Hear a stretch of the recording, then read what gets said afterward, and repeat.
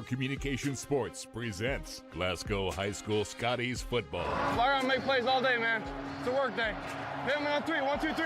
Glasgow Scotties football on WCLU 103.1 FM and AM 1490. And video streaming free at WCLUradio.com and on the Glasgow Scotties and WCLU YouTube channels. Glasgow Scotties football brought to you by Don Franklin Auto, Walbert Trucking, South Central Bank, HVAC Services, South Central Rural Telecommunications Cooperative, Garcia's Grill, Elmore Realty and Auction, Hardee's, TJ Regional Health, McDonald's, Monticello Bank, Phillips IGA, and Kentucky Farm Bureau agent Joe Myers. It's time for your Don Franklin Auto countdown to kickoff. Here we go. Right back down the field here, buddy. Welcome here to McLean County High School in Calhoun as the Glasgow Scotties open up the Class 3A playoffs tonight against the McLean County Cougars. Joe Myers, Larry Alexander, and Bruce Tribune along with you for our broadcast tonight here on the Don Franklin Auto Countdown to Kickoff show. The Glasgow Scotties coming here at 8-2 on the year. They are the number 3 seed out of District 2 in Class 3A. Scotties coming in as the number 12 team in Class 3A, RPI number 8. Glasgow coming off a win at Somerset last Friday by a final score of 22-21. McLean County's 8-2 on the year. They're the number 2 seed out of District 1. They're number 13 in Class 3A in the media poll and number 10 in the RPI. They won over Marshall County in their regular season finale 38-17 1 week ago tonight. This is the first meeting between Glasgow and McLean County in history as far as we know. We'll come back in just a moment and sit down with Glasgow head coach Jeff Garman to get his thoughts on this matchup with the McLean County Cougars. It's the opening round of the Class 3A playoffs here from Calhoun, Kentucky. We're back after a 3-minute timeout on WCLU Sports. Phillips IGA, a family market since 1960. Visit the butcher shop where you'll find fresh cuts of fine meats from an in-store butcher and delicious hamburger ground fresh. Plus a fresh selection of garden vegetables and fruits. They proudly carry legacy dairy milk produced right in their hometown of Highsville. Find your favorite national brands. Download the Phillips IGA app to start saving. View their weekly sales ad or simply shop online. Phillips IGA and Butcher Shop. Friendly faces and fair prices. Located on Highway 70 in Highsville. Kentucky Farm Bureau agents wear a lot of hats. They're coaches, volunteers, church members, neighbors, someone who's there when you need them, especially when you need them most. That may be a lot of hats, but they're all the perfect fit. Kentucky Farm Bureau, big on commitment. Hey son, what you doing? Daddy, I'm gonna own a dealership one day. All right, I'll dream with you. From one small dream to over 25 dealerships in the state of Kentucky, we have set out to provide Kentuckians with reliable vehicles and the best customer service for over 50 years. This may have started with a simple dream, but our dedication to our customers will go on for generations. Are you looking for a new career where you'll be a part of a family-owned business for over 50 years? Walbert Trucking is a trucking company based right here in Glasgow. With Walbert Trucking, you'll get full benefits, great pay, and 401k.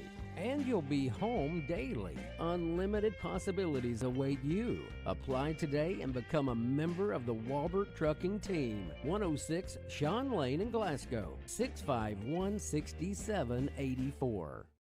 We're not superheroes, but when people need us, we answer the call. We're not weathermen, but we know the Kentucky seasons like the back of our hands. For over 40 years, we've serviced any brand, anytime, with the same-day service guarantee. Now that's a big promise, and that's probably why no one else does it. So when dealing with your heating and cooling, call HVAC Services, and you'll have the right team by your side. When you come into Garcia's Grill, you're welcomed with a smile and you'll love the atmosphere. Garcia's was voted by the community as a best overall restaurant for the past 2 years. Great food at a great value. They serve fresh, delicious traditional Mexican dishes, incredible pasta, burgers, steaks, and seafood. People say you can never get burnt out on this restaurant because of all the amazing choices. Garcia's Grill, owned and operated by the Gomez Garcia family. Check them out on North Ray Street in Glasgow and on Facebook. Garcia's Grill, a different kind of Mexican restaurant. Welcome back to McLean County High School. Joe Myers, now joined by Glasgow head coach Jeff Garman, as his team gets set to open up the Class 3A playoffs here against these McLean County Cougars. And the Scotties come into this game at 8-2 overall. And Jeff, as you get ready for this first playoff game, I'm curious, in practice, does the intensity or the tone of practice change amongst coaches and players once you get to the playoffs, or do you just kind of try to treat this like any other week? And, not a whole lot's different. The one thing that is different, we don't have any JV games, so you're able to get an extra day of practice. So, and that's beneficial. But kids seem like they're in a good space in their head, and we've had pretty good practices this week. Coming off a really great win on the road last week at Somerset, Jeff, and really, if you go back over the last 3 games, despite the heartbreaking loss to Hart County, I thought you played well in that ball game. So you've really played 12 good quarters of football here lately, it seems to me. Do you feel like your team is peaking at the right time? Well, I feel like our kids have given themselves a chance to win in every ball game this year. The Franklin game was the one that we turned the ball over 3 times and really hurt ourselves. But the other games, we gave ourselves opportunities to played well. So, all year long, I feel like our kids have pretty much showed up every week, and I don't expect this week to be any different. They'll come. We'll play hard. That's going to be a tough, scrappy, hard-nosed team. McLean County, they've got some speed. They've got some good athletes, but, so do we. You hear about people talk about momentum, Jeff, and you've now got 2 games in a row here where you played very well, and really 3 in a row where we played well. 2 of those were wins. Do you feel like is momentum a real thing? Can that really affect how a team plays, you think? I do believe momentum, it means something. Like getting a win over Somerset kind of puts everyone at ease that all the hard work and stuff that you put in, you're playing a top 5 team. And what people have to realize, too, is, Franklin Simpson's a top 5 team in 3A. Hart County's a top 5 team in 3A. Somerset's a top 5 team in 2A. We've loaded this back end of this schedule to be very difficult for us, to kind of help us get through, so we're prepared when we get into the playoffs. And that win Friday night against Somerset was, I felt like, very rewarding and deserving to the players. They put in the effort, the time, and it paid off. And what was the difference in the game? I don't know, but obviously we played just a little bit better. We had 0 turnovers against Somerset, and they turned the ball over. Maybe that's the difference, maybe not. But maybe the ball just bounced our way too. And it takes all that to win football games, and I was just extremely proud of our kids. I thought in that game against Somerset, the versatility of your offense, Jeff, was really on display in that ball game. Kind of struggled a little bit with the spread in the first half, but go to the second half, you go more of a wing tee, power running game, and then had a lot of success with that. And then on the last drive, when you had to have that touchdown, you go back to the spread and you have a lot of success. So really, I thought the versatility of the offense was on display. And that was the plan going into this with the whole season, of having different ways to score and make the defense defend 100 yards, 50 yards wide, to put the defense in a bind. And I thought we did a good job of that, and give our players credit. They executed well, and they mentally stayed where they needed to stay, mentally and emotionally, and just a good football game all around for us. Defense played a very good ball game all throughout, Jeff. Thought they were very physical in that ball game, and when you were struggling offensively in the first half, defense kept you in it in that first half and gave you the chance to win. It's night and day from this year to last year statistically on defense. We are a lot better defensive football team this year than we were last year, and we've played well all year long. Not very many weeks have our defense not shown up and played well. we just got to continue to do what we've been doing and try to limit them as many points as we possibly can. A kid that we don't talk about a whole lot, Jeff, is Dalen Thomas. And it's crazy because Dalen is tied for the team lead in touchdowns with 6. But, he's also been a great receiver for you at times, catches the ball well out of the backfield. He's been great on the goal line with 2-point conversions and that sort of thing. Been a solid safety on defense. What's Dalen mean to this ball club? Oh, he's a lot. I mean, him and I would say him and Cameron, maybe Jarek, play more plays than anybody else in the game. It's not even close.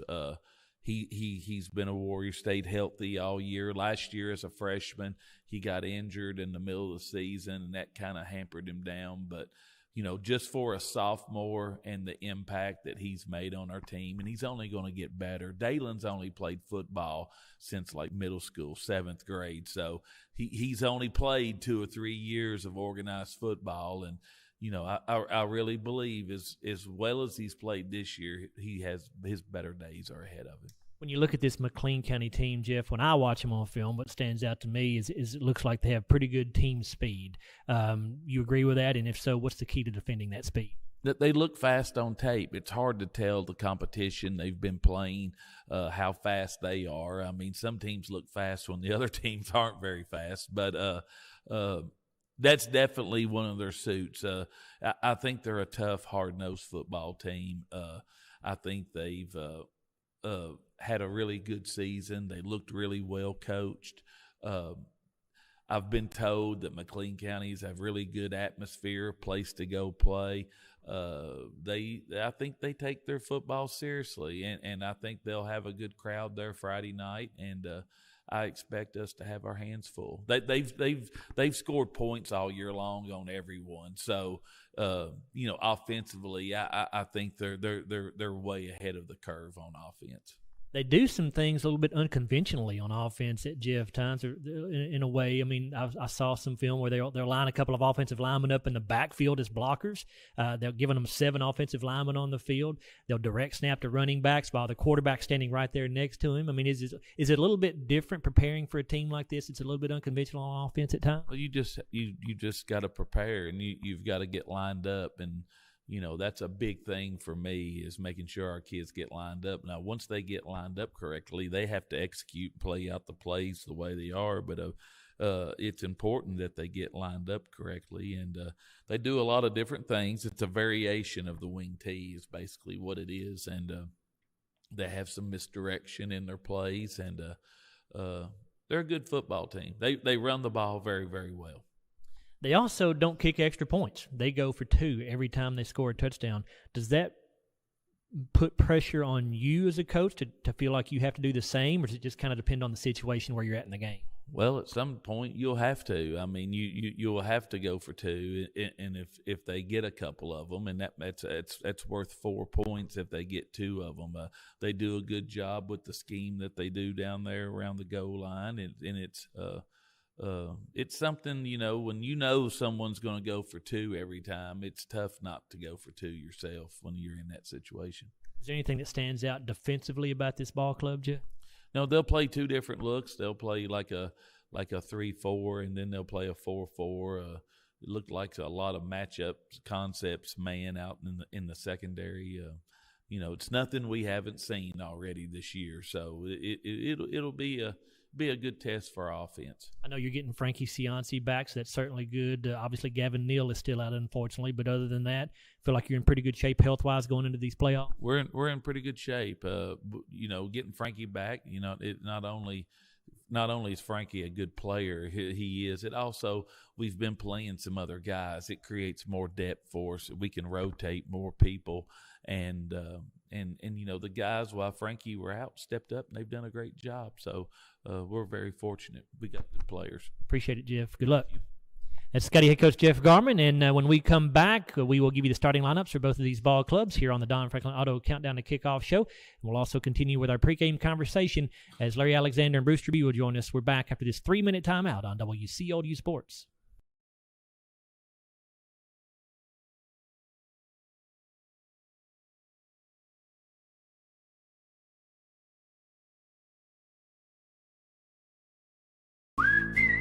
Hardee's 2 for $5 breakfast bake goodness into your morning. Choose a biscuit with sausage and egg, biscuit and gravy, or a country fried steak biscuit. Any two, just $5. Hardee's, goodness in the making. Get exclusive offers on the Hardee's app. South Central Bank has been investing in the Glasgow community for over 50 years. During that time, we've learned a thing or two about hard work, relationships, and a vision for success.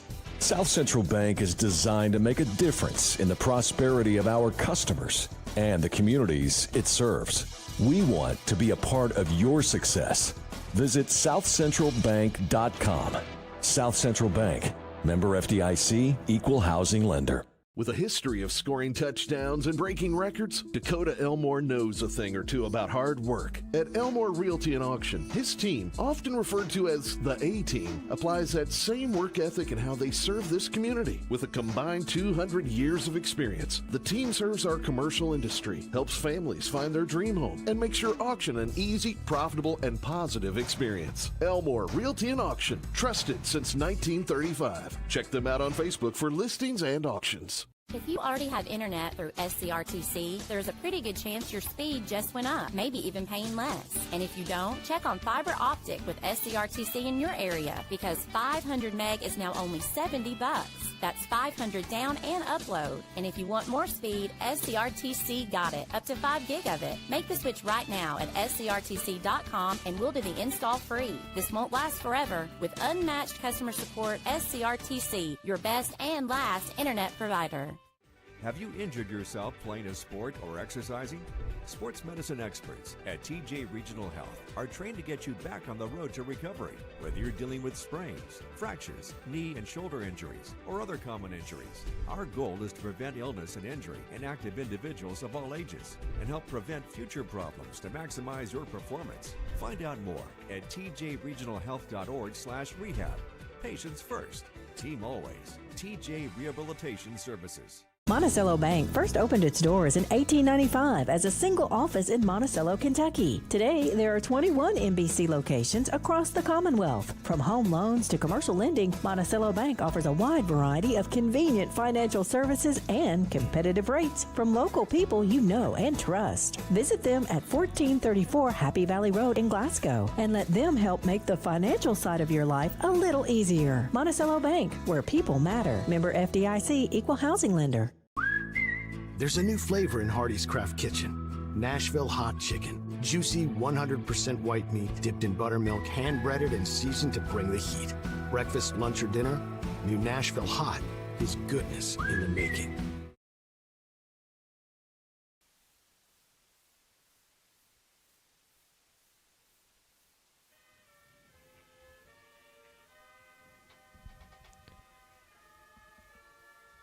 We're listening to the anthem played by the McLean County High School Band, so just pause with us here, please.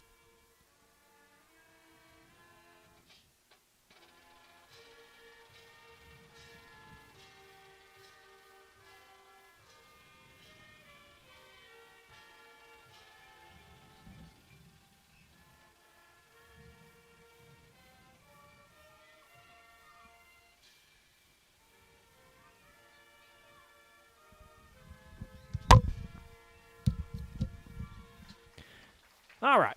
We apologize for that, but obviously did not want to be talking while they play the national anthem here at McLean County High School. Welcome back here to Calhoun, Kentucky, as we're getting you set for Glasgow against McLean County in the opening round of the Class 3A playoffs. Let's go ahead and give you the starting lineups here on the Don Franklin Auto Countdown to Kickoff show. Starting lineups tonight brought to you by TJ Regional Health. First, for the McLean County Cougars, starting at left tackle, it's Whit Searcy. He is a 5'11", 277 senior. Left guard is Jackson Reynolds, a 6'1", 185 sophomore. At center, Anthony Hall, a 5'9", 296 senior. The right guard is Caleb Anthony, a 5'7", 185 sophomore. The right tackle, Alex Coakley, a 5'10", 170 sophomore. At tight end, Isaiah Algood, a 6'4", 194 senior. Wide receiver is H.B. Whitaker, a 6', 185 junior. At wing backs, you've got Aiden Bolden, a 5'8", 143 sophomore, and Aiden Rice, a 5'9", 170 junior. The running back is Elijah Baldwin, a 5'9", 160 senior. And the quarterback, Brody Klein, a 6'1", 160 senior. Defensively for the Cougars, at nose tackle, it'll be William Carter, a 6'3", 235 freshman. The defensive ends are Whit Searcy and Kobe Dant. Dant's a 5'9", 275 senior. Linebackers are Aiden Bolden, Aiden Rice, Elijah Baldwin, and Hunter Stratton. Stratton's a 5'7", 150 freshman. The cornerbacks are H.B. Whitaker and Tracoby Gill. Gill's a 5'9", 135 sophomore. Strong safety Camden Walters, a 5'11", 180 junior. And the free safety is Brody Klein. Head coach for McLean County is Zach Wagner. Moving on to the Glasgow starters. Again, these lineups brought to you by TJ Regional Health. On offense for the Scotties, at left tackle, it'll be Ryan Randall, a 6', 278 senior. The left guard is Rad Gentry, a 5'9", 232 senior. At center, Luke Simmons, a 6'5", 286 senior. The right guard, Frankie Cianci, a 6'2", 247 senior, as Frankie's coming back from injury after missing the last 2 ball games. At right tackle, Cam Johnson, a 6'3", 273 senior. Wide receivers are Jarek Martin, a 6'4", 170 sophomore. Rico Crowder, a 6'3", 185 senior. Lucas Christian, a 6'2", 160 senior. And Dalen Thomas, a 6'2", 200-pound sophomore. At running back for the Scotties is Cameron Bull. He's a 6', 167 sophomore. And the quarterback, Easton Jesse, a 6'1", 190 junior. Defensively for Glasgow, the tackles are Cam Johnson and Parker McGowan. McGowan's a 6'2", 344 junior. Defensive ends are David Dell, a 6'3", 240 senior, and Cash Wells, a 6'3", 201 senior. Linebackers are Mason Arms, a 5'9", 195 senior, and Jacob Brunson, a 5'8", 171 senior. Max Lee, a linebacker as well, a 6'1", 201 junior. At cornerbacks, it's Jarek Martin and Ryan Morgan. Ryan's a 5'9", 132 senior. Strong safety is Cullen Stone, a 5'9", 152 junior, and the free safety, Dalen Thomas.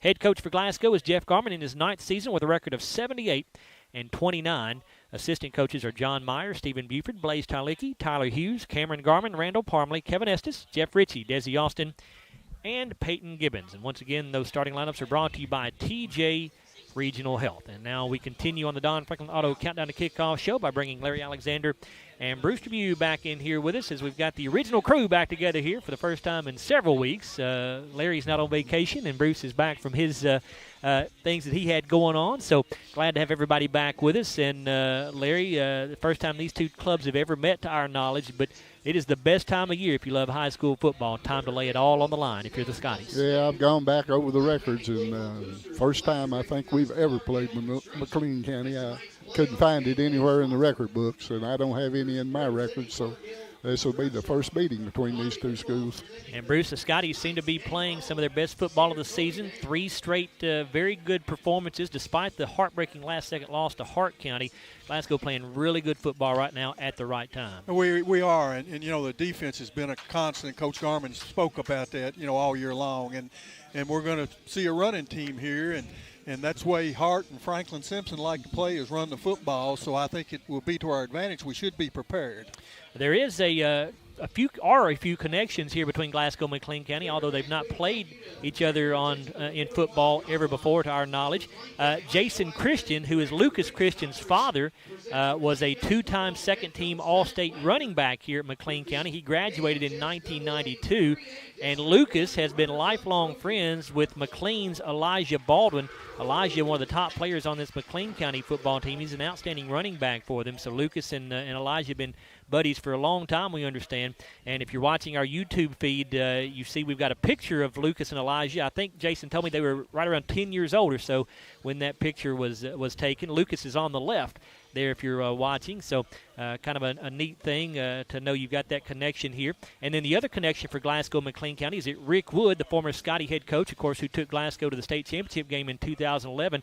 Rick began his coaching career here at McLean County as an assistant coach. He was here from 1984 to 1986. Rick might not appreciate me dating him. I don't know, but that's the information I was given. But Larry, Elijah Baldwin has 802 yards on the year. He leads his team with 13 touchdowns. And Aiden Bolden, the second leading rusher, 747 yards with 8 touchdowns. And their quarterback, Brody Klein, 735 yards in the year with 11 touchdowns. So you really got a three-headed monster over here at McLean County. They run a variation of the wing T. There'll be lots of misdirection, lots of motion, so the Scottie defense will have to be alert for all that tonight. Yeah, well, we've the last 3 or 4 weeks, we've three out of the last 4 anyway, we've played a running football team. Hart County runs it a lot. so does Franklin, and so did Somerset. Won't be anything different here. You just have to be ready for the misdirection there. We run the wing tee also, so we should know a little bit about it, and you got to stop those three. That's a true triple threat right there, all three of them. Yep. And you rush for over 700 yards and three players, that's doing pretty good rushing the football. Well, let's go ahead and take our final break here in the pregame as we wrap up the Don Franklin Auto Countdown to Kickoff show. When we come back, we'll tell you who wins the Walbert Trucking coin toss. It's Glasgow McLean County in the opening round of the Class 3A playoffs here from McLean County High School. We're back after a 3-minute timeout here on WCLU Sports. This has been the Don Franklin Auto Scotties football pregame show. The opening kickoff is just minutes away on WCLU.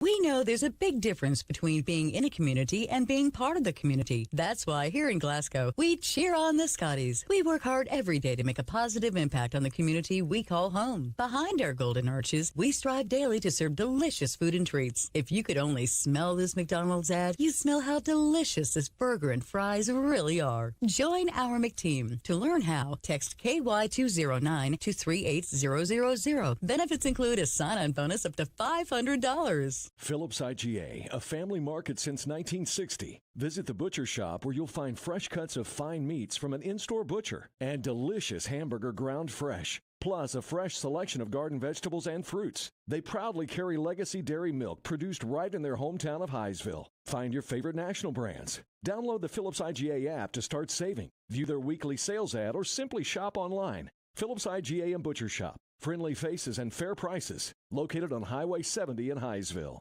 Kentucky Farm Bureau agents wear a lot of hats. They're coaches, volunteers, church members, neighbors, someone who's there when you need them, especially when you need them most. That may be a lot of hats, but they're all the perfect fit. Kentucky Farm Bureau, big on commitment. Hey, son, what you doing? Daddy, I'm going to own a dealership one day. All right, I'll dream with you. From one small dream to over 25 dealerships in the state of Kentucky, we have set out to provide Kentuckians with reliable vehicles and the best customer service for over 50 years. This may have started with a simple dream, but our dedication to our customers will go on for generations. Glasgow Scotties football on WCLU 103.1 FM and AM 1490. And video streaming free at WCLUradio.com and on the Glasgow Scotties and WCLU YouTube channels. Glasgow Scotties football brought to you by Don Franklin Auto, Walbert Trucking, South Central Bank, HVAC Services, South Central Rural Telecommunications Cooperative, Garcia's Grill, Elmore Realty and Auction, Hardee's, TJ Regional Health, McDonald's, Monticello Bank, Phillips IGA, and Kentucky Farm Bureau agent Joe Myers. Playtime's over, boy. Somebody got to be the victim tonight. Go! Go! It's time to play. Game day. Let's get the game on. Calhoun, we had the Walbert Trucking coin toss while we were away, and if you're watching on our YouTube live stream, you can see a video replay of that. McLean County won the toss, and the Cougars elected to receive. So the Scotties will be on defense first to open up this ball game. Larry, what about keys for a Glasgow victory here tonight? Well, always no turnovers, and we didn't have any last week against Somerset, and it really boded well for us to win the football game. Penalties are number 2. We have to cut down on the penalties. We had a number of them last week. Hurt us on a couple, 3 plays. We don't need to do that. And defensively, we got to stop that 3-headed monster. We got to stop the rushing game. What about well, I was going to ask you about series record out of habit, but there is no series record, is there, Larry? Well, we have not played them before, to my knowledge, and I'm mystified too, because you know when McLean County came on the football field right now, first time they've been out here all night. They must have been. I have no idea where they were. They obviously were warming up somewhere else, but yeah, you're right. I thought the same thing. I thought, where is McLean County? First time we're getting a look at their jerseys, and it's a gold number on a burgundy jersey, so good luck to us picking up these numbers. Yes. They have gold pants on with a burgundy helmet. Glasgow in white jerseys tonight with Columbia blue numerals and letters. Columbia blue pants, royal blue helmet with a white Scottie paw. Jared Maligon set to kick it away. Actually, that's Kanan Allen for the Scotties kicking the ball away. It hits a McLean County player at the 35-yard line, and he'll just fall on it. So I'm not sure if Jared Maligon is not available tonight or if they've just chosen not to use him on the kickoffs, but that was Kanan Allen kicking the ball away. Well, so it'll be McLean County football at their own 35 to open up this drive. The clock didn't start. Yeah, that should have taken at least 3 or 4 seconds off the clock there. Should have. So the McLean County quarterback Brody Klein will lead his troops to the line of scrimmage here. He'll start out in shotgun formation. Baldwin, actually, he's in pistol formation. Baldwin lined up behind him. You've got the wing backs, Aiden Bolden and Aiden Rice on either side. And now Bolden will move over here as a wide receiver to the left side, leaving Rice as a wing back on the left. So actually, he's coming out of the ball game. And Camden Walter's going to go in to replace him.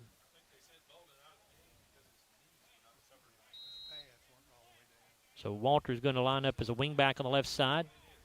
Rice, the wing back on the right side. He goes in motion. They get this thing. Actually, Klein keeps himself around the left side. He's going to pitch now on the option. It's a bad pitch, and Rice just has to fall on it back at the 31-yard line, actually the 30-yard line. So that's going to be a loss of 5 yards on the first play from scrimmage tonight from McLean County. Yeah, just a little fake to the slot back coming back in, and he faked it to him and kept it, the quarterback did.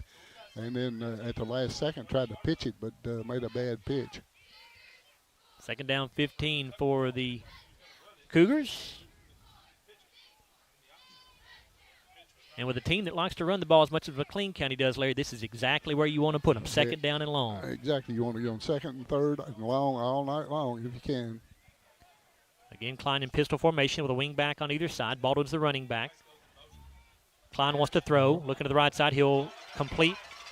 And that's going to be for a first down, I believe, as it's going to be up to the 47-yard line. On the catch that time was Aiden Bolden. He got behind a couple of Glasgow defenders and made the catch and had some room to run to pick up that first down. Yeah, it's a team that likes to run the football usually comes out and tries to surprise you 1 or 2 plays, and that was theirs to start with. Kellen Stone on that tackle for the Scotties, 5'9", 152 junior. Brody Klein has only thrown for 615 yards all year long. He just completes only 47% of his passes with 4 touchdowns and 7 interceptions. That one goes for 17 yards there. It's 1st and 10 McLean at their own 47. A wing back either way. Baldwin the running back. Again, Klein in pistol. A wide out here on the left side. And now we're going to get a sideline warning called on the Scotties.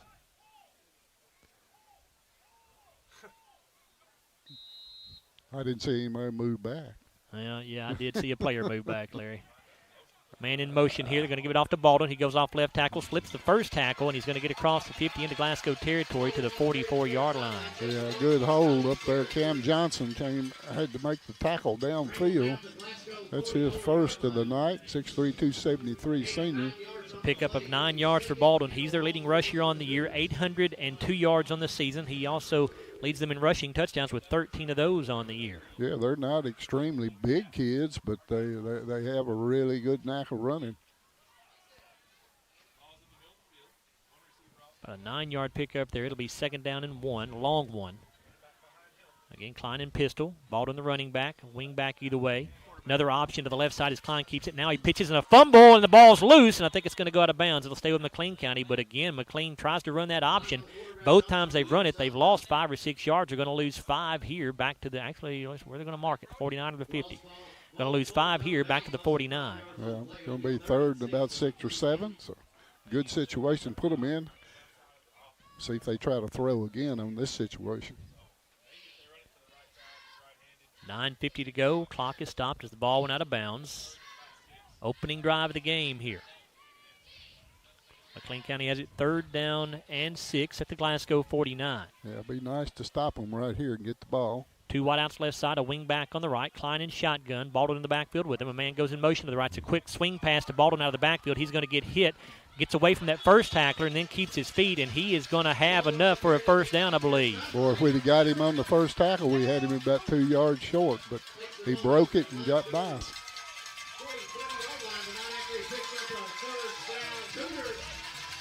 Baldwin gets to the 42-yard line. That'll be a gain of 7 yards. 1st and 10 for McLean from that spot. Well, it's twice we've had them in 3rd down and long, and they've come out of it with a little short passes.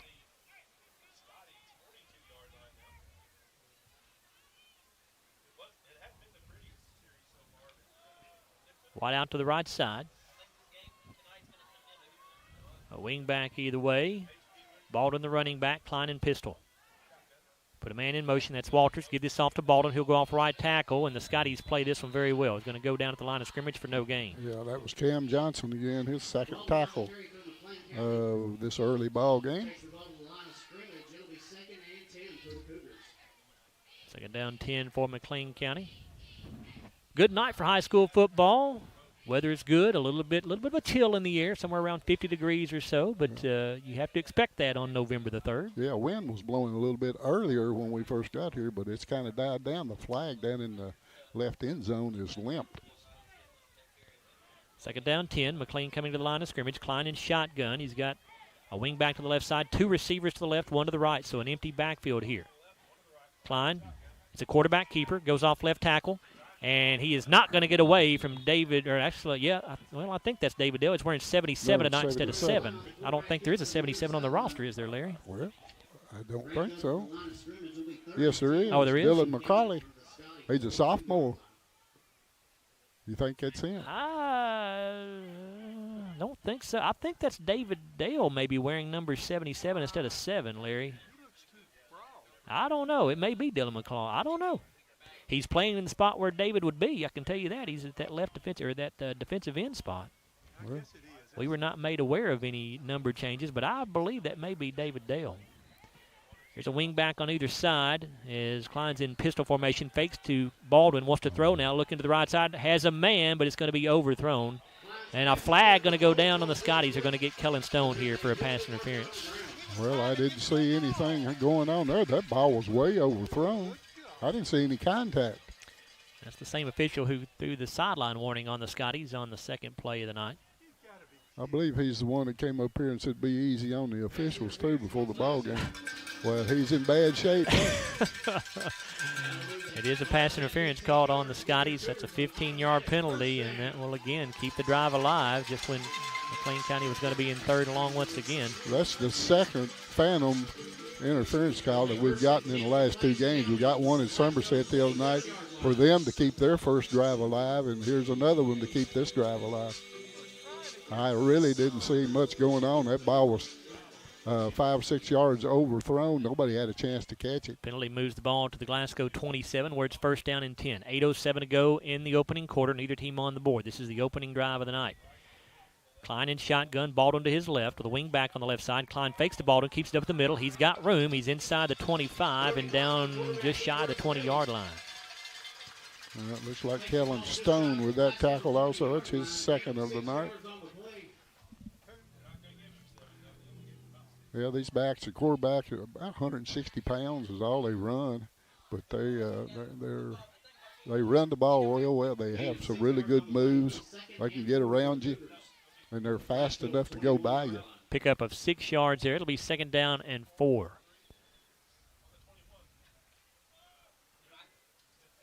Wideout goes to the right side. Actually, he'll be joined by a 2nd man out there. Klein in shotgun, Baldwin to his left. Wing back here on the left side. Scotty's in a 4-man front. Here's the snap. Klein to throw. It's going to be caught inside the 10, inside the 5, and the ball pops out, but they're going to say he was down, I believe. They will say he was down. On the catch that time, trying to pick up the number. Is it number 3? Yep, it is. That's H.B. Whitaker on the catch for McLean County. And it's going to be 1st and goal for McLean at the 2-yard line, it looks like. Jarek Martin on the tackle. That's his first, 6'4", 170 sophomore, and he was the man on the coverage also. 1st and goal from the 2. There was just a little slant right in front of Jarek, and he threw it right on the money. Klein and pistol, Baldwin the running back. 2 wing backs on the left side. Wide out to the left as well. They give it to Baldwin. Tries to go left, now cuts it back up into the middle, and he's going to be in for the touchdown, they say, as McLean County breaks the ice here and gets on the board first with 6:48 to go in the first quarter. That was Baldwin, Larry, Elijah Baldwin.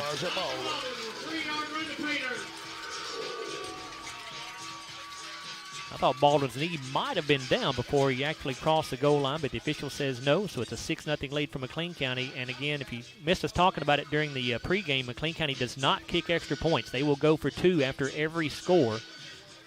So that could be a big factor in this ball game.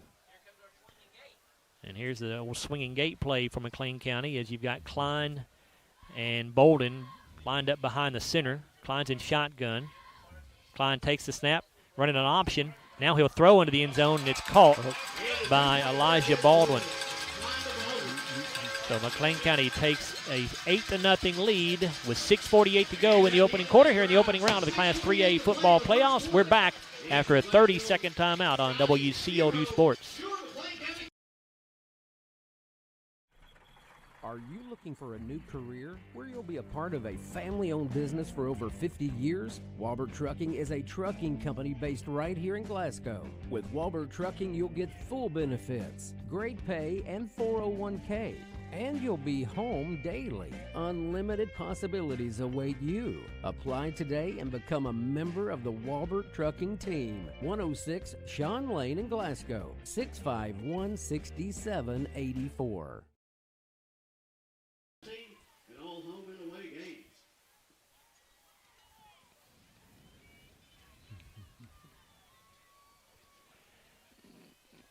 That drive from McLean County, 10 plays, 65 yards, took 5 minutes and 12 seconds, a 2-yard touchdown run for Elijah Baldwin, his 14th touchdown run of the season, and then he catches a pass from Brody Klein for the 2-point conversion. It's 8-0 McLean County, 6:48 to go in the first quarter. Yeah, the 2-point conversion was a pretty nice play. It brought a man in motion from the right side of the formation. He only had the center and then 2 backs, quarterback and a back. And he faked it to him, and it looked like he was going to keep it and run it. They got hit, and then he just flipped it into the end zone to Baldwin, who was wide open. Rico Crowder and Cam Bull back deep to await the kick from McLean County. Brody Klein, the quarterback, will kick it away here. And it's a short end-over-end kick fielded at the 29-yard line. That's Lucas Christian, I believe, across the 45, and Lucas will go down right around the 47. So good field position for the Scotties to start this drive. Looks like number 6 on the tackle. That's Aiden Bowden, his first of the night. He is a sophomore, 5'8", and 143 pounds. No time came off the clock during that kick either, Larry. We've seen 2 kickoffs, and no time has come off the clock either time. 47. First and 10 for the Scotties at their own 47-yard line. Dalen Thomas a wing back on the left side. Rico Crowder a wide out to the right side, and there's already some confusion for the Scotties. They're a man short, I believe. They will be. Kanan Allen going to come off the sideline. We don't have play clocks here, so we have no idea how much time is on the play clock. Now a wing back either side. Bull, the running back. Dalen Thomas goes in motion. They're going to pitch it to Bull around the right side. Cam has the 50. He's got the 45, and he's going to run over a tackler at the 40. Boy, lowered the shoulder and lowered the boom on Brody Klein. And Cam has the first down at the McLean County 38-yard line. Yeah, that was Klein's first tackle. He's the 6'1", 160 senior.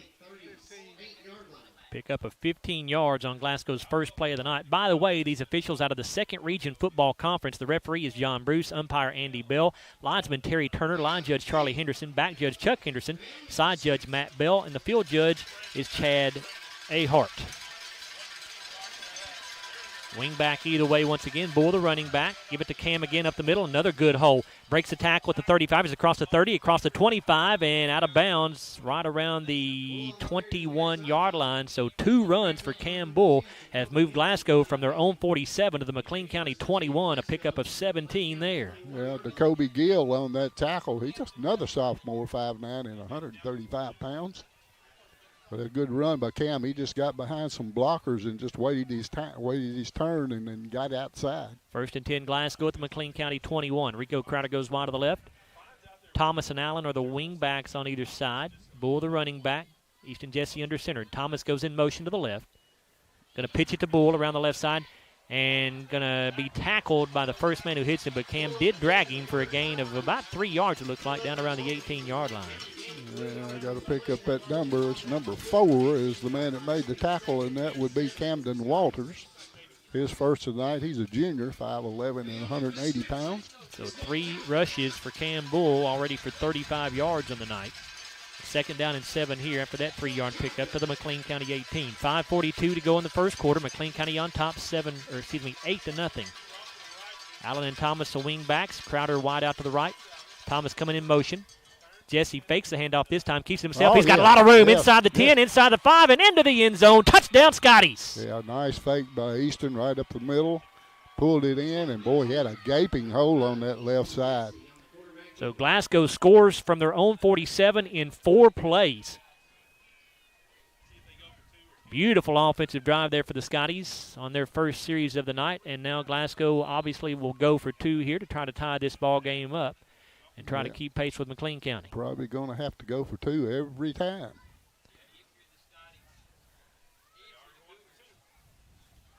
Allen and Thomas are the wing backs. Bull, the running back. Crowder wide to the left. Jesse under center, and Glasgow moved. That's going to make it more difficult. Keenan Allen, I think, was the man on the left side that twitched a little bit. Just cannot do that in these 2-point situations. You've got 1 play to get into the end zone, so now instead of trying to score from the 3, you're trying to get into the end zone from the 8. Have to be disciplined on these 2-point conversions. Allen going to come out of the ball game. He'll be replaced by Mason Arms.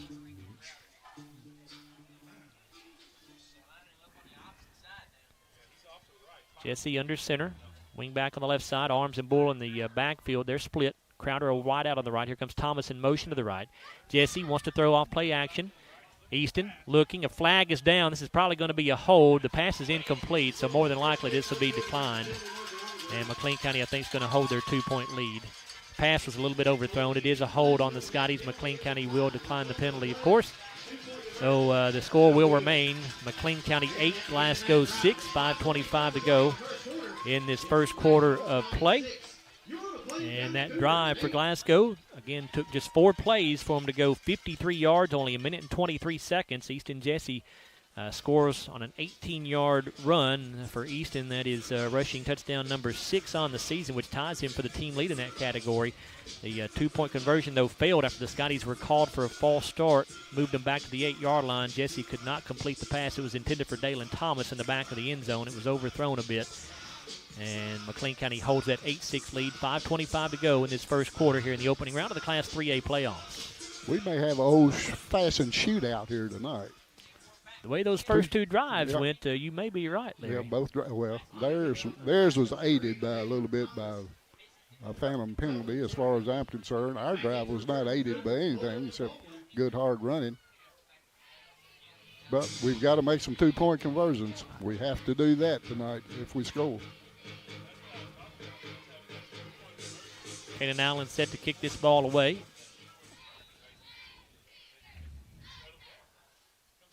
It's a low line drive kick, going to bounce at the 23, fielded at the 18. Across the 25, 30, 35, and down before he can get to the 40-yard line is Aiden Bolden on the return. The flag is down right about where the tackle was made, so we'll see what this is. Mason Arms is the man that made the tackle on that play. Comes up gimpy a little bit.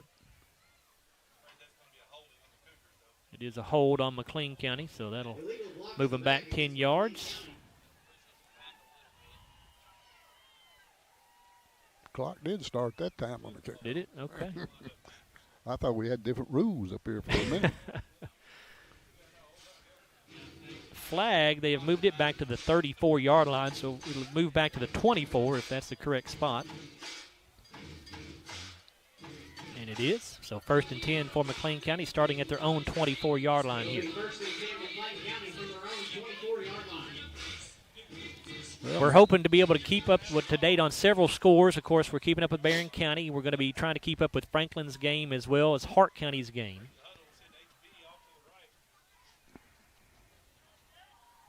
Klein will line up in pistol formation with Baldwin, the running back, a wing back on either side, and a wide out to the right. Man goes in motion to the right side to give it off on an underneath handoff, and the Scotties say, no, sir. That was Aiden Bolden who took the handoff underneath, and he was met right in the hole. It looked like Cam Johnson. Larry, is that who you have? Let's see. Yep, Cam Johnson and also Jacob Brunson. So it's a loss of 2 back to the 22-yard line, 2nd down and 12.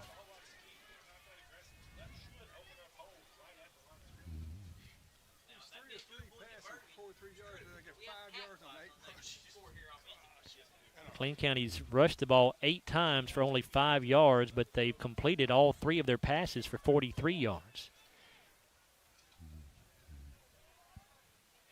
That is not this team's M.O. normally. Normally they like to run it a lot, and they run it well. They give this off to Baldwin. He is met by big Parker McGowan right at the line of scrimmage. Parker just got those 2 big arms around him and wouldn't let him go. They may give him a yard. I think they will give him 1 yard to the 23, so it'll be 3rd down and 11 here. Parker 6'2", 344, and a junior. First tackle on the night for him. Scotties had a hard time getting off the field on 3rd down on that first drive from McLean County. We'll see what they can do here. If they get a stop here, it should be great field position for the offense. Yeah, got to stop them here. Got to watch the pass again because they've so far on 3rd down they've done it.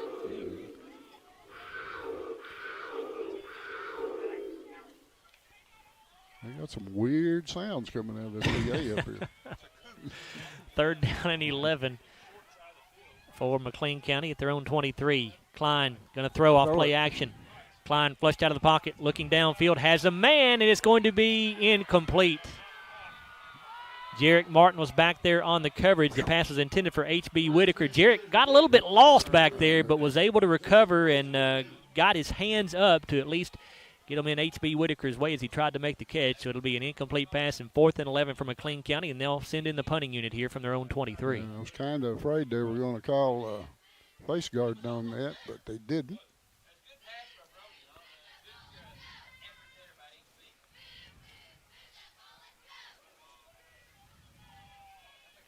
Franklin Simpson up on Hancock County 7-0 about midway through the first quarter. Baldwin in punt formation. Jarek Martin waiting on the kick near midfield. It is a rugby-style kick here by Baldwin, and he'll get a pretty decent kick away. It'll bounce to the 41 and take a huge McLean County roll. And for some reason, McLean County jumped on top of the football as it was still rolling. I don't know if he thought Jarek Martin touched it or what, but Jarek didn't touch it. No, that ball could have rolled probably another 5 or 6 yards, but they downed it early, so Glasgow will get the football at their own 28-yard line. Yeah, that's a punt that Jarek Martin has to come up and field. He would have saved 15 yards right there. The Glasgow 23-yard line. It'll be 1st and 10 Scotties with 3:18 to play in the first quarter. All right, we got to stop now. You got to get ahead. Play ahead in this ball game. You'll be a whole lot better. 3:18 to go in this opening quarter. McLean County leads 8-6. Scotty scored in 4 plays, went 53 yards on their opening drive. Jesse in pistol formation. He's got Bull in the backfield with him. Here comes Rico Crowder in motion to the near side. Now 2 receivers right, 1 to the left. Here's the handoff to Bull up the middle. Cam has good running room again. He's inside or across the 35 and up to the 37-yard line. About a yard shy of the first down, I believe. Yeah, looks like number 4 on the tackle. That will be Camden Walters. 2nd tackle on the night for him. 9-yard pickup for Bull. Bardstown on top of Allen County Scottsville, 22-0 in the first quarter. That's in Class 4A. Jesse again in pistol. Crowder goes in motion to the left side this time. And it's a swing pass to Crowder. Rico makes the catch. He's got the 35, the 40, 45, 50, and he'll be shoved out of bounds in McLean County territory at the, well, they're going to say he stepped out back at the 49. So it is a Glasgow first down, a South Central Bank first down. Yeah, you got Rico in motion from the left side to right side to the left side, and then a little swing pass out to him as he got by the line of scrimmage and got a good block out on the corner and got some good yardage out of it. 2 wide outs to the left, 1 to the right. Again, Jesse in pistol. Bull's the running back. Here comes Crowder in motion to the near side. Dalen Thomas a wing back on the left. Jesse to throw. Easton looking over the middle. Has Christian, but it's incomplete. Pass just a little bit too far out in front of him down around the 25-yard line. It'll be 2nd down and 10. Yeah, Lucas made a cut. He went down about 15 yards and then did post pattern right across the field, and the ball just a little bit overthrown. Clock stops with 2:34 to go in the opening quarter of this first round Class 3A playoff game. We are at McLean County High School in Calhoun. First ever meeting between Glasgow and McLean County in football. Trips to the right side, a single wide out to the left. Jesse wants to throw on 2nd and 10. Now flushed out of the pocket. He's going to try to run with it and not going to get anything. Got back to the line of scrimmage. And he will go down. Well, they're going to actually mark him down at the 49-yard line, so it's a loss of a yard. It will be a sack for McLean County. No, not a sack. It's back to the line of scrimmage. It's 3rd and 10 from the 49. Connor Ward on that tackle. He is a sophomore, 5'9", 181. Got a lot of sophomores on this defensive unit.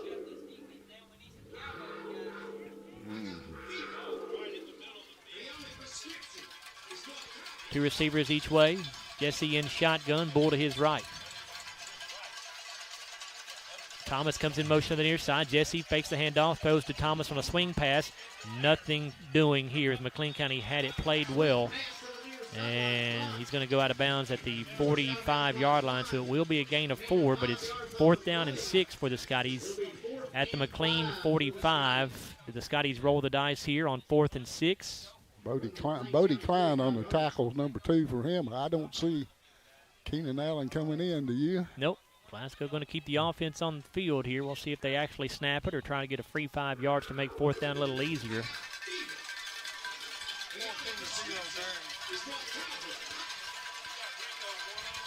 Crowder wide to the left side, trips to the right side. Jesse does snap it. Easton setting up a screen. It's caught by Thomas. It's a 1st down at the 40, 35, 30, 25, 20, 15, 10, 5, and into the end zone. Touchdown, Scotties. Boy, nice call. Very nice call right there. Middle screen, and we don't have any flags, I hope. I don't see any flags, Larry, and what a call, as you said, by offensive coordinator John Myers. On 4th and 6, Scotties dial up the screen, and it results in a 45-yard touchdown pass from Easton Jesse to Dalen Thomas, and Glasgow takes its first lead of the night at 12-6. That Glasgow touchdown brought to you by Elmore Realty and Auction, and now here comes the 2-point conversion attempt brought to you by Walbert Trucking. I gotta have this one. Scotties go up 12-8. Jesse under center. A wing back either way. Thomas goes in motion to the left. Bull's the running back. Jesse going to pitch it to Bull around the left side, and Cam is into the end zone for the 2-point conversion. And Glasgow goes up by a score of 14-8 with 1:26 to go in this opening quarter. Just what the doctor ordered right there. Get ahead of them. Don't let them get it back in front of you. We're going to have a whole lot easier time.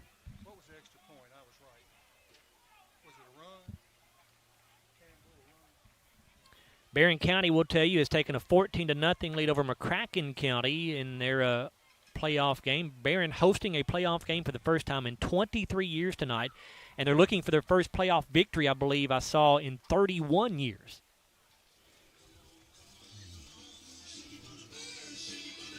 That drive for Glasgow going 72 yards in 6 plays, took a minute and 52 seconds, and the screen pass from Easton Jesse to Dalen Thomas, a scoring play. That's 45 yards. And Cam Bull scores on the 2-point conversion. It's 14-8. Glasgow, 1:26 to go in the opening quarter.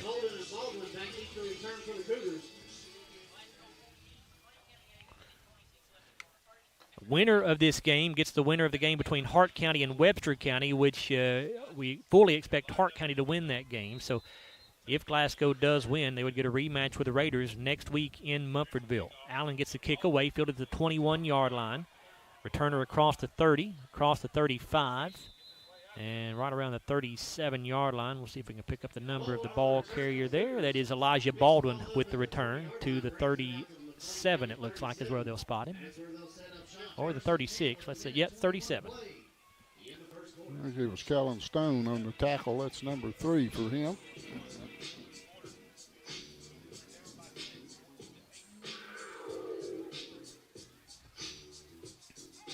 We do have confirmation now that David Dale is wearing 77 tonight instead of number 7 for the Scotties. First and 10 from McLean at their own 37. Right. 1:21 to go in this first quarter. Another stop right here on defense. Klein in pistol formation with Baldwin in the backfield. Klein fakes to Baldwin, keeps it around the right side, and he'll go down right around the 40-yard line, a gain of about 3. Takes the ball out to the Cougars Looks like David Dale. Might have put down 77 for him. That's his second tackle.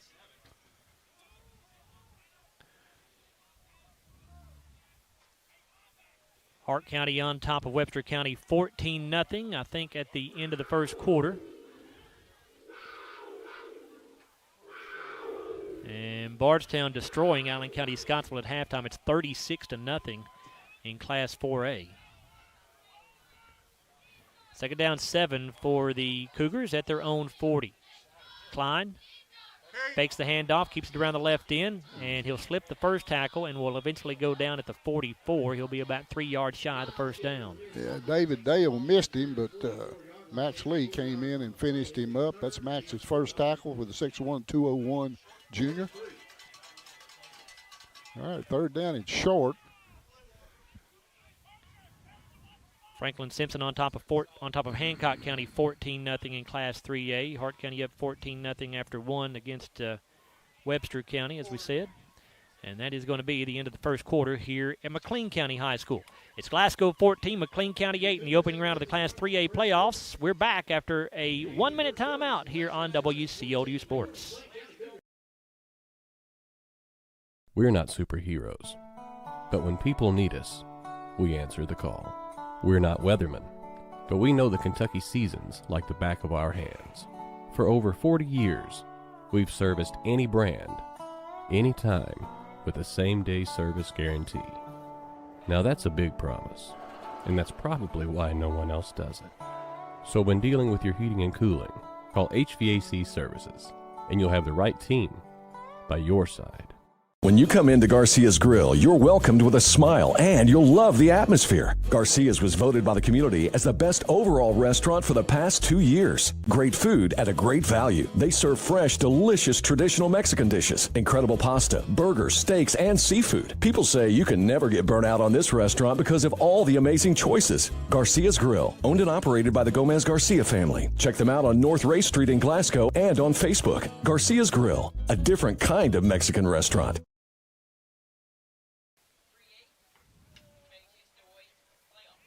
Joe Myers, Larry Alexander, and Bruce Dubuque back here with you at McLean County High School as we start the second quarter. Glasgow on top of McLean County 14-8. And McLean County has the ball third down and 3 at their own 44-yard line. Klein going to give this ball off to Baldwin. He's going to take it up the middle. He'll have the first down as he gets across midfield to the Glasgow 47-yard line. Yeah, that wasn't any problem. Just straight hand off of left guard, and he got plenty of room. Max Lee on the tackle, his second. It'll be first and 10 McLean County from the Scotties, 47-yard line.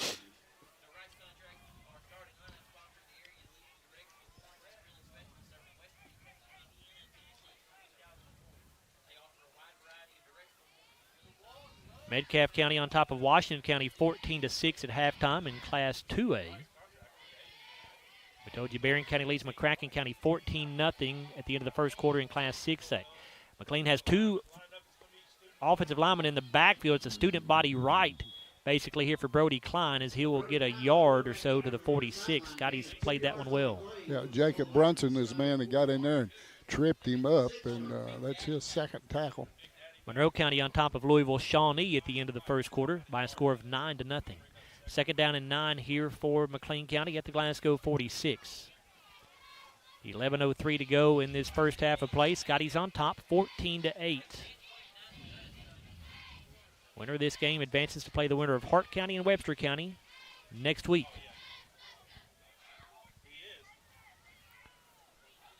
Again, two offensive linemen in the backfield. It's a student body right, but now they're going to throw. The pass going to be caught by Baldwin to 35, to 30, 25, and he's going to go down at the 21-yard line.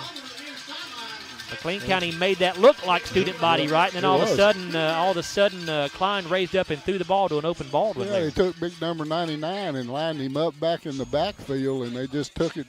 Quarterback took it and just sprinted to the right, and then when he got toward the line of scrimmage, all he had to do is just drift it right over the cornerback's head, and he was wide open. First down for McLean County at the Glasgow 21. Nice design play right there. told you that this McLean County team is a little bit unconventional on offense. They're very creative. Two receivers to the left side, a wing back that way as well. Klein in pistol. He's got Baldwin with him. Fakes the handoff there. Klein keeps it around the left end. He's inside the 20, and he'll go down just shy of the 15 at the 16-yard line.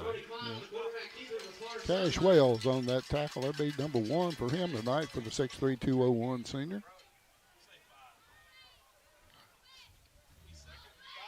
Pick up of 5 yards. It'll be second down and 5 from the 16. 16-yard line. Following that play, the Cougars have entered the red zone.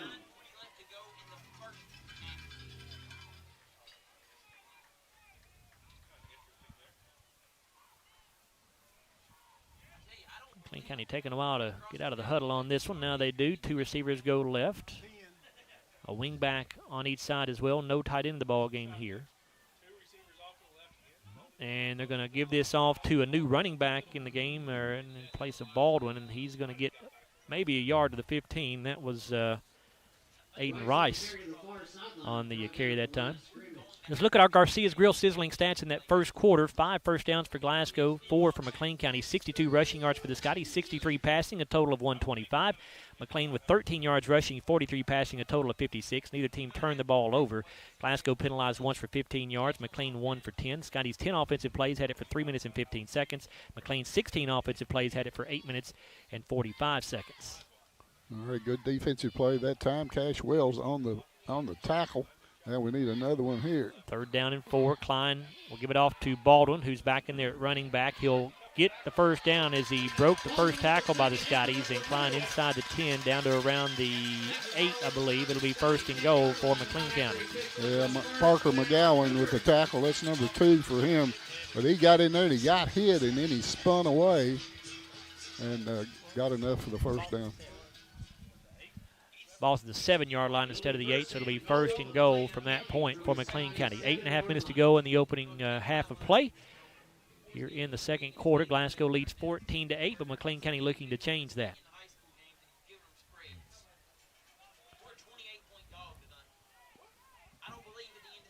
Whitaker goes out wide to the right side. Klein in shotgun. Fakes the handoff, keeps it up the middle, and he is going to get into the end zone for the touchdown. Yeah, just about the same kind of play that Easton Jesse ran for our touchdown. There, I think we may have a flag on the play. All right. Is a hold called on McLean County. Well, that'll help a little. That'll help a lot, because that'll move it. It'll still be first and goal, but that'll move the ball right back to around the 18-yard line, I believe, according to where the flag was resting. Well, they'll put it down at the 17-yard line, so is a true 10-yard penalty from the line of scrimmage. So first and goal from the 17 now.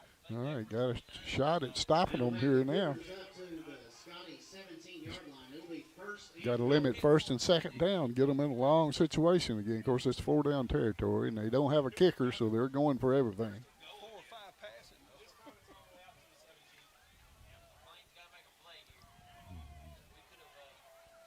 A wing back on each side. Baldwin, the running back to the right of Klein, who's in shotgun. And a whistle as the ball is snapped. And what do we have here?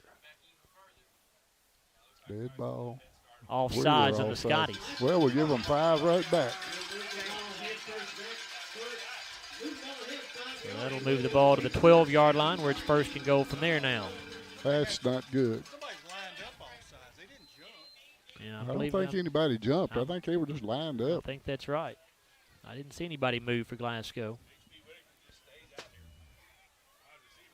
It'll be first and goal for McLean County from the Scottie 12-yard line.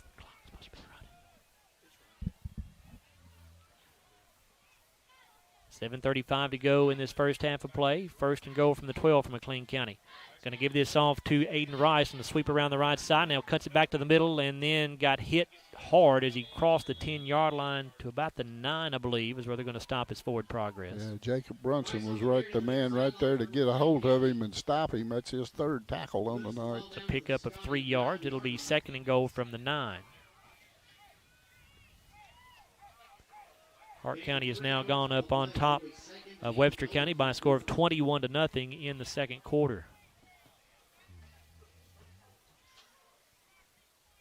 Make it 28-0 now, Hart County, as we just get another update.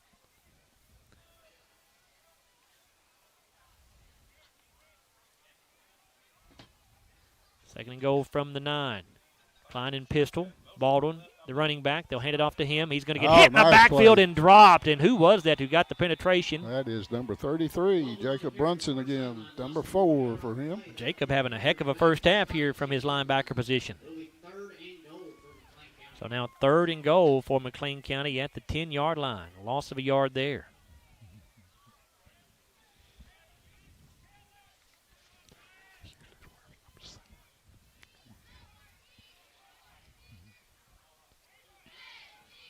.6:10 to go in the first half of play. 14-8, Glasgow on top of McLean County. 3rd and goal for the Cougars. Of course, they'll go for it on 4th down if they don't get it here. So Scotty still have to get 2 more stops.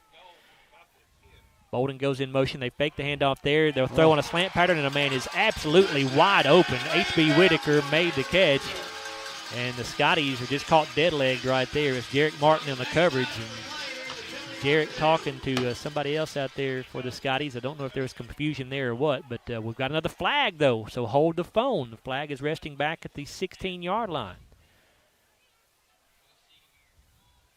It's a personal foul face mask on Glasgow, though, so the touchdown will stand.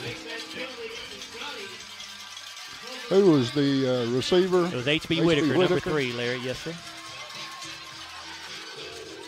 So the game currently tied at 14, 5:54 to go in the first half of play. And McLean County, we know, is going to go for 2, but they want to accept that penalty here on the 2-point try that would move the ball from the 3 to the 1.5-yard line, and they will accept that penalty here rather than on the kickoff. So they'll move the ball to the 1.5-yard line for this 2-point try.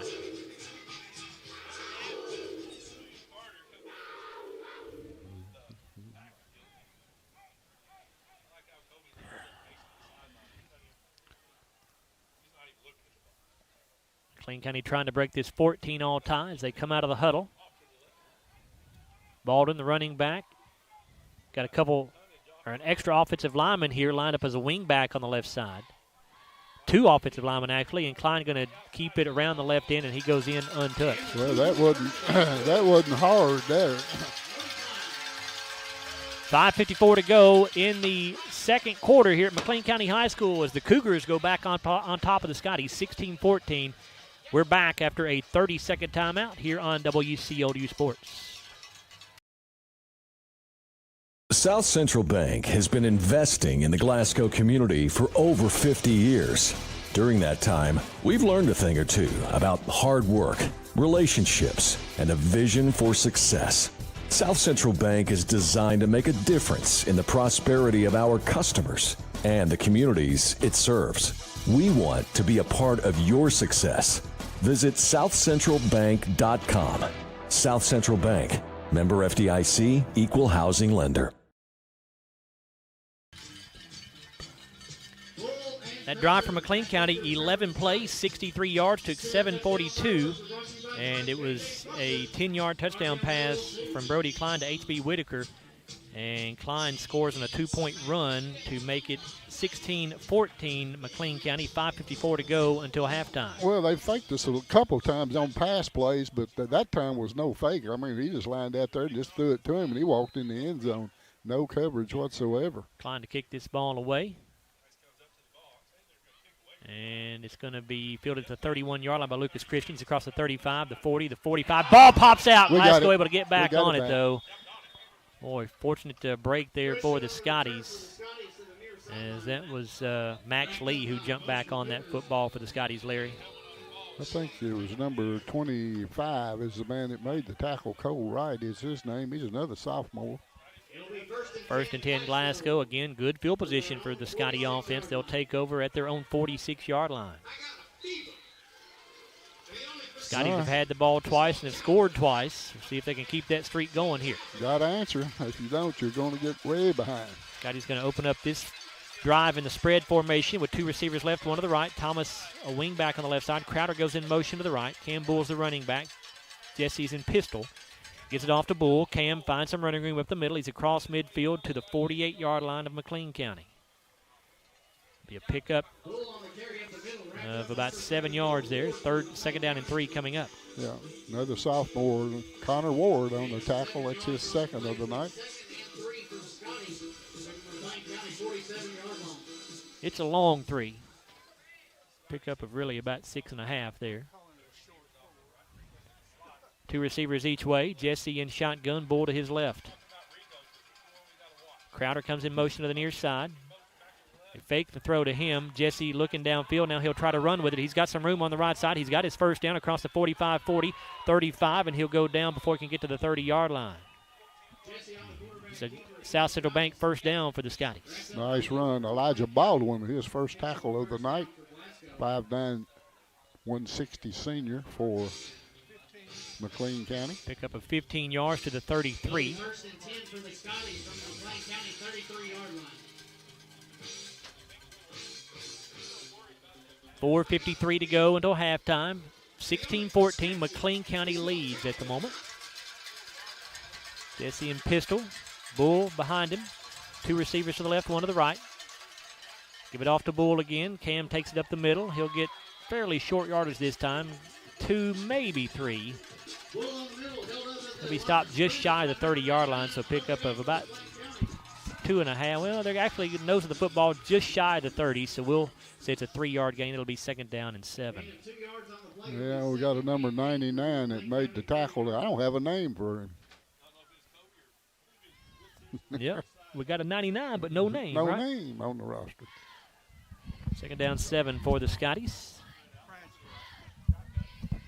Jesse wants to throw. Easton now going to run with it. He's got room. He'll have a first down at the 25, 20. And he's going to go down right around the 10-yard line, and 2 flags come in right where the tackle was made at the end of the play, so we'll see what we've got here. Number 7, they made the tackle. I didn't see anything going on. But the ball right now is right around the 10-yard line. It's a hold on the Scotties. It was very late into the play, so this we'll see where they mark this off and put the ball down out there. Put the ball at the 25, so it's going to be just shy of the first down.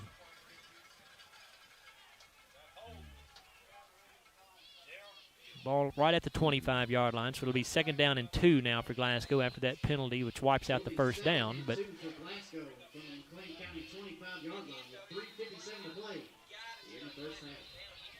and a whistle, and what do we have now? So a couple of officials are going to get together and discuss something.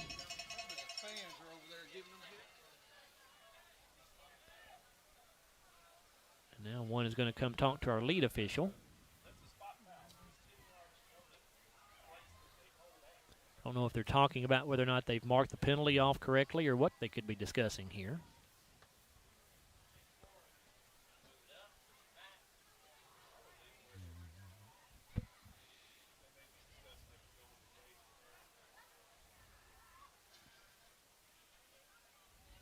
Berrien County still on top of McCracken County, but McCracken has closed the gap. It's 21-14 Berrien with 7:34 to go in the second quarter.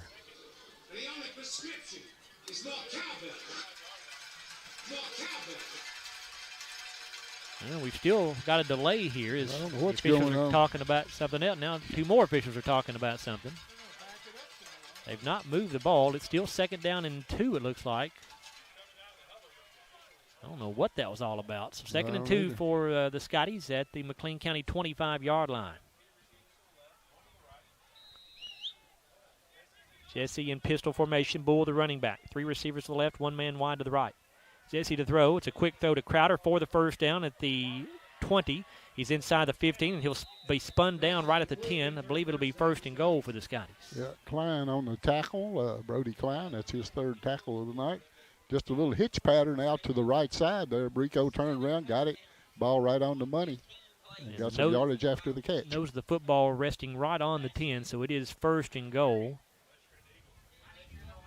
3:45 to go in the second quarter. McLean County with a 16-14 lead at the moment. Arms into the backfield as a running back. He joins Cam Bull back there. They'll give it off to Arms. Mason takes it up the middle. He's inside the 5, dragging a tackler. And is he in? Yes. No signal. Yep, touchdown Scotties. Boy, it took him a while to give the signal. But Mason Arms will go in for the score. And for Mason, that puts him in the team lead with rushing touchdowns now with 7 of them on the season. And the Scotties will go for 2 as Glasgow now leads it 20-16. 3:28 to go in the first half. Arms and Bull in the backfield. Jesse under center. They give it off to Dalen Thomas around the right side, and he will go into the corner of the end zone untouched for the 2-point try. And Glasgow goes up by a score of 22-16 with 3:28 to go in the first half of play.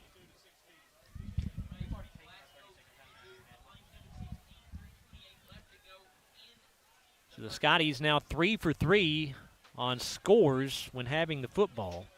McLean County yet to stop them. The only difference in the game between the Scotties having an 8-point lead is the missed 2-point conversion. McLean County 2 of 2 on their 2-point tries. Again, if you're just joining us, you're going to see 2-point tries pretty much all night long, especially for McLean because they have not attempted an extra point all season. And obviously that's forcing Glasgow's hand as well to go for 2 every time they score. Well, we just got to do it. It reminds me of the Hart County game last year over there when we just scored. And each one of us scored right after the other, and then we hiccup first with a fumble. That drive for Glasgow, 5 plays, 54 yards, 2:26 the time of possession. Mason Arms scores on a 10-yard run. And by the way, that Glasgow touchdown was brought to you by Elmore Realty and Auction, and the 2-point run by Dalen Thomas brought to you by Walbert Trucking. 3:28 to go in the half. Well, we do not need to give them anything here before halftime. When we go into half, because we get the football coming back in the third quarter.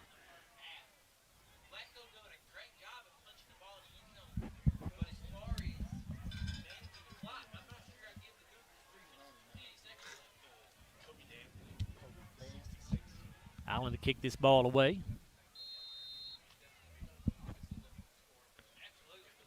It's a short kick, end over ender, fielded at the 35-yard line, and will get up to the 40 before being driven out of bounds. On the return that time for McLean County was Aiden Rice.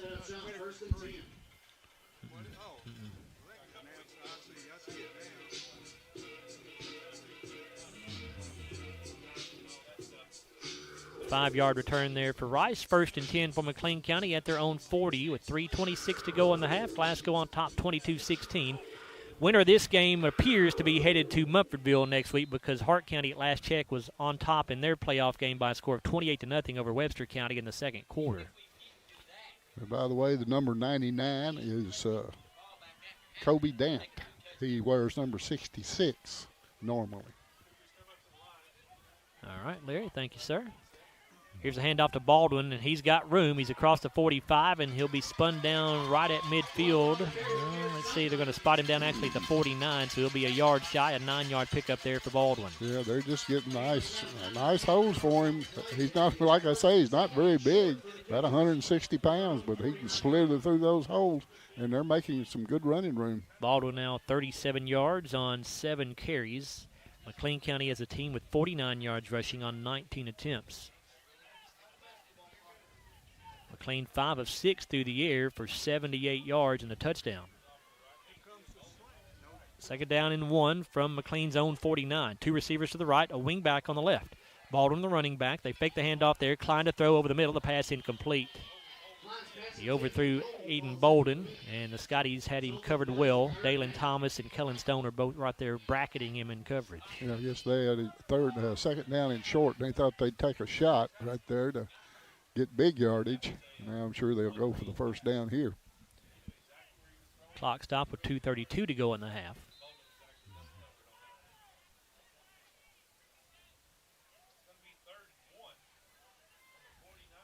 Third and 1 coming up for the Cougars at their own 49-yard line. Glasgow on top 22-16.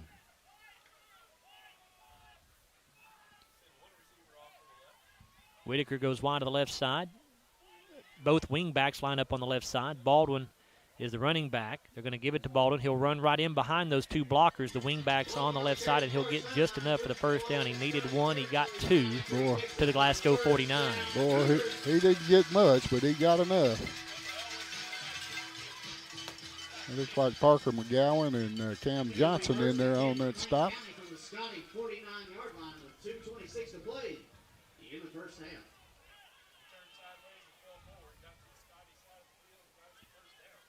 First and 10 McLean County at the Glasgow 49.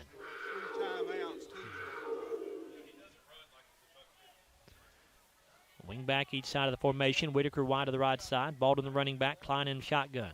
Put a man in motion. They fake the handoff there. Klein to throw. Pass going to be incomplete. Intended for H.B. Whitaker, and it bounced right off his hands. That should have been caught for a first down. It sure was. It was right there at him. Derek Martin was on the coverage, but he was behind him. We got a flag. Flag down in the backfield here. Well, it's against us for some reason. Is it going to be roughing the passer? What do we have? Let's see. Evidently. I've not seen the indication, but the Scotties are already backing up. Roughing the passer, I never did see the indication, but I guess it was roughing the passer. It was roughing the passer, yes. So that'll move the ball to the 34-yard line. Boy, the Scotties have not committed too many penalties, but they've all been critical times. Every time that we commit one, it's a big one, it seems like. They've had two 15-yard penalties and a 10-yard penalty. For the game, it's 4 for 45, Larry. First down and 10 for McLean. Two receivers right, a wing back on the left side. Ball on the running back. They'll hand it off to him. Goes left, now cuts back to the middle. And he is going to go down right around the 32. Yeah, that's base on arms there on the tackle, number 2 for him in this game. Pick up of 3. It'll be second down and 7. Well, for a running team, of course, they have thrown the ball successfully tonight. So I started to say for a running team, the clock's going to come into play here in a few minutes, few seconds. Minute 34 to go in the first half of play. Bruce tells us McLean County does still have all 3 timeouts. Klein in shotgun. Hands it off to the motion man, and he's going to go down right around the 30-yard line. That's Aiden Rice on the carry that time, and now McLean County will use one of those 3 timeouts. Yeah, Max Lee on the tackle. That's number 4 for Max in this first half. Stay tuned. Coming up on the Don Franklin Auto Halftime Show, we will take a look at our Garcia's Grill sizzling stats, and we will also have a look at the All-Sky Conference announcements. 14 Glasgow players made either the first or second team on offense and defense in the Sky Conference. That's a bunch. That is the most of any team in the Sky Conference, with the large school division or the small school division. 14 Scotty players were selected, so we'll take a look at those Glasgow selections for you at halftime as well. So stay tuned for that on the Don Franklin Auto Halftime Show coming up. First things first, let's get a stop right here. Don't let them have anything in the end zone. Make them use all their timeouts.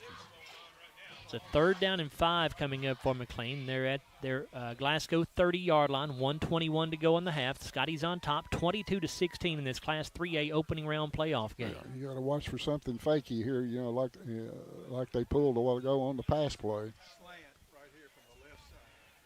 Wide out goes wide to the left. Klein in shotgun. Klein going to give it off to the motion man on a sweep around the left end, and he's going to go down right at the first down marker. That is Aiden Bolden on the carry that time, and I believe he'll have enough for the first down. Yeah, Mason Arms again on the tackle. That's his third. Well, maybe not, actually. They're actually going to say it's – oh, now they do signal first down finally.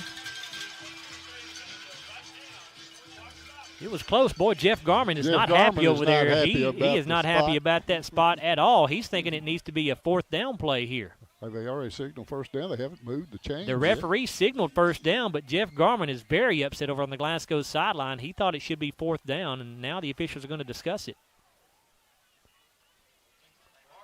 Well, they moved the box back to the line of scrimmage, didn't they?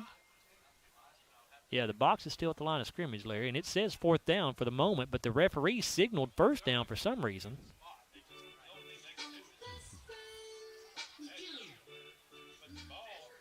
Is Coach Garman wanting to measure? Well, if it's a ball where the ball is spotted, it is a first down, I think. They are going to bring the chains out just to make sure. But yeah, probably thought it was a bad spot, more than likely.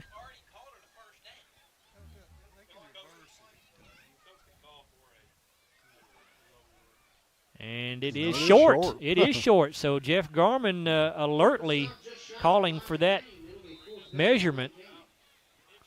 Short by just inches, and now McLean County will call their second timeout with 1:11 to go, as the clock was going to be restarted there, so McLean County has to call a timeout. Yeah, it did look like where the ball was spotted over the line that it was a first down, but good eyes over by Jeff Garman. It'll be 4th and inches for McLean County when we come back here to action. Well, anything can happen on a 4th down. They might get a fumble out of it or a big stop in the backfield. Hart County and Webster County have gone to halftime, and Hart County running away with it. They've already put a running clock on Webster County. It's 36-0 at halftime. Franklin Simpson leads Hancock County 21-8 at halftime. No surprises yet.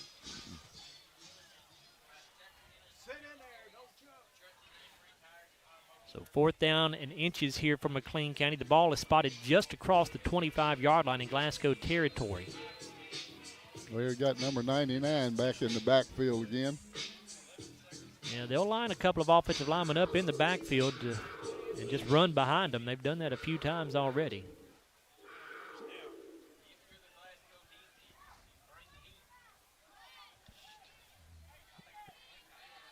And the linemen will line up in the backfield on the left side as wingbacks. Klein under center.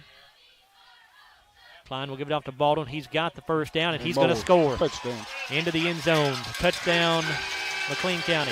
Yeah, everybody stuffed in there to try to stop that little short run, and he just broke right through the hole and into the secondary. Well, you don't want to give up the first down, but you got to make sure that somebody tackles him before he gets into the end zone, and it ends up being a 24-yard touchdown run for Elijah Baldwin, and McLean County has tied the game at 22, and now they are a 2-point conversion away from retaking a lead with 1:05 to go in the first half. How far was that run? 24 is what 24? I have, Larry. Bruce, is that what you're giving him, or 25? Bruce is saying 25. So now you've got Klein in shotgun behind the center. You've got 4 players to the left and 5 players way to the right side. And now Glasgow's going to burn a timeout here. It's these 2-point conversions, Larry. The way this game's going, these 2-point conversions are going to be critical. Critical, yes. This is the one they lined up the first one that they did, and they faked the handoff across the motion man across the formation, and then the quarterback kept it, and then when he got to the line of scrimmage, he just dumped it off in the end zone to a man wide open. So you got to cover everybody. So Jeff calls the timeout here to discuss it, but now with McLean County, you're liable to see them come out in a totally different formation this time, so we'll see what they decide to do. Well, you know, a team that goes for 2 all year long, they've got to have a repertoire of 2-point conversions. Yeah, bunch of 2-point plays, you're right.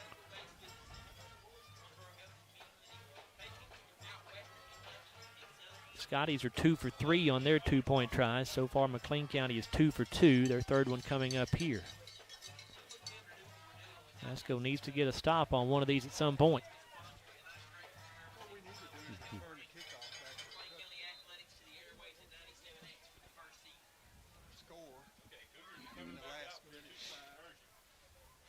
So this to take the lead from McLean County. Same formation, 5 men way out wide to the right side, 4 men way out wide to the left side. Klein in shotgun. He in the center are the only men over the middle here. They're going to give it to Klein, or snap it to Klein, and he'll throw into the end zone for the 2-point conversion to Aiden Bolden. So McLean County does go back on top by a score of 24-22 with 1:05 to go here in the first half of play. Glasgow right now has not even come close to stopping one of these 2-point tries for the Cougars. That drive from McLean County, 7 plays, 60 yards, 2 minutes and 23 seconds off the clock, and it ends up being a 25-yard touchdown run for Elijah Baldwin, his second of the night and his 15th of the season. Baldwin scoring on what was a 4th and inches play. And then Klein completes a pass to Aiden Bolden for the 2-point try. Well, there's been one stop in this game, and Glasgow made it against McLean County early in the first quarter. But so far, touchdowns on the rest of them. Bardstown on top of Allen County Scottsville 43-0. Late stages of the third quarter in Class 4A.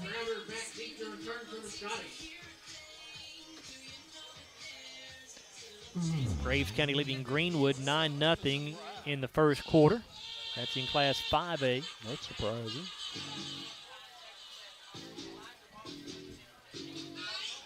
So Klein set to kick this ball away with 1:05 to go in the half. And they will kick it deep here. That's going to bounce off a Glasgow player. And the Scotties do get back on it, and he'll go down at the 25-yard line. That was Logan Starr who had trouble fielding it, but did get back on it. So Glasgow will take it 1st and 10 at their own 26 or 25. Right between the 25 and 26. We'll call it the 26-yard line. See if Glasgow decides to get adventurous here with just 1:01 to go. They trailed 24-22 here in the second quarter. Well, I don't think they'll get too adventurous. They're going to get the football back at the start of third quarter. 3 receivers left, one to the right. Jesse in shotgun.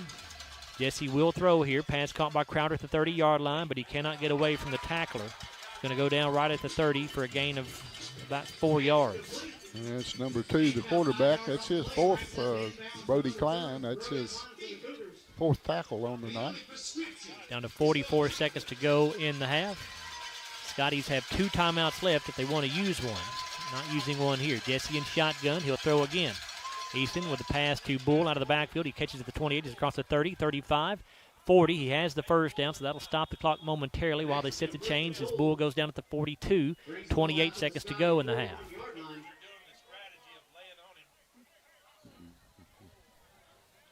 Looks like number 7 on that tackle. That's the Aiden Rice. That's his second tackle of the night.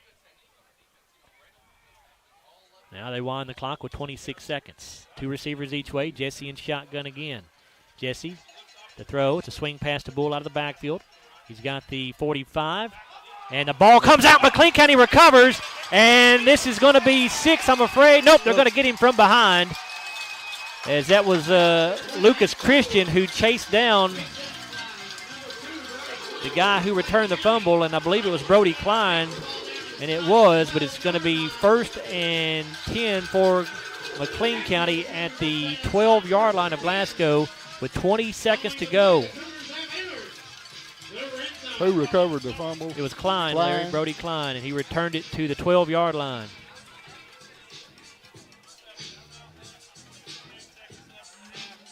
So a critical turnover there by the Scotties. And again, we've got a discussion going on between a couple of officials over the football here. Were we at the 12? Yes.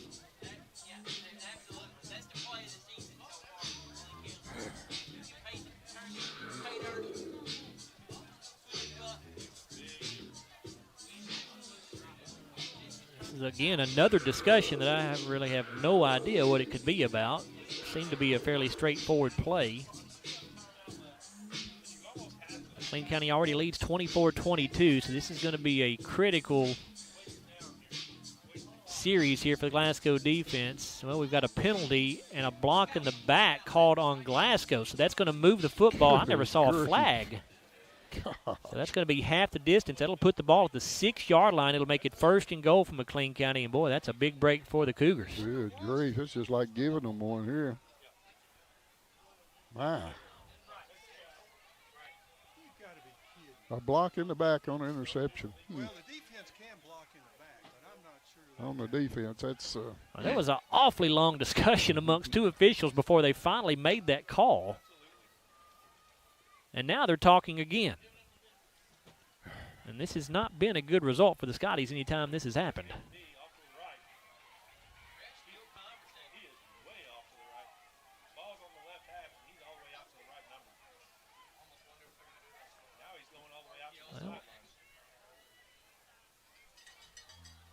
We've still got a discussion going on here.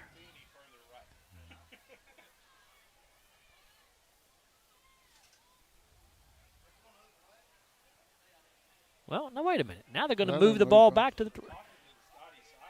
What? What? There was a hold. Now he signaled holding and he says the penalty is declined, and they move the ball back to the 12-yard line. Now, wait a minute. Larry, that doesn't – I am totally lost. This crew has totally lost me. We first had a block in the back signal against Glasgow, and then a holding call, and they said it was declined. So now the ball at the 12, 1st and 10 from there. Klein keeps the football up the middle, slips a couple of tackles, and still on his feet, and now finally goes down before he can get to the 5, I believe, right around the 6.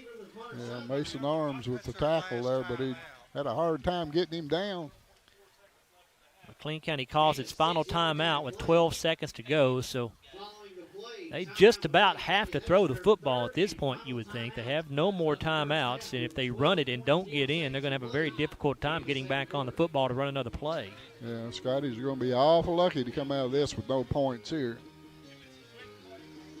Got to make some plays. Got to make a good play defensively here on this stop. McLean County leads 24-22. Again, the winner of this game is headed to Mumfordville next week to play Hart County because they're on top of Webster County 36-0 at halftime.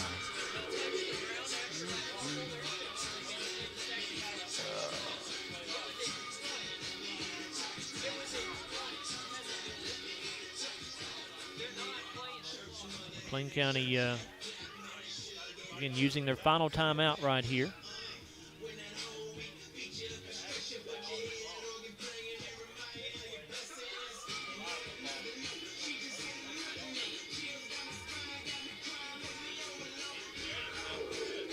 Bardstown now up 44-0 over Allen County Scottsville. The second half just now getting going. Monroe County leads Louisville Shawnee 9-8 at halftime in Class 2A. So 2nd and 4 for McLean County. They're at the 6-yard line, but again, they're out of timeouts with just 12.4 to go in the second quarter. You would think they have to throw the football right here. Baldwin is the running back to Klein's right. Klein in shotgun, 2 wing backs to the right side. And they will throw. Klein looking into the end zone. It's going to be incomplete. Knocked down by Max Lee. Nice play by Max. Got a hand in there in front of it. So down to 9 seconds as that play took a little over 3 seconds. Well, they'll stop them 2 more times, especially if they throw the football. Greenwood now on the board, trailing Graves County 9-7 at halftime in Class 5A.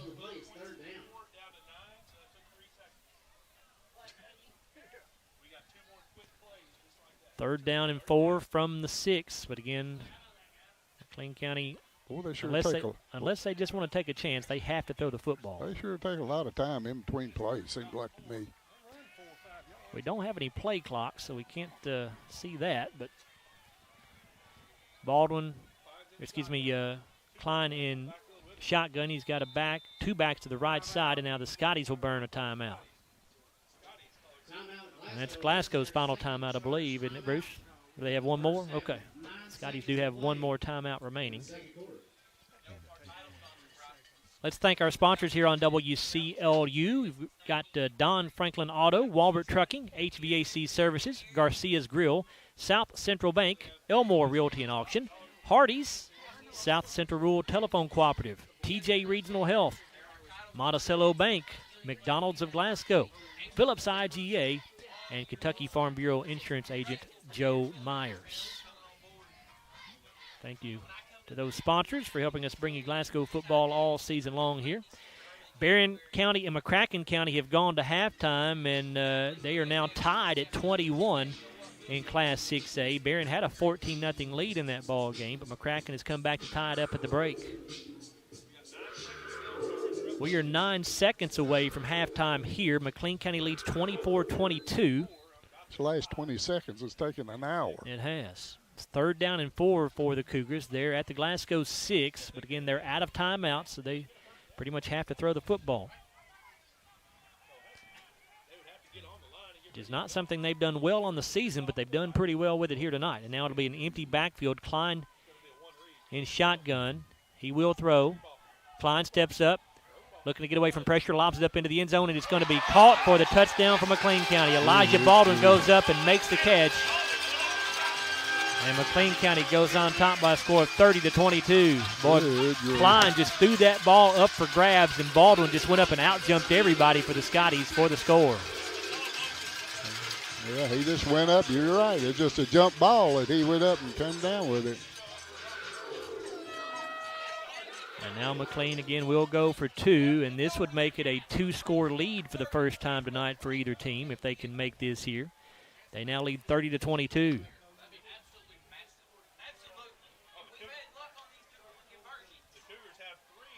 Three players wide to the right, three players wide to the left. Klein wants to throw here. He's looking in the end zone again. It's caught.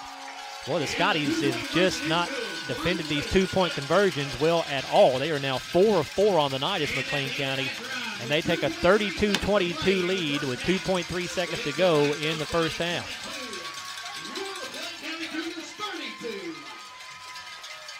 Boy, if you'd told me this Glasgow defense would give up 32 points in one half of football, I would not have believed you. This Glasgow defense on the year gives up just 13 points per game, but they have had serious trouble stopping McLean County here tonight, obviously.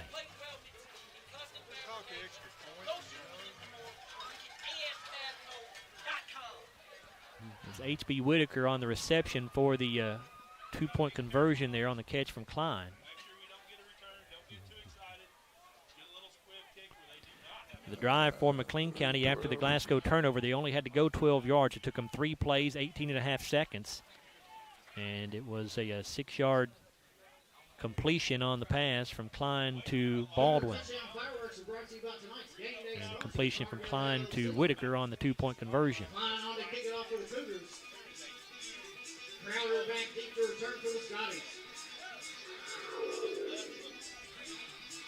So Klein will kick this ball away. I'm sure it'll be a squib kick with just 2.3 seconds to go. Yeah, no way Glasgow gets anything done unless they run it back.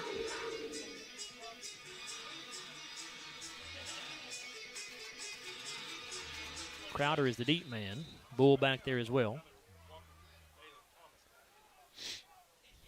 Klein approaches. It is a squib kick, and it'll be fallen on by a Glasgow player at the 50, and with 1 second to go, they will actually get one play off here. We'll see if they just decide to take a knee or if they throw down the field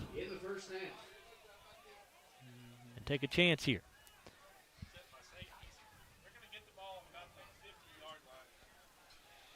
McLean County obviously going to go into a prevent defense situation.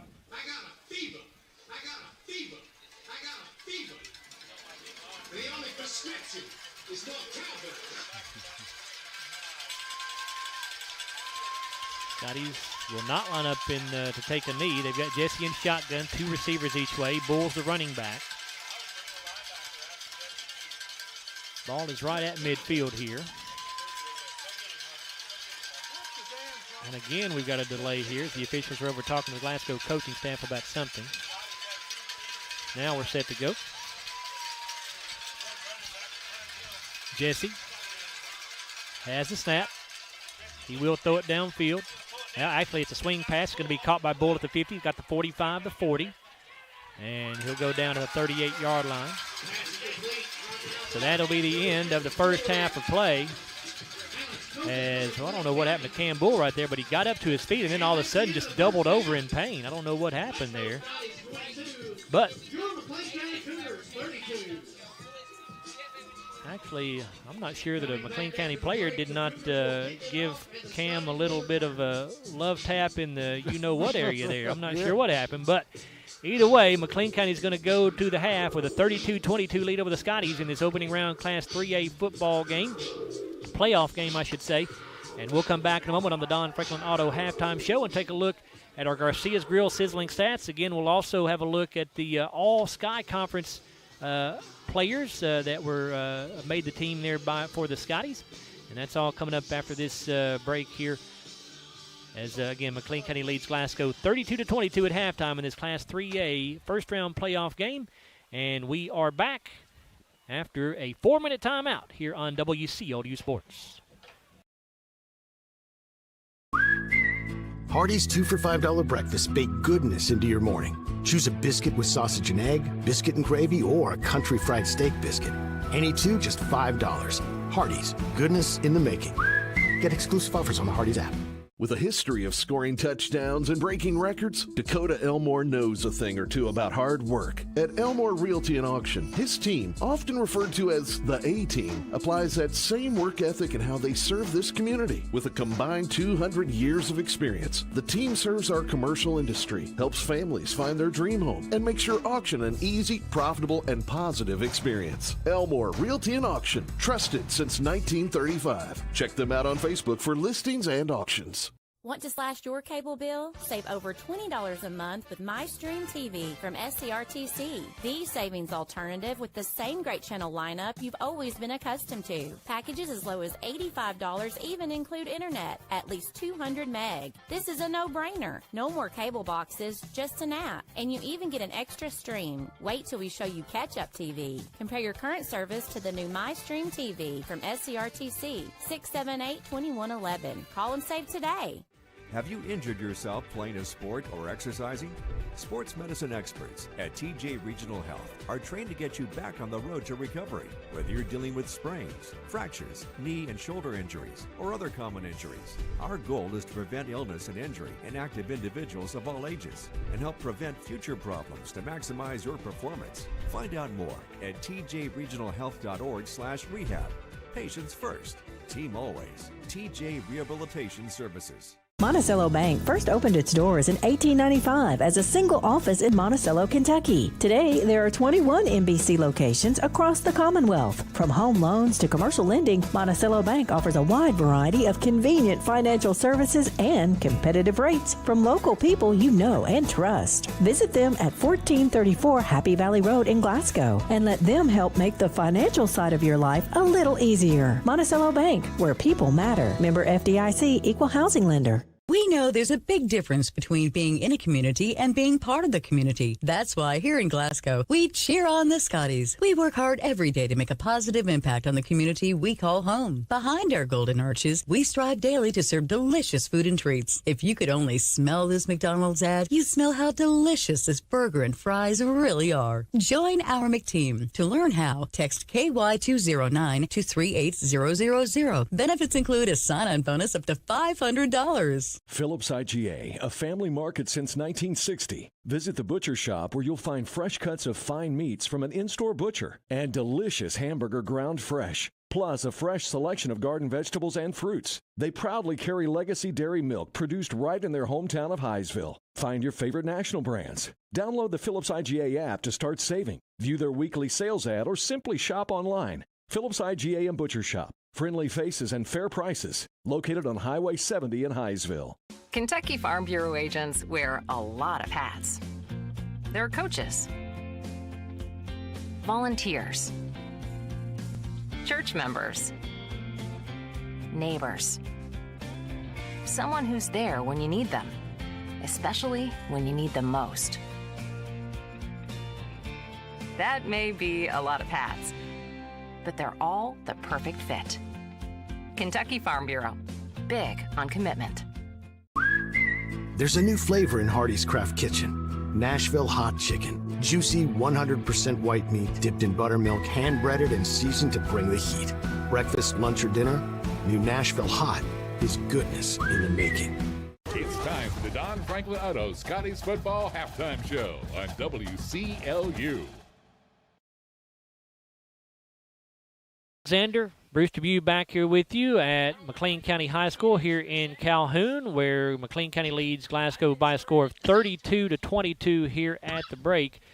And, Larry, Glasgow just having a heck of a time stopping this McLean County offense, and they gifted McLean County a touchdown there at the end with a turnover, which allowed McLean County to return the ball to the 12-yard line, and they get the score right there before half. And that gives McLean County the first two-score lead of the night by either team. Yeah, it was a 2-point game with only 1:05 on the clock, and we figured I figured Glasgow wouldn't go two, and it wasn't a bad play. It was just a little swing pass out to Cam Bull and fumbled the football, and then that's all it took when they got down inside the 20 after the run back with the fumble, and it was going to be hard to stop them. They have a very innovative offense. Their kids are not great big, and they're not extremely fast, but they are fast. But their offense tonight has just been unstoppable for the Scotties. To my memory, this is the most points Glasgow's given up in a half of football all season long at 32 points. Again, Glasgow's defense came in only averaging, allowing 13 points per game. And McLean County also 4 for 4 on their 2-point conversions, Larry. The Scotties got to figure out something trying to get those stopped as well. Exactly right. It's stuff that they haven't seen all year long. I don't know whether they've used it all year long or not, but they're using it very effectively tonight. So it is McLean County 32, Glasgow 22 here at the break on the Don Franklin Auto Halftime Show.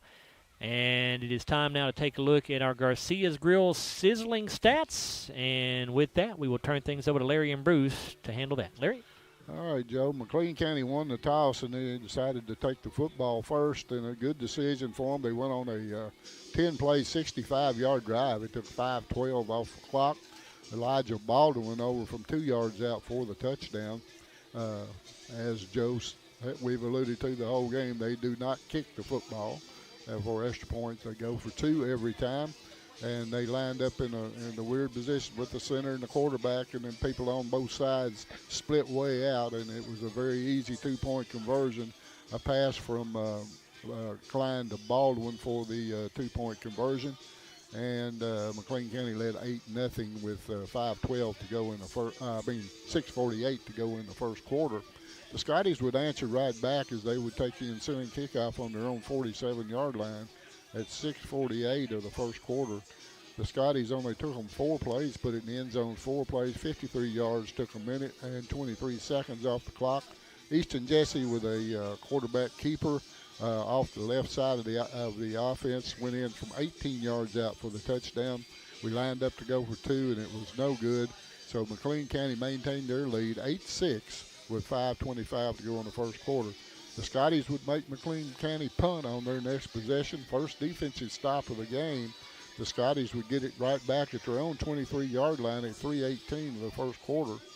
From there, the Scotties went on a 6-play, 72-yard drive, took 1:52 off the clock. Dalen Thomas called a very nice call on 3rd down play, and Dalen Thomas called a 45-yard screen pass from Easton Jesse for the touchdown. 2-point conversion was good this time on a run by Cam Bull, and Glasgow led 14-8 at that point, 1:28 to go in the first quarter. But McLean County came right back to, they took the ensuing kickoff on their own 37 with 1:21 of the first quarter. From there, they went on a nice drive, 11 plays, 63 yards, took 11 minutes and 42 seconds off the clock. H.B. Whitaker with a 10-yard pass from Brody Klein for the touchdown. The 2-point conversion was good on a run by Klein, and it was 16-14 in favor of McLean County. The Scotties would get it right back as they would take the football on their own 46-yard line at 5:46 of the second quarter. It only took them 5 plays, put it in the end zone. 5 plays, 54 yards, took 2:26 off the clock.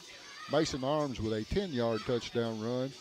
And the 2-point conversion again was good. Dalen Thomas on an end around for the 2-point conversion. And it was 22-16 in favor of the Scotties. And that's when everything broke loose here, as McLean County will get the football back on their own 40-yard line with 3:26 to go in the second quarter. They went on a 7-play, 60-yard drive, took 2:23 off the clock.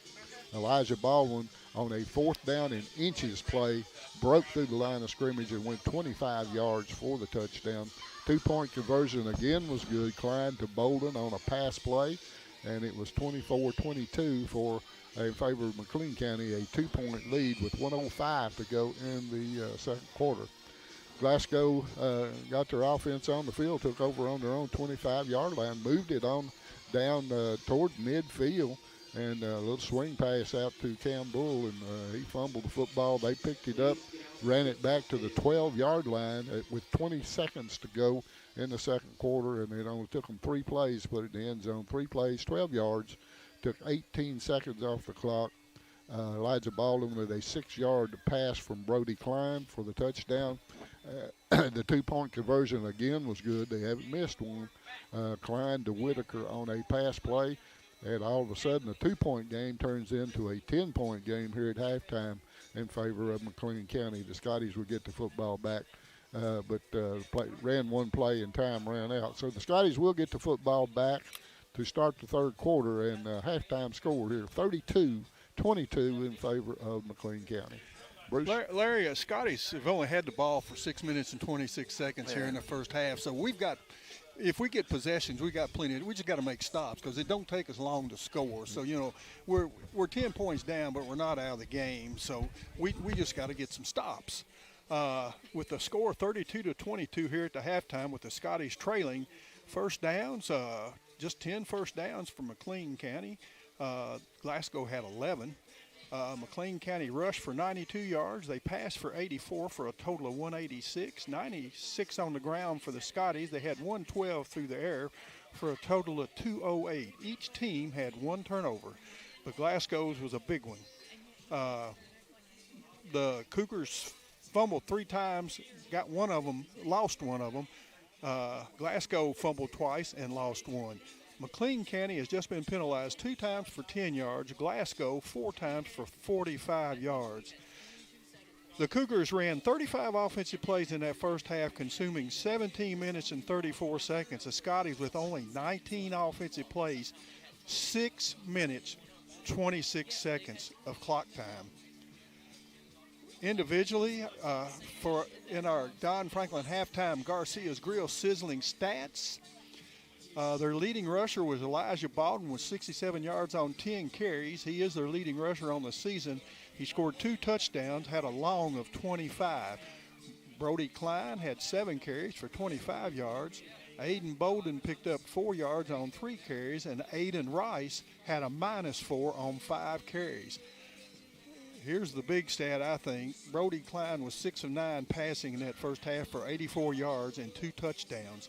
His leading receiver, Elijah Brown, who was also their leading rusher, so that's who you've got to stop, folks. 38 yards on 3 catches and a touchdown with a long of 25. H.B. Whitaker had 2 catches for 29 yards and a touchdown with a long of 19.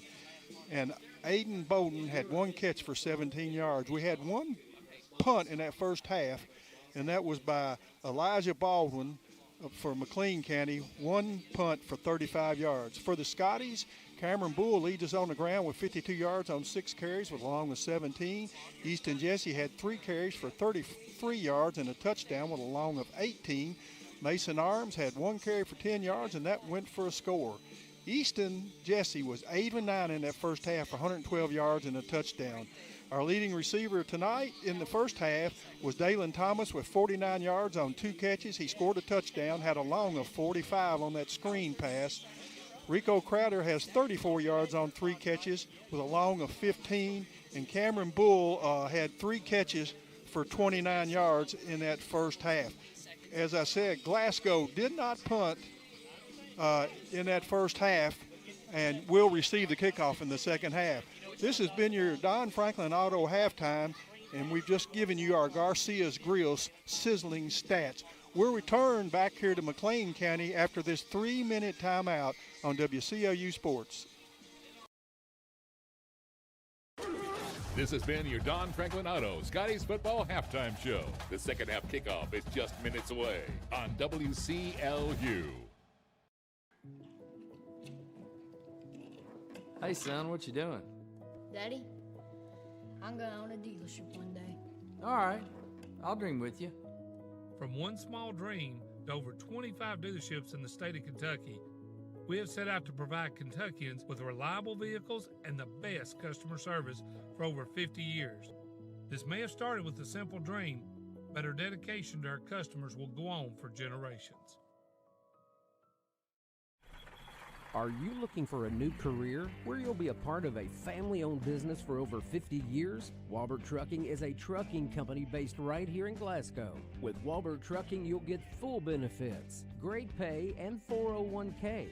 And you'll be home daily. Unlimited possibilities await you. Apply today and become a member of the Walbert Trucking team. 106 Sean Lane in Glasgow, 651-6784. We're not superheroes, but when people need us, we answer the call. We're not weathermen, but we know the Kentucky seasons like the back of our hands. For over 40 years, we've serviced any brand, anytime with a same-day service guarantee. Now that's a big promise, and that's probably why no one else does it. So when dealing with your heating and cooling, call HVAC Services, and you'll have the right team by your side. When you come into Garcia's Grill, you're welcomed with a smile and you'll love the atmosphere. Garcia's was voted by the community as the best overall restaurant for the past 2 years. Great food at a great value. They serve fresh, delicious traditional Mexican dishes, incredible pasta, burgers, steaks, and seafood. People say you can never get burnt out on this restaurant because of all the amazing choices. Garcia's Grill, owned and operated by the Gomez Garcia family. Check them out on North Ray Street in Glasgow and on Facebook. Garcia's Grill, a different kind of Mexican restaurant. South Central Bank has been investing in the Glasgow community for over 50 years. During that time, we've learned a thing or two about hard work, relationships, and a vision for success. South Central Bank is designed to make a difference in the prosperity of our customers and the communities it serves. We want to be a part of your success. Visit southcentralbank.com. South Central Bank, member FDIC, equal housing lender. With a history of scoring touchdowns and breaking records, Dakota Elmore knows a thing or two about hard work. At Elmore Realty and Auction, his team, often referred to as the A-Team, applies that same work ethic in how they serve this community. With a combined 200 years of experience, the team serves our commercial industry, helps families find their dream home, and makes your auction an easy, profitable, and positive experience. Elmore Realty and Auction, trusted since 1935. Check them out on Facebook for listings and auctions. At defensive line, the linebacker Mason Arms and defensive back Jarek Martin. First team offense for Glasgow on the All-Sky Conference team. Quarterback Easton Jesse, offensive lineman Ryan Randall and Luke Simmons, and wide receiver Rico Crowder. And on the second team defense, it was David Dale from the defensive line, Frankie Cianci and Cash Wells also from the defensive line. Defensive back for Glasgow making the second team defense were Dalen Thomas and Kellen Stone. And then you look at the second team offense, the players from Glasgow that made that team were on the offensive line, Rad Gentry, and wide receiver Cameron Bull. So congratulations to, again, 14 different selections for the Scotties on the All-Sky Conference team, which was the most of any team in the large or small school division.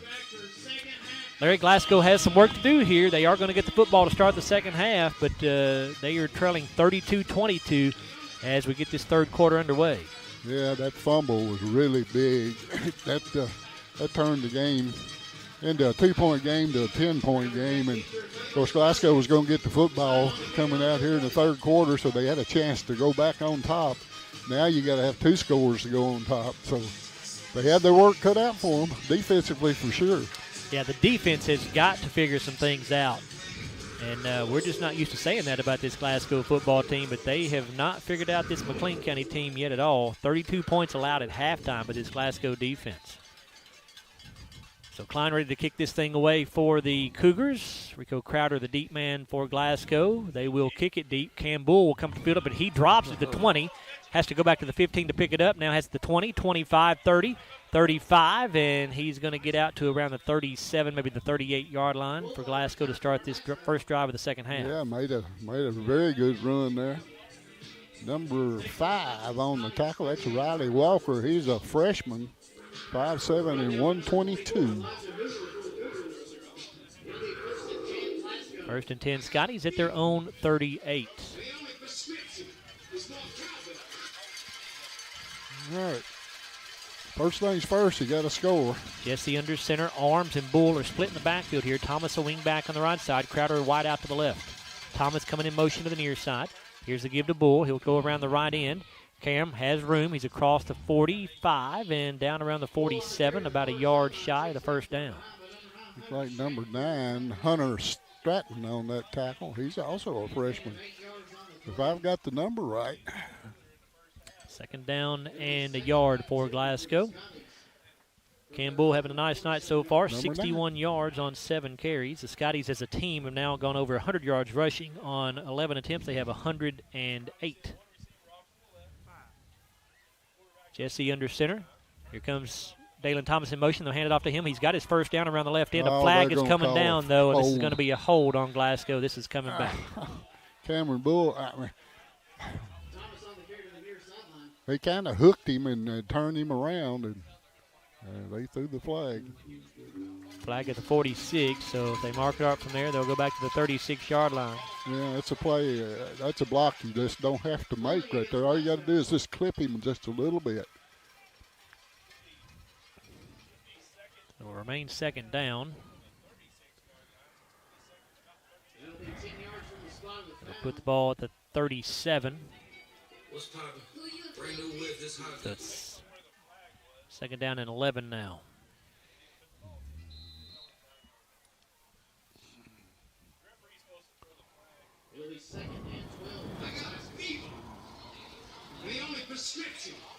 Class 2A, Greene County destroying Fort Knox. They lead Fort Knox 52-6 after 3 quarters. Jesse going to sit up under center. Arms and Thomas are the wing backs. Bull the running back. Comes Thomas in motion. Crowder is wide to the left side. They fake the pitch. Jesse keeps it himself, and he's going to cross the 40 up to the 43-yard line. Little quarterback counter play that time. That's the first time I can remember the Scotties running that this year. Camden Walters on the tackle. That's number 4 for him. They'll move the ball to the 43. Gain of 6. It'll be 3rd down and 5. Yeah, big play here. Got to sustain this drive. Cannot give the football back to him here. Crowder the single wide out to the right.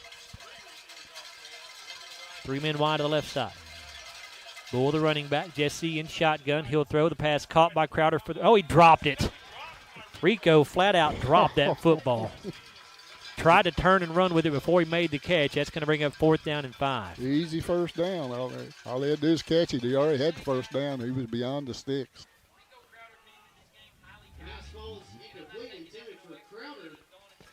And Glasgow keeping the offense on the field here. Boy, this would be a gigantic gamble. They're 4th and 5 at their own 43. Still early in the 3rd quarter. Glasgow trails 32-22. If you snap it, you got to get this first down. And they do snap it. Jesse's going to throw. Same play, and that one is going to be caught by Crowder. He's got the 45-40, 35-30, 25-20, 15-10, 5, end zone, touchdown Scotties. Boy, that ball was nearly intercepted. I thought it was a pick six. But when the cornerback did not knock it down, Crowder had open field ahead of him, and he takes it to the house. And Glasgow back to within 4. Yeah, so I thought it was a pick six. I thought he jumped the route. He did jump the route, but he dismissed the football, and Rico got a whole lot harder ball there than he had the first play. So now the Scotties will go for 2 to try to get back to within 2 points. They trail 32-28 right now as Glasgow scores in just a little over 2 minutes here in this 3rd quarter. Jesse will set up under center. Arms and Bull are together in the backfield. Thomas the wing back on the right. Jarek Martin the wide out to the right side. Here's a snap. Easton Jesse fakes the handoff, keeps it himself, and dives into the end zone for the 2-point conversion. So that touchdown brought to you by Elmore Realty and Auction. And that 2-point conversion brought to you by Walbert Trucking. And Glasgow, with 9:48 to go in the 3rd quarter, is back to within 2. It's McLean County 32, Glasgow 30 here in this opening round Class 3A playoff game. We're back after a 30-second timeout on WCLU Sports.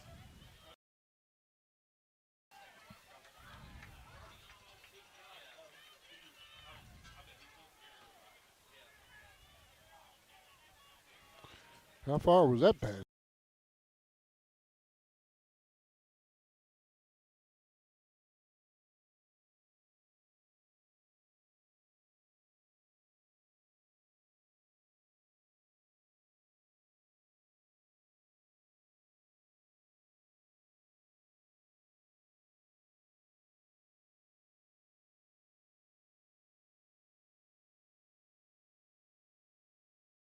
He's 62 yards, took just 2 minutes and 12 seconds. It was a 57-yard pass from Easton Jesse to Rico Crowder, and then Jesse scores on the 2-point run, and McLean County's lead at 32-30 now with 9:48 to go in the 3rd quarter. Well, Rico caught that pass, and he just turned the afterburn zone. He's got some speed. We got this. Oh, it bounced the wrong way. It was an inadvertent onside kick, I believe, as the ball just went off the side of Kanan Allen's foot. And almost went out of bounds. But I thought when it bounced back in bounds, we were right there to get it, but bounced the wrong way.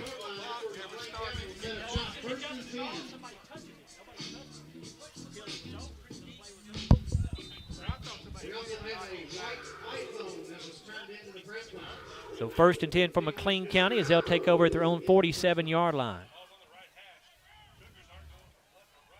And that was not an intentional onside kick. That ball just went off of Kanan Allen's out the side of his foot. I think you're right.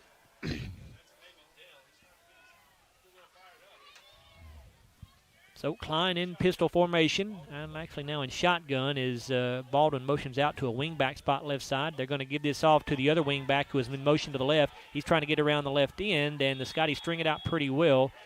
Will get positive yardage, 2 yards or so, it looks like, to the 49-yard line. They may give him the 50. We'll see. On the carry that time was Aiden Bolden, the 5'8", 143 sophomore. Yeah, Dalen Thomas with the tackle. That's his first of the night for the 6'2", 200-pound sophomore. It is a pickup of 2 yards, 2nd down and 8. Glasgow defended that one pretty well, strung it out, and waited for the help to get there.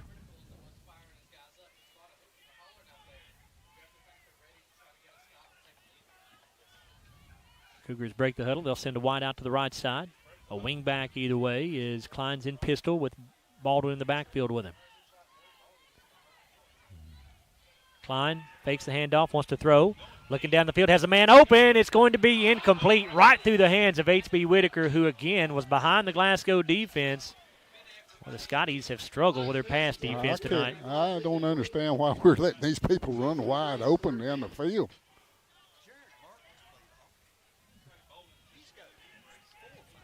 Third down and 8 here for McLean County. And McCracken County has now scored 28 straight points. Barron County was up 21-0 in that game, and now McCracken leads 28-21, I assume, in the third quarter of that game in Class 6A. So 3rd down and 8 here for McLean County at their own 49-yard line. Yeah, that pass was just a little bit overthrown, or that would have been another touchdown. Wing back each side. Wide out to the right side is Whitaker. And a bad exchange here, and Klein going to go down. And I don't think that was meant to be a quarterback keeper. I think he was trying to hand that ball off to Aiden Rice, and they did not get a good exchange. And now Klein going to go down for a loss of yardage. And McLean County back to their 46, so a loss of 3 on that play. It'll be 4th down and 11. That was Frankie Cianci and Mason Arms in there on that tackle. They got him to the ground. And we'll see if McLean County decides to punt right here. They do have a 32-30 lead with 8:17 to go in the third quarter. They're at their own 46. Yeah, you got to watch him because he's one of those Australian-style punters. He runs with it before he kicks it. We'll see if they even set up in punt formation. They're not going to, Larry. They're keeping the offense on the field here. And no, they're not. They are going to set up in punt formation anyway. As Baldwin is ready to punt it away. Jarek Martin back deep. Baldwin, the rugby style, they will go for it. He's going to throw, and it's going to be incomplete. The Scotties will stop it. Yeah. Gets Kellen Stone, who got a hand on it to knock that ball down. And the gamble by McLean County does not pay off. The Scotties converted a 4th and 5 on their last series to keep the drive alive and eventually score 6.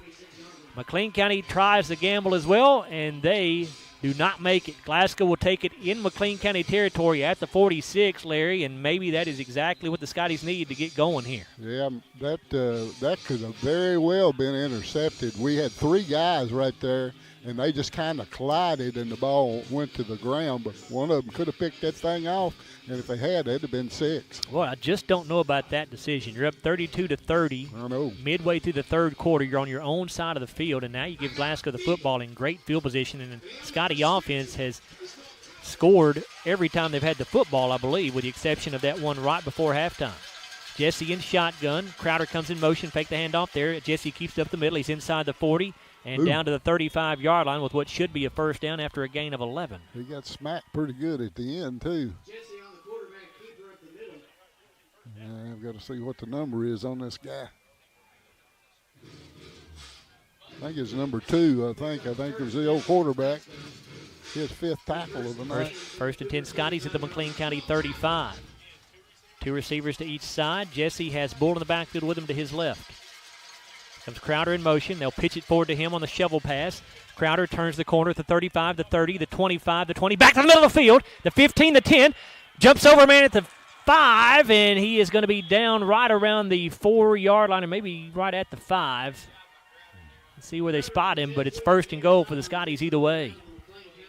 Well, number 9 on the tackle again. That's that freshman. That's his second tackle. That is Hunter Stratton. But, boy, that's a great run by Rico. It was, Larry. He had to get through a lot of traffic to pick up that yardage. He makes it all the way down to the 5, so first and goal from there. Yeah, about the 15-yard line, he cut inside, and I think if he went outside, I think he could beat him to the pylon. Jarek Martin goes wide to the right. You've got Bull and Arms in the backfield. They're split. Dalen Thomas, the wing back on the left side. Jesse's under center. Here goes Thomas in motion. Give it off to Arms. Mason takes it off right tackle, and he is fighting down near the goal line. And now the Scotties are going to push him in. Touchdown, Glasgow! They just got right behind him. Those big offensive linemen just got right behind him and pushed him into the end zone. And that'll put Glasgow back on top by 4, 36-32, with 6:49 to go in the third quarter.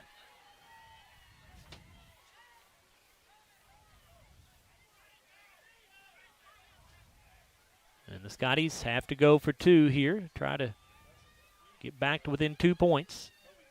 Actually, to try to make it a 6-point lead. Excuse me, I'm sorry. Yeah, we can't ever get over that 8-point hump, can we? That's what we need to do.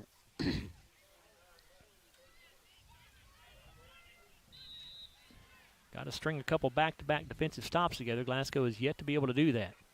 Jesse under center. Bull's the running back, a wing back either way. They give it off to Dalen Thomas around the left end, and he's going to walk in untouched. And Glasgow does get the 2-point conversion. So the touchdown brought to you by Elmore Realty and Auction leads to the 2-point conversion run by Dalen Thomas, brought to you by Walbert Trucking.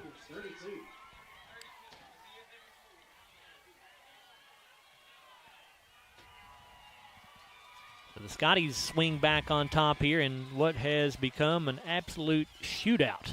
Larry called it early in the ball game, and he was right.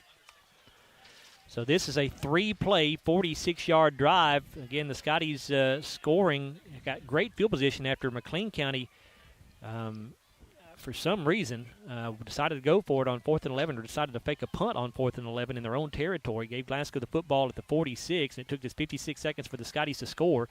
Scoring play is a 5-yard touchdown run for Mason Arms. And the Dalen Thomas 2-point run puts Glasgow up 38-32. With 6:49 to go in the third quarter. All right, another stop is what we have to get here now. And if you could do that and then put another one in the end zone, you've got a little cushion where it could be where even if they scored a touchdown in 2 points, they couldn't catch you. Kanan Allen again in to kick it away here.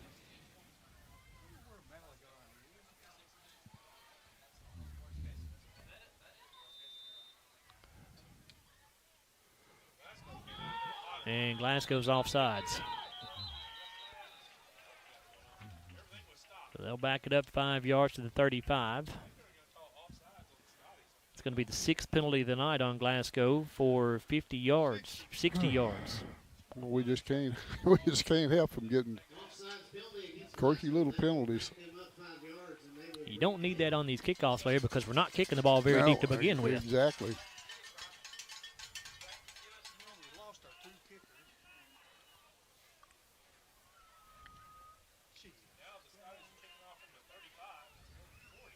So Kanan will re-tee it there at the 35-yard line.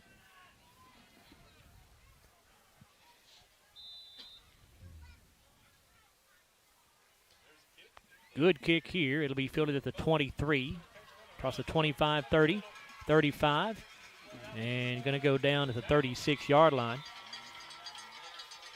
On the return that time, Aiden Bolden for McLean County. Number 16, Lucas Christian on that tackle. 6'2", 155 senior is second of the night.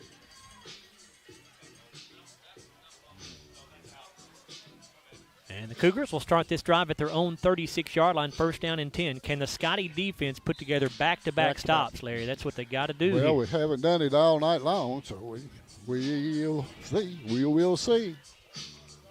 This Glasgow defense has been tremendous all season. Again, allowing just 13 points per game on the year. We played some good offensive teams. Somerset was good. Hart County's good, but this team here, We got some offense. 3 receivers to the left side, 2 to the left side actually, and a wing back that way. Baldwin is the running back. Here comes a man in motion. That's Bolden. They're going to give – nope, it's an option. They pitch it to Bolden. He fumbles the ball and now has to pick it back up, and McLean County going to lose yardage again. And I do not know why McLean County keeps going to that option play. It has lost yardage every time they have run it. Every time they've dropped the football. Mason Arms with the tackle for the loss. They're doing the Scotties a favor every time they run that play. This is a loss back to the 28-yard line.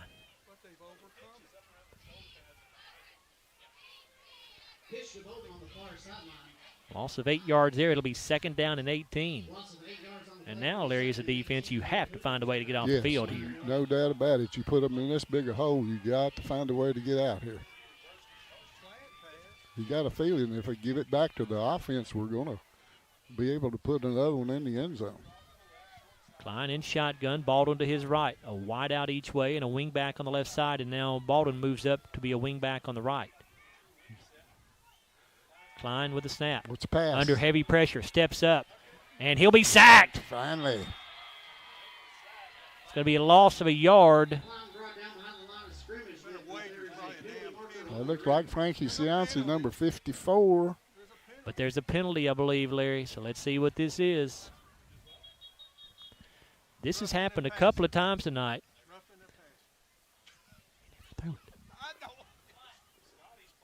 And we've got...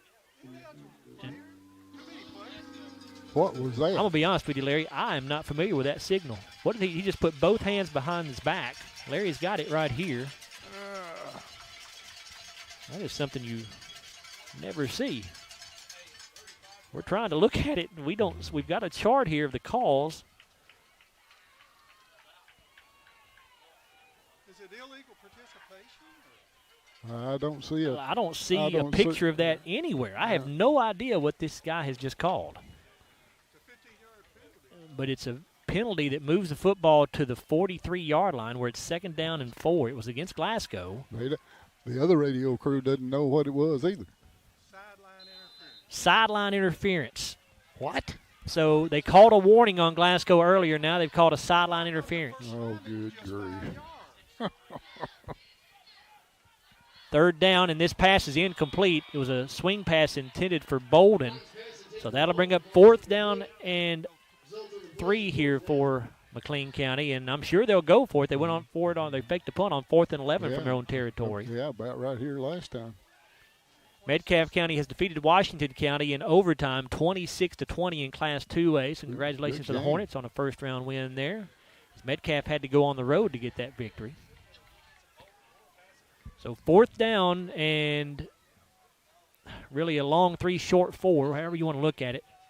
Ball is at the 43-yard line, and McLean County will go for it here at their own 43. They got to get basically to just across the 46.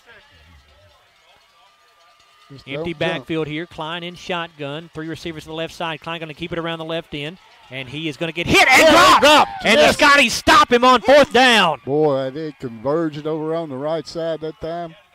Looks like David Dale, and looks like number 32 is Cash Wells. And McLean County will turn the ball over on downs. The Scotties are going to get it at the McLean County 45-yard line. They stop him a yard shy.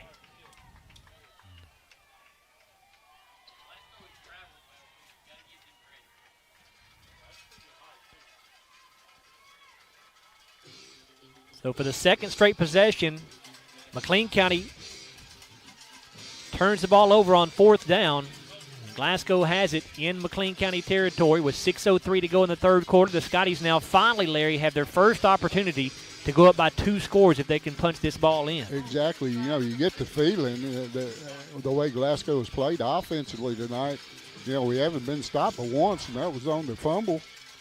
And the last series of the first half. So you got a feeling that they can put it in the end zone. Dalen Thomas in motion to the left side. Arms and Bull in the backfield. They give it off to Bull around the right side. Cameron going to be dropped after a short gain. Yeah. 2-yard pickup there for Bull to the 43. That's at number 99, but of course he's number 66 now. That's Kobe Dent.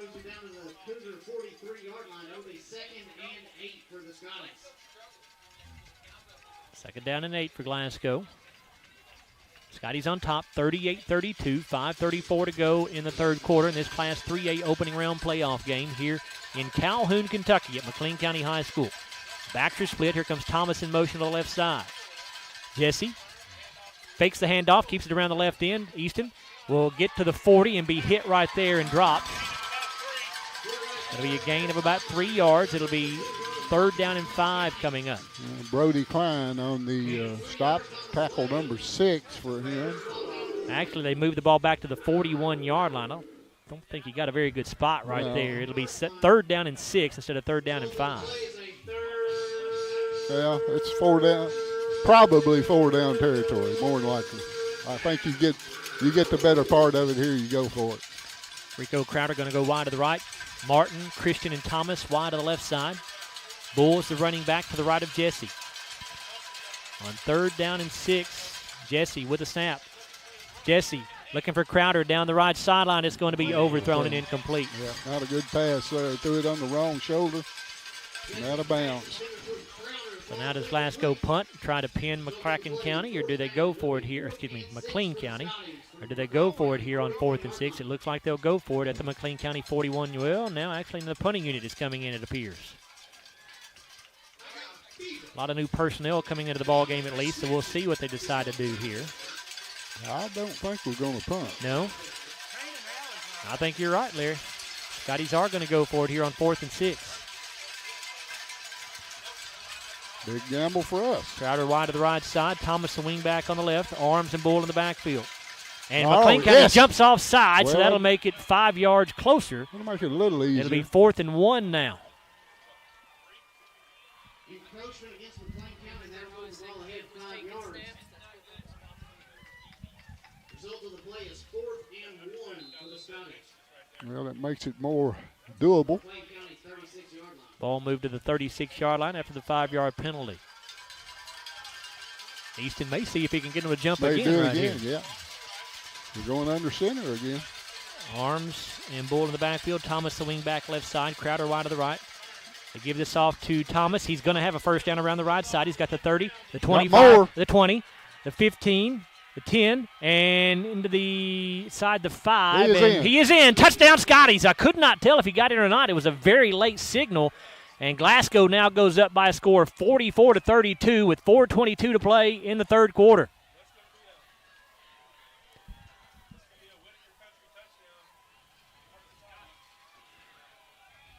It'll be a 36-yard touchdown run for Dalen Thomas. And that touchdown brought to you by Elmore Realty and Auction. Dalen getting his 7th touchdown run of the year. And now Glasgow to go for 2. Arms and Bull in the backfield. Crowder wide to the right. Thomas the wing back on the left side. They put Thomas in motion. Jesse fakes the handoff, keeps it around the right side, and he is in for the Walbert Trucking 2-point conversion. And Glasgow has now put up 46 points, and we still have 4:22 to go in the third quarter. And they have taken all the momentum on their side as they now have a 14-point lead, 46-32 over the McLean County Cougars. Boy, that's what a comeback. They come out in the third quarter and really played well defensively. I think McLean County has helped us a couple of times going forward on 4th down deep in their territory. So made good stops. The defense have come up strong so far.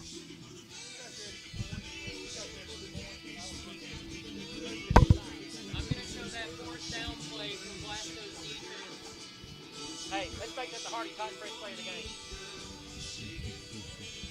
And if you're watching on our YouTube feed here, we're getting our Hardy's hot and fresh play of the game loaded up, and it is the 4th down stop that Glasgow's defense made to get the ball back for the offense to give them an opportunity to go up by 2 scores. And you see it right there, the big stop made by the Glasgow defense on 4th down, and that is our Hardy's hot and fresh play of the game.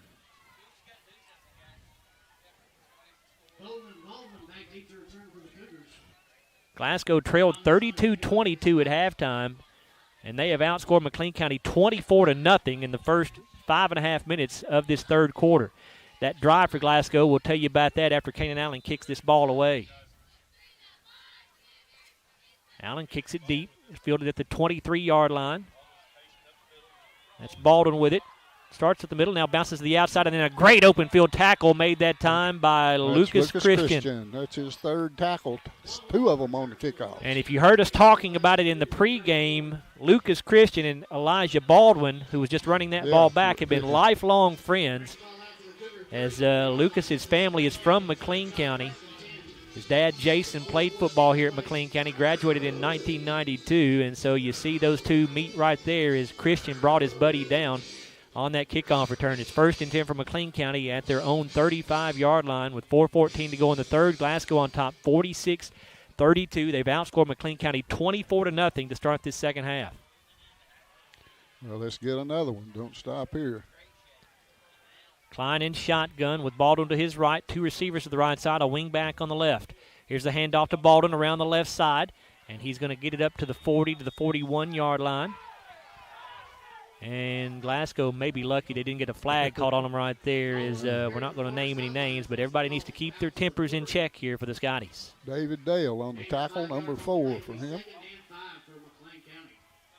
Pick up of 6 yards. It'll be 2nd down and 4.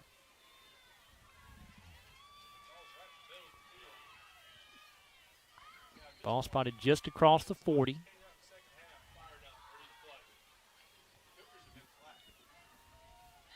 Klein in pistol with Baldwin behind him. Wing back on the left side, 2 receivers to the left side. Give to Baldwin again. He'll take it off the left tackle. He's got the first down across the 45, across the 50, still on his feet, and now finally brought down from behind at the Glasgow 44.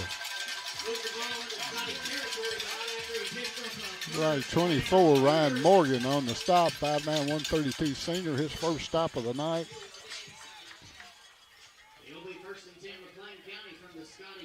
First and 10 for McLean County. With 3:15 to play in the third quarter.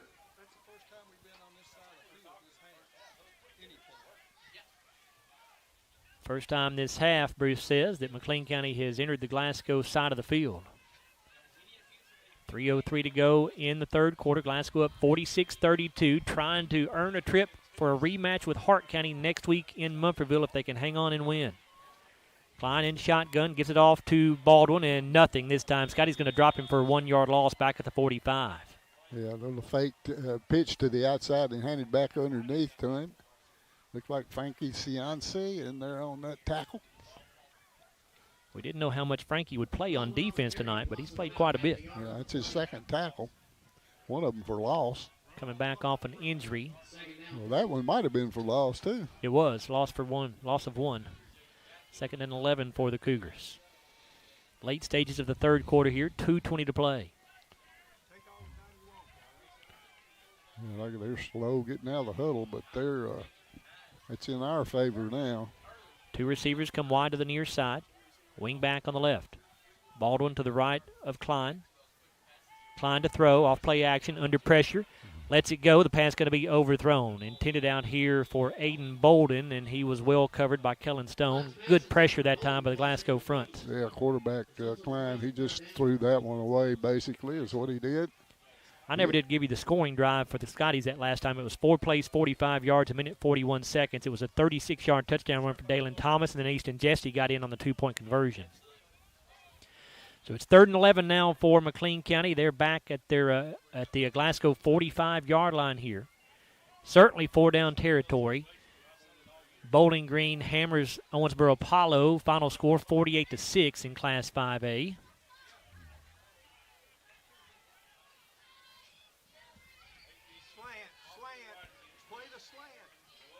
Wideout comes way out here, wide to the right side. 2 wingbacks on the right side. Baldwin the running back. It's a quarterback keeper around the right end, and the Scotties chasing him, and now Klein wants to throw, and he's going to throw it incomplete, just throwing the ball away right there. As the ball just barely did make the line of scrimmage. There was not a receiver in the area. The quarterback can throw it away, but the ball has to make the line of scrimmage, and now there is a flag down we see. So there's a player down, actually, not a flag down. I heard Bruce say something was down. I thought it was a flag. It's actually a player. David Dale. He hops up, and he's hobbling. There is a flag on the field. Is there a flag, I think Larry? a flag right over here, yes. Well, I saw the officials talking about something, which led me to believe it might be a flag. They're going to call intentional grounding. Intentional grounding. Well, I thought the ball did make the line of scrimmage, but apparently it did not, because that's the only thing they could be calling, because he can throw the ball away. He was definitely out of the tackle box.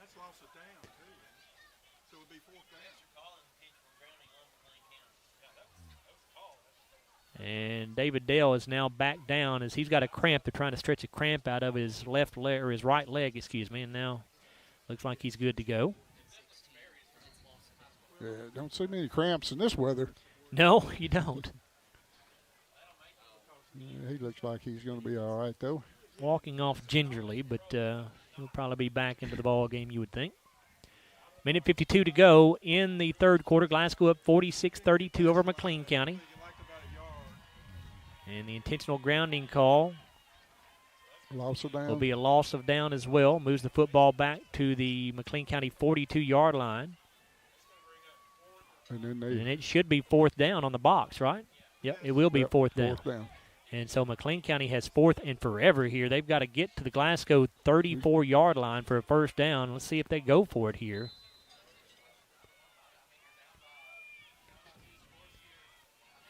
On about 4th and 24 here by my calculations. Yep. And they are going to go for it. Two receivers left, one to the right. Klein with an empty backfield. He's in shotgun formation, a wing back on the left side. Klein snaps it, rolling out to the left.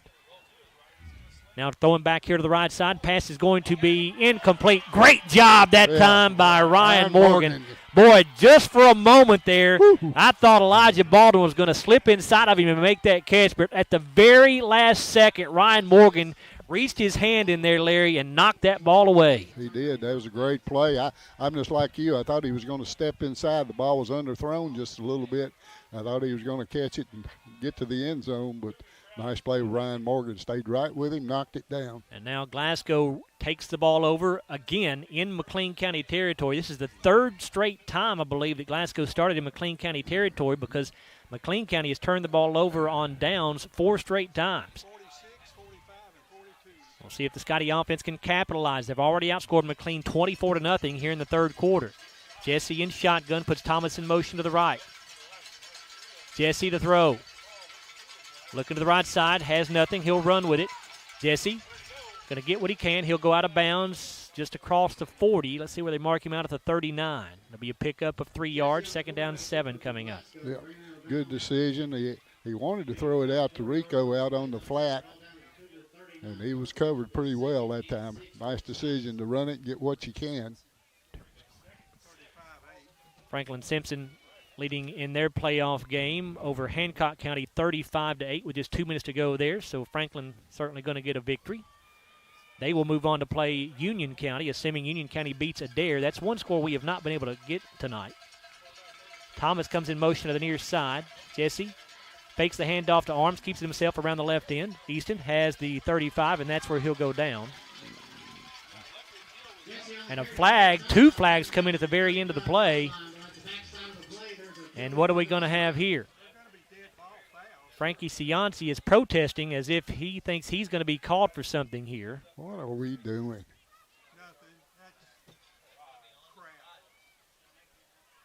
Well,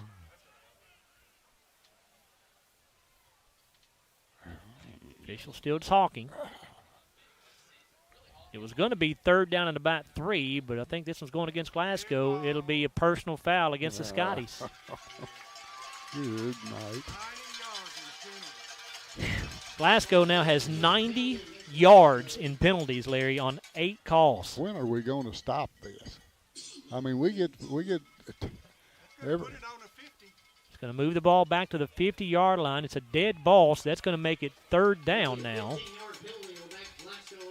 Third down and 18 for the Scotties.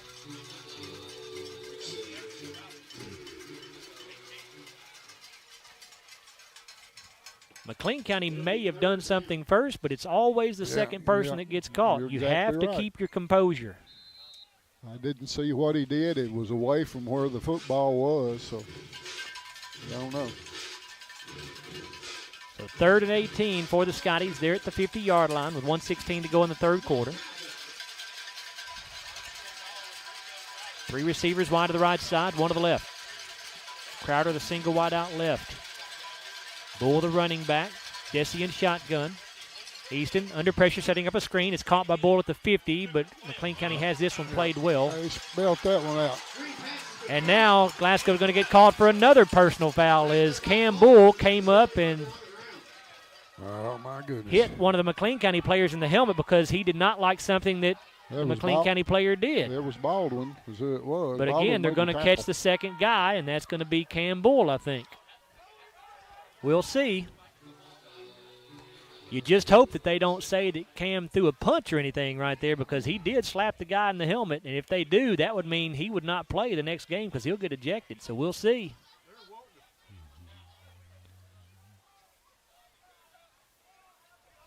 It's a dead ball, personal foul against Glasgow.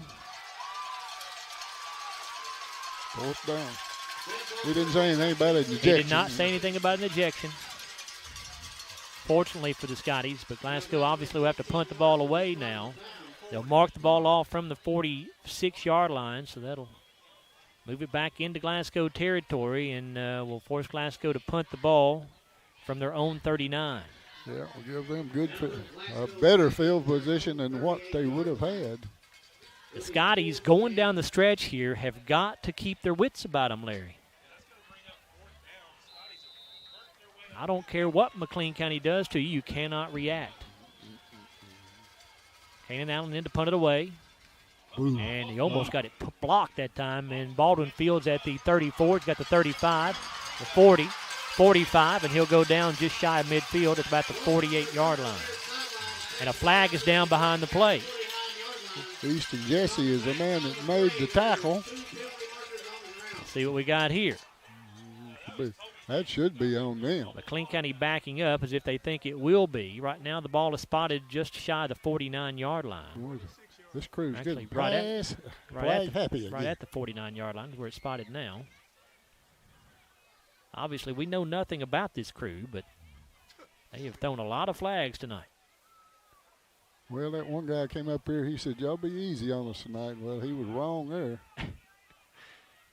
He's not made it easy for us to be easy on him. No, he has not. And the personal foul against Glasgow again. Against who? I didn't see that. That is 3 personal fouls called against the Scotties in the last couple of minutes of game action. This is going to move the football to the 36-yard line in Glasgow territory. Wow. Well, it's not where the flag was. It had to be a block in the back or clip or something like that from where it was. It was way back about 10 yards behind the play. Make it 105 yards in penalties tonight on Glasgow on 9 flags. That is unacceptable. You cannot do that in a playoff game. And 3 personal fouls in the last, when this drive. 2 wideouts to the left side. Klein in pistol formation, Baldwin in the backfield with him. Going to give it off to Baldwin, and he goes down for a loss. Great job by Frankie Cianci to get penetration and bring him down for a 1-yard, maybe a 2-yard loss. Nice tackle. That's Frankie's 3rd tackle of the night. The loss of 2 yards back to the 38. Glasgow leads 46-32, and that will likely be the final play of the 3rd quarter unless McLean County wants to get to the line of scrimmage. They don't have to run another play, and they will not. They're going to. So we have reached the end of the 3rd. We've got 12 minutes to go in this opening round, Class 3A playoff game. Scotty's trying to come on the road and upset the number 2 seed out of District 1 in Class 3A. Scotty's lead 46-32 as we go to the 4th quarter. We're back after a 1-minute timeout on WCLU Sports. Hardee's 2 for $5 breakfast bake goodness into your morning. Choose a biscuit with sausage and egg, biscuit and gravy, or a country fried steak biscuit. Any 2, just $5. Hardee's, goodness in the making. Get exclusive offers on the Hardee's app. Have you injured yourself playing a sport or exercising? Sports medicine experts at TJ Regional Health are trained to get you back on the road to recovery. Whether you're dealing with sprains, fractures, knee and shoulder injuries, or other common injuries, our goal is to prevent illness and injury in active individuals of all ages and help prevent future problems to maximize your performance. Find out more at tjregionalhealth.org/rehab. Patients first, team always. TJ Rehabilitation Services. There's a new flavor in Hardee's Craft Kitchen, Nashville Hot Chicken. Juicy 100% white meat dipped in buttermilk, hand-breaded and seasoned to bring the heat. Breakfast, lunch, or dinner, new Nashville Hot is goodness in the making. Over Adair. 28-6. Well, that wasn't terrible. We go to the fourth quarter here as Glasgow leads McLean County 46-32. We do have a final score for you from the Union County-Adair County game. Union County defeats Adair County 28-6, and Franklin Simpson has won as well. Franklin Simpson defeats Hancock County 35-8, so Franklin Simpson will travel to Union County next week for a second-round ball game. The winner of this one's going to travel to Hart County to face the Raiders because Hart County defeated Webster County 43-8. Second down 12 for the Cougars at the Glasgow 38. Klein to throw. Under pressure, hit as he throws. The pass going to be incomplete. Dalen Thomas with good coverage down there for the Scotties. H.B. Whitaker, the intended target for McLean County. Yeah, the pass was, he was under pressure too. The quarterback was. He got hit about the time he threw the football, but he put it right there on the money. It was just barely overthrown. He got a hand on it. Third down and 12 coming up. Those Garcia's grill stats through three quarters. Glasgow with 14 first downs to McLean's 11. Scotty's 170 yards rushing, 204 passing, 374 total. 114 rushing for McLean, 84 passing, 198 total. Each team has turned the ball over. Glasgow with 9 penalties for 105 yards, just 3 penalties on McLean County for 25 yards. Third and 12 for McLean at the Glasgow 38. Klein in shotgun. Baldwin to his right. They'll hand it off to Baldwin. And he's going to get tripped up. Did he trip over his own feet, Larry? Yes, he did. He just stumbled. Going to go down back at the 39. They're going to say this is a loss of a yard. It'll be 4th down and 13 now for the Cougars. Yeah, nobody hit him. He just stuck a toe in the ground and kind of stumbled and fell down. McCracken County over Barron County 42-27 with 5:47 to go in the fourth quarter. Barron County has been outscored 42-6. Barron had a 21-0 lead in that ball game. 4th and 13 for McLean. At the Glasgow 39, they have to go for it here, down 46-32 with 11:11 to go in the game. Klein in shotgun. He's got a wing back either way. 2 wideouts left, 1 to the right. Klein will throw. Under pressure. Gets hit as he throws. The pass going to be incomplete, and we're going to call another penalty here on the Scotties. I'm afraid they're going to get another roughing the passer. It wasn't roughing the passer because I was watching them. All they did was just put his hands on him, and then he stopped. He did like this and stopped. Oh, you're right, Larry. It is a holding call on McLean County, so the Scotties would decline that one. Gosh, the way things have been going, I just assumed the worst that time. That's my mistake. So the penalty is declined. Glasgow will take over on downs. McLean County has now turned the ball over on downs 4 times in this second half. McLean County has just 22 yards of offense in the second half. What an adjustment made by the Glasgow defensive staff at halftime after McLean County was rolling through the first 2 quarters. They were. At halftime, I didn't see a way that they were going to be able to stop them. But the Glasgow defense, they've made some adjustments at the half, and they've really come up strong. Jesse under center, Arms and Bull in the backfield. They give this off to Arms. Mason going to barrel his way across the 45, across the 50, into McLean territory down at the 46 with a Glasgow first down. It's a South Central Bank first down for the Scotties. You don't see Mason running often, but boy, when he does, he's very effective at it. Number 7, Aiden Rice on the tackle for McLean County. That's his 3rd of the night. 10:48 to go. It's a South Central Bank first down there for Glasgow. Glasgow now at the McLean County 46, already on top, 46-32, looking to punch one in here and would nearly, you would think, put this ball game away. 2 men in the backfield. That's Arms and Bull. They give it off to Arms. He's got another good run across the 40 and down around the 35-yard line with another South Central Bank first down. Aiden Bolden on that tackle, number 2 for him. Yeah, Mason runs the ball hard. They're making good holes for him, too, up off that offensive line, doing a good job right now. Again, if you're just joining us, Glasgow trailed 32-22 at halftime. They have outscored McLean County 24-0 in this second half. McLean County has 22 yards of total offense in the second half. Crowder goes wide to the left side. Thomas, the wing back on the right. Bull and Arms in the backfield. Jesse waiting for the official to get the play clock down under 10. Here's a give to Thomas around the left side. He's got the 35, and he'll be tripped up at the 31-yard line, or actually just shy of the 30. We're going to go ahead and call it the 30. I think we will. Yep. Pick up a 5 yards. It'll be second down and 5 as we go under 10 minutes remaining now. Elijah Bolden on that tackle, number 3 for him.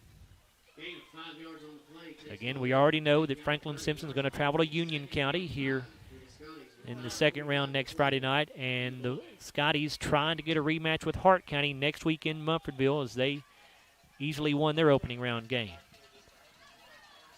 Here's a give to Bull this time. Cameron following a couple of blockers. He'll get to the 25 and then be picked up and taken down at the 24-yard line. Cam actually never went down. He stayed on his feet, but they called forward progress. It is another South Central Bank first down to the 24-yard line. Number 69 on that tackle. That's his first of the night, Whit Searcy. He's a senior, 5'11", and 277 pounds.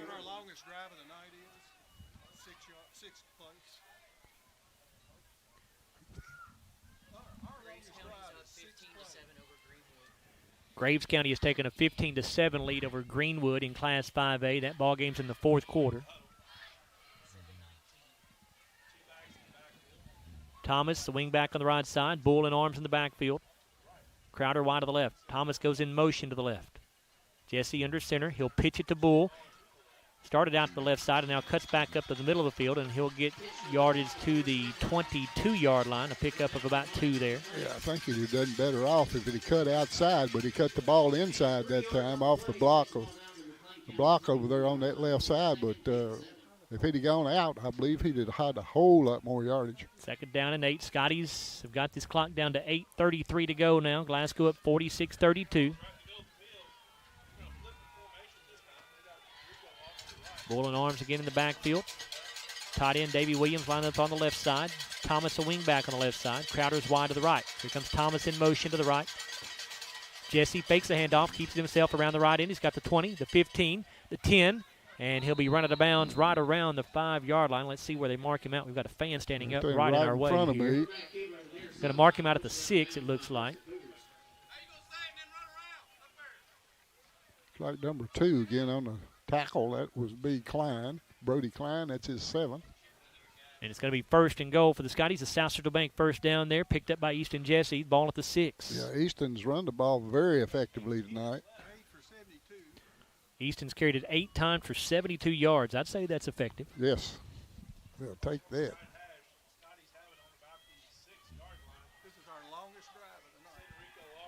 Jesse under center.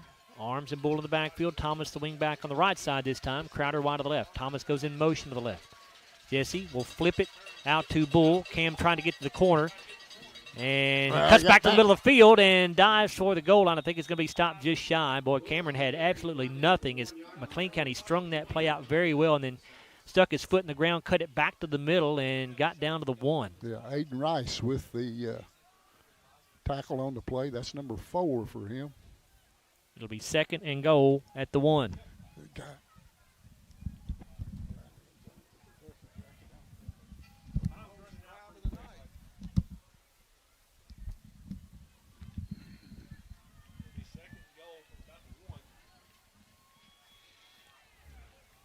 Bull in arms. Actually, that's Allen in arms in the backfield together this time.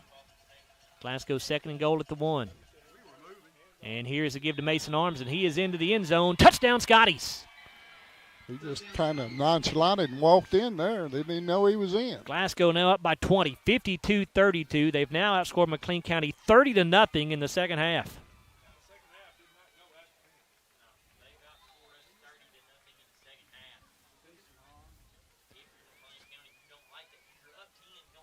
Scotty's going to go for 2 here.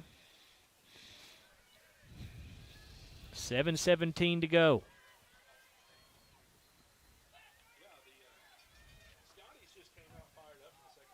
Arms and Allen in the backfield. Thomas will set up as a wing back on the right side. Crowder, the wide receiver to the right. Jesse under center. fakes a couple of handoffs, going to throw into the end zone. It's going to be caught, and that is Davy Williams on the 2-point try. So the touchdown brought to you by Elmore Realty and Auction. And then Davy Williams makes the catch from Easton Jesse for the Walbert Trucking 2-point conversion. And Glasgow up 54-32 with 7:17 to go in this opening round Class 3A playoff game. And we are back after a 30-second timeout here on WCLU Sports.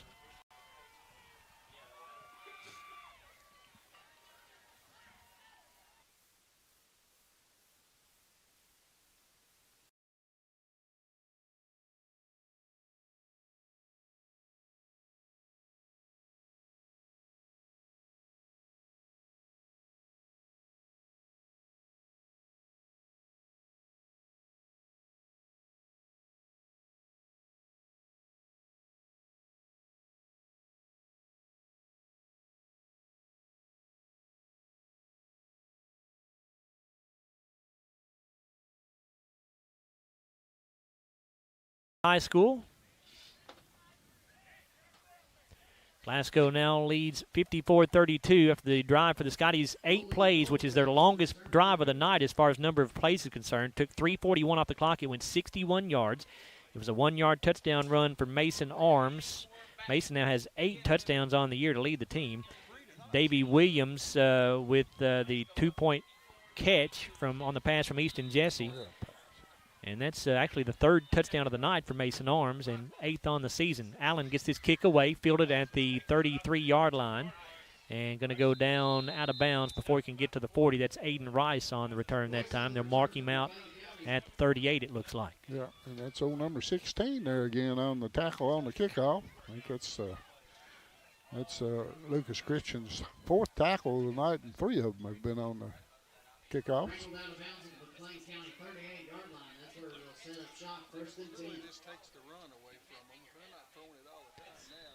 So 1st and 10, McLean County. Ball at their own 39-yard line, we'll call it. It's right between the 38 and 39s.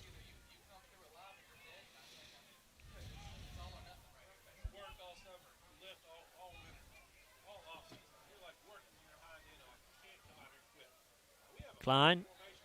Well, what do we have here? We've got an unbalanced line. Everybody lined up to the right side of the center.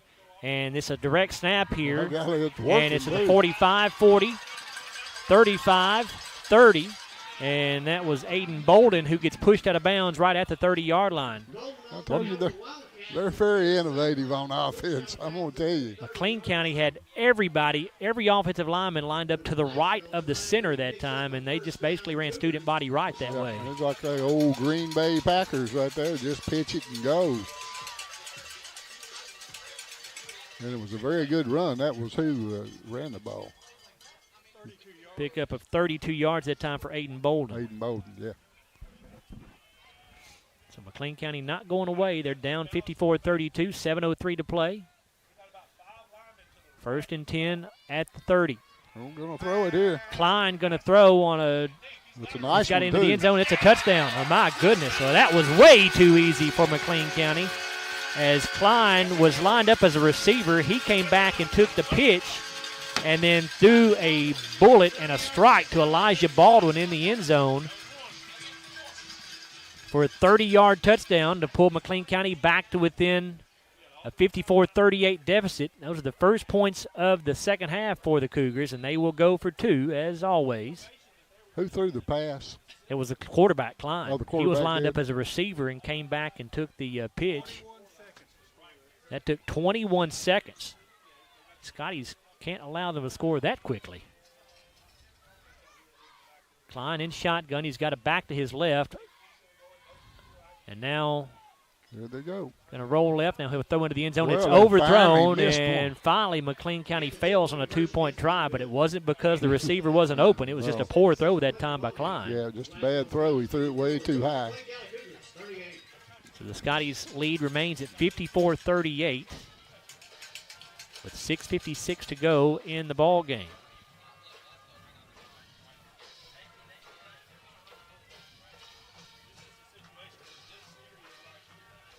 And just trying to look over some scores here to try to catch you up on what we've got. We've already told you that Hart County won 43-8. Franklin Simpson was a winner also.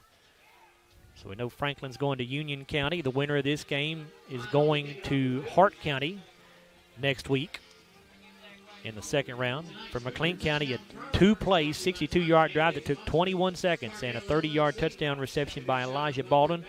The pass from Brody Klein, the two-point try failed, however. And now McLean County, you would think, Larry, is going to go for an onside kick right here. Yeah, I would think they would. They just about have to. They haven't stopped Glasgow this second half at all. And Glasgow's going to call a timeout here. And, Lord, with everything we've seen from McLean County, who knows what they've got in up their sleeve for an onside kick attempt. But the Cougars have pulled all the tricks out of the book tonight. I don't know that I've seen a high school football team this innovative. You know, when they came in with the old run and gun or run and shoot or whatever it was years ago, you know, that was pretty innovative. But this bunch, they just line up different positions and they just come at you from all sides. We told you in the pregame that this was going to be an unconventional offense for McLean County, and it has certainly lived up to the billing. Scotties do have the hands team in here. Glasgow just burned their first of 3 timeouts in this second half. McLean County has all 3 of their timeouts remaining. Still a ton of time to go, 6:56. You felt pretty good for Glasgow after they scored that last touchdown, but McLean County scored so quickly. Yeah. This is really a ball game again now. 54-38 Glasgow with 6:56 to play.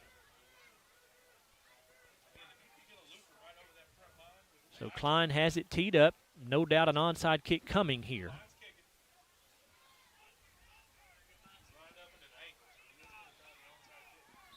The way he's lined up, it appears he's going to kick it to the left side, but we'll see. And he does. And the Scotties fall on it. The ball really never took a hop. It was just rolled all the way to Kanan Allen. He fields it at the 50 and just falls on it right there. So good job there by Kanan. Did his job. Scotties have the ball 1st and 10 at the 50-yard line.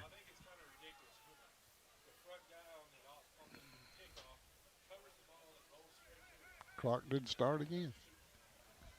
Well, again, it doesn't start till it's touched, you know, of course, by the receiving team, and he was down as soon as he recovered it. So, but there have been a couple of instances on kickoffs when the clock did not start, no question. At least a couple. Crowder goes wide to the left side. Arms in the backfield with Kanan Allen. Going to give this off to Dalen Thomas around the left end, and Dalen going to get tripped up after a gain of just a couple. Yeah, that's Elijah Baldwin again. That's his 5th tackle on the night. He does a little bit of everything.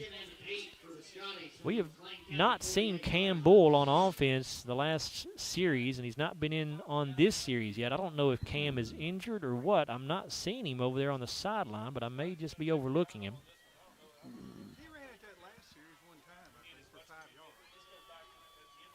You're right. I don't see him either.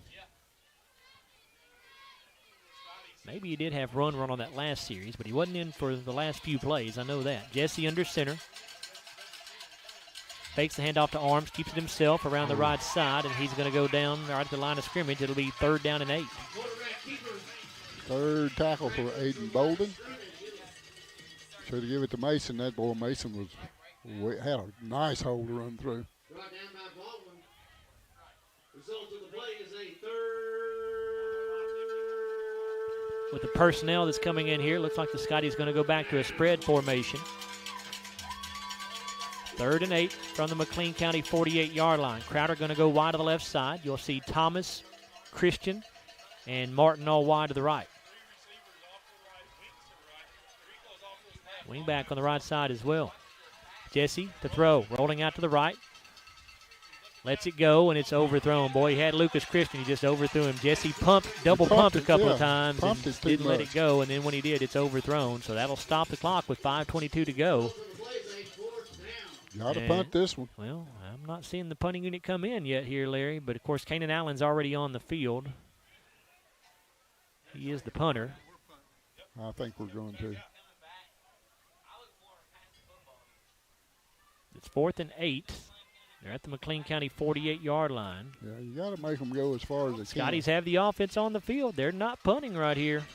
Wow. We'll see if they actually snap this football. I don't think they will. Jesse under center. They do snap it. Going to fake a couple of handoffs. He's looking for a man. It's open, but it's caught. And Caden Allen has the first down at the 26-yard line. Wow, boy, that call took some guts right there by the Scotties. He was wide open. The ball was just underthrown, but he made a great catch. I thought for a moment Caden was not going to be able to get back to the football, but he did make a great adjustment to the ball, and he goes down for the Glasgow first down at the 26-yard line of McLean County. So the Scotties convert on 4th down and 8.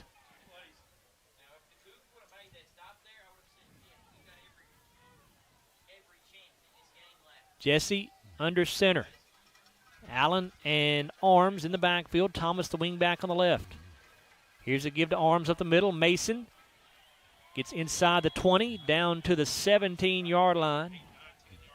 That's number 9 on the tackle. That's that little freshman again, Hunter Stratton. 3rd tackle on the game for him. Ball at the 18-yard line instead of the 17. So pick up of 8. It'll be 2nd down and 2.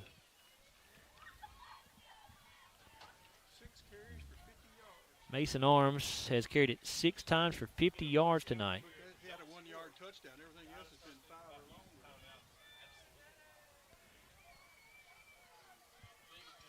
Crowder wide to the right side. Jesse under center. Arms and Allen in the backfield. They're split. Thomas a wing back on the right. Put Allen in motion. Give it off underneath to Thomas. Daly makes a good move to get away from the defender, but now a flag down behind the play. Dalen's inside the 5, and he's into the end zone, but I'm afraid this one's coming back. Yeah, right now we'll say touchdown Scotties, but I don't think it's going to stand. I don't think it's a hold. I think it's a block in the back. That's what I think it is.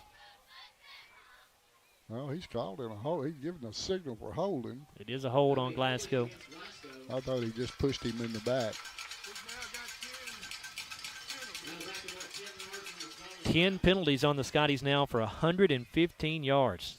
That has got to get cleaned up. If Glasgow's fortunate enough to hang on to win this ball game and they face Hart County next week, you have 10 penalties for 115 yards against the Raiders, you will have no chance.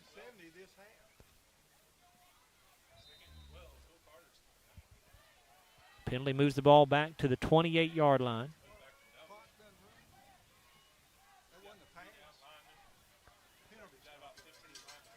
Second down and 12 here. Arms and Allen in the backfield. Jesse wants to throw off play action under pressure. Gets away from the rush. Rolling out to the right. Looking downfield still. Now he's just going to give himself up back at the 32-yard line. That'll officially go down as a sack as Jesse gave himself up at the 31. Got a man down at about the 35 there. So it's a loss of 3 yards. 3rd down and 14 now for the Scotties as the McLean County player is down, as Larry said. Clock down to 3:46 remaining. Glasgow leads 54-38.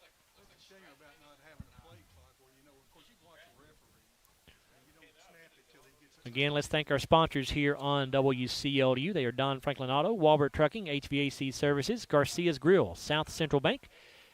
Glasgow football also brought to you by Elmore Realty and Auction, Hardee's, SCRTC, TJ Regional Health, Monticello Bank, McDonald's of Glasgow, Phillips IGA, and Kentucky Farm Bureau Insurance Agent Joe Myers. The injured player for McLean County is Hunter Stratton as he gets up off the field and walks over to the sideline. That's a little freshman there. He's 5'7", 150 pounds.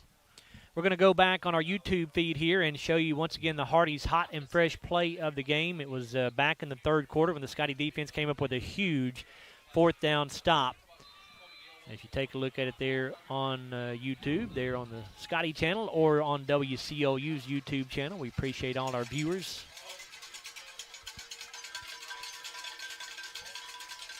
Third down 15 for Glasgow. They're at the McLean County 31. I think I see Cam on the sidelines over there.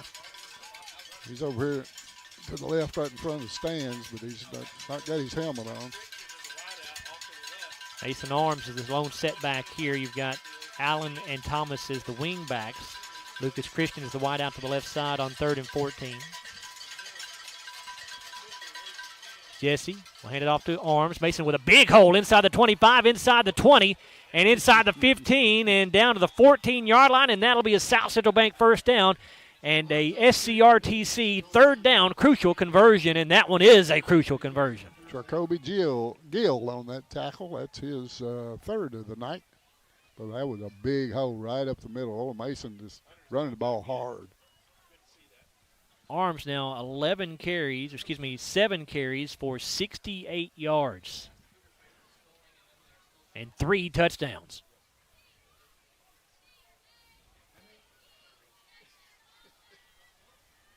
Jesse under center. Allen and Thomas, the wing backs. Arms again, the running back. Christian wide to the left side. Easton Jesse letting the play clock run down here, and they'll give it off to Arms again. Up the middle is Mason, and he is inside the 10 to the 9.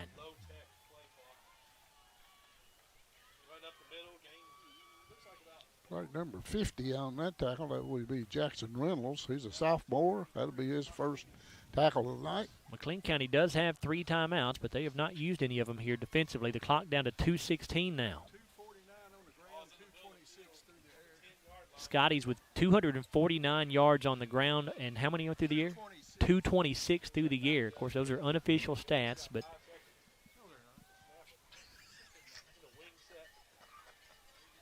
Jesse under center. Wing back either way. Arms is the fullback. They're going to pitch it to Talon Thomas around the left side. Dalen gives a stiff arm at the 6, breaks a tackle at the 5, stiff arm at the 10, breaks a tackle at the 9, and he's inside the 5 for the first and goal now. Another South Central Bank first down. Camden Walters on that tackle. That's number 5 for him. Down to 1:34 to go, and the Scotties looking good. I think we can safely say you're going to head to Mumfordville next Friday night for a rematch with the Hart County Raiders. It was a heck of a ball game the first time those two teams played over at Hank Roy Stadium. Glasgow feels like, I think, in many ways they outplayed the Raiders, but Hart County made a couple of big plays at the end of each half, which helped them win that ball game. So it'll be a fun game over there next Friday night. Jesse will give it off to Arms, and Mason fighting his way into the end zone. Touchdown, Scotties. And that'll put the exclamation point on this one, as now Glasgow has put up a 60-point game here on McLean County. 60-38. That'll be a season high in points for the Scotties. They'll go for 2 here.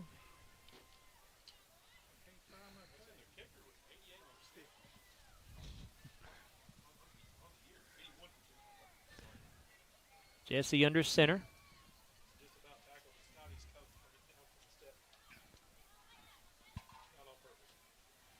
Arms and Allen in the backfield. Easton Jesse to throw. Lets it go, and it is caught for the 2-point conversion. That's a Walbert Trucking 2-point conversion caught by Lucas Christian, and the touchdown was brought to you by Elmore Realty and Auction. 59 seconds to play, and Glasgow will win this one 62-38. At least that's what it is right now. We'll see if McLean County can put a late touchdown on the board. Scotties have put up 40 points in the second half. They've outscored McLean County 40-6 in the second half. What a turnaround, Larry. I tell you, at halftime, I thought Glasgow was in deep trouble. I did too. Down 32-22, and they have absolutely dominated this ball game in the second half. Yeah, I was just like you. I thought we were going to have a hard time coming back from 10 points down against this offense, but Glasgow's defense has really come up strong and forced McLean County into going forward on 4th down a number of times and coming up strong every time on those 4th down situations. Scoring drive for Glasgow, exactly what they needed. They scored points, and they also take 5 minutes and 57 seconds off the clock. A 10-play drive, 50 yards. Mason Arms scores his 4th rushing touchdown of the night on a 4-yard run. The 2-point conversion good on a pass from Easton Jesse to Lucas Christian. Allen will kick it away. Ball going to bounce at the 25 and fielded at the 16 or the 17-yard line. That's Bolden on the return. He's going to go down before he can reach the 30. Taken down at the 28. That's number 19, Davey Williams on that tackle. That will be his first tackle of the night for the senior.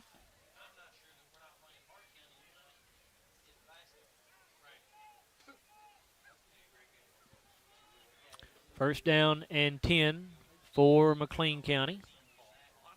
Starting at their own 23, they trail 62-38 with 51 seconds to go. No, halftime I didn't see this score coming. Really didn't. I knew Glasgow still had a chance, but yeah, Larry, I had no idea we were about to outscore them 40-6 in the second half. Klein will pitch it back to Rice. He wants to throw, and that pass is going to be knocked down. Incomplete. Dalen Thomas making a play on the ball right there. Pass intended that time for Aiden Bolden. Dalen Thomas, a very good sophomore. Very good player for a sophomore. And he's a kid, Larry, you know, Jeff and I talked about this in the pregame. Dalen is a kid that doesn't get talked about a whole lot. A lot of the things he does goes unnoticed, but he has been very good for Glasgow this year. He is on 2-point conversions and big plays, big pass plays. He has been very good all year long.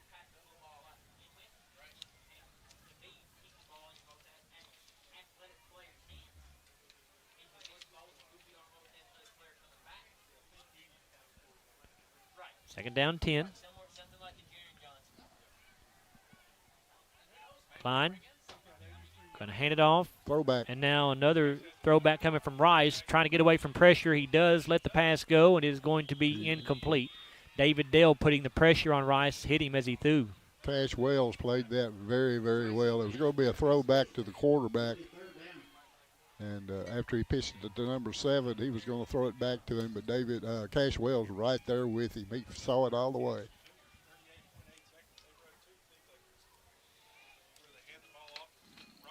So Glasgow's big senior class, 16 seniors on this ball club for the Scotties. Get to go one more anyway. They do get to go at least one more. They're going to get another shot at Hart County next Friday night in Munfordville. Hart County has a tremendous football team this season. Undefeated in Class 3A. Here's a handoff to Baldwin. He's across the 35, the 40, slips a tackle there. He's across the 45 up to the 48-yard line. Clock will stop with 31 seconds to go. Hart County has already this year won their first district championship in school history. They finished their first undefeated season in school history. And I think you can safely say this is the best team that Hart County has ever had. So the Scotties are going to have their hands full next Friday night. They were pretty good last year, but I think this team's better. And here's a handoff to Baldwin again. They stop him. Well, now he stays on his feet, actually, and he'll go down at the 46 in Glasgow territory with 16 seconds to play. And McLean County just going to let this clock run out, I believe. They're not going to call a timeout. Kellen Stone with the tackle, 5 for him. And that will do it. What a second-half performance by Glasgow.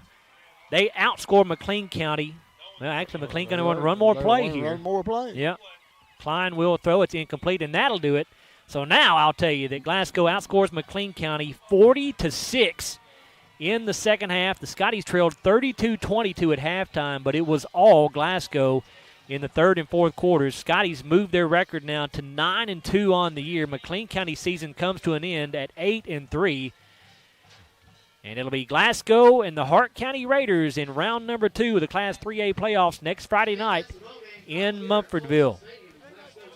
We'll come back in a moment with the Don Franklin Auto post-game wrap-up, where we will take a look at the Garcia's Grill sizzling stats. We'll also name our Phillips IGA player of the game, and we'll have a conversation with Glasgow head coach Jeff Garman as well.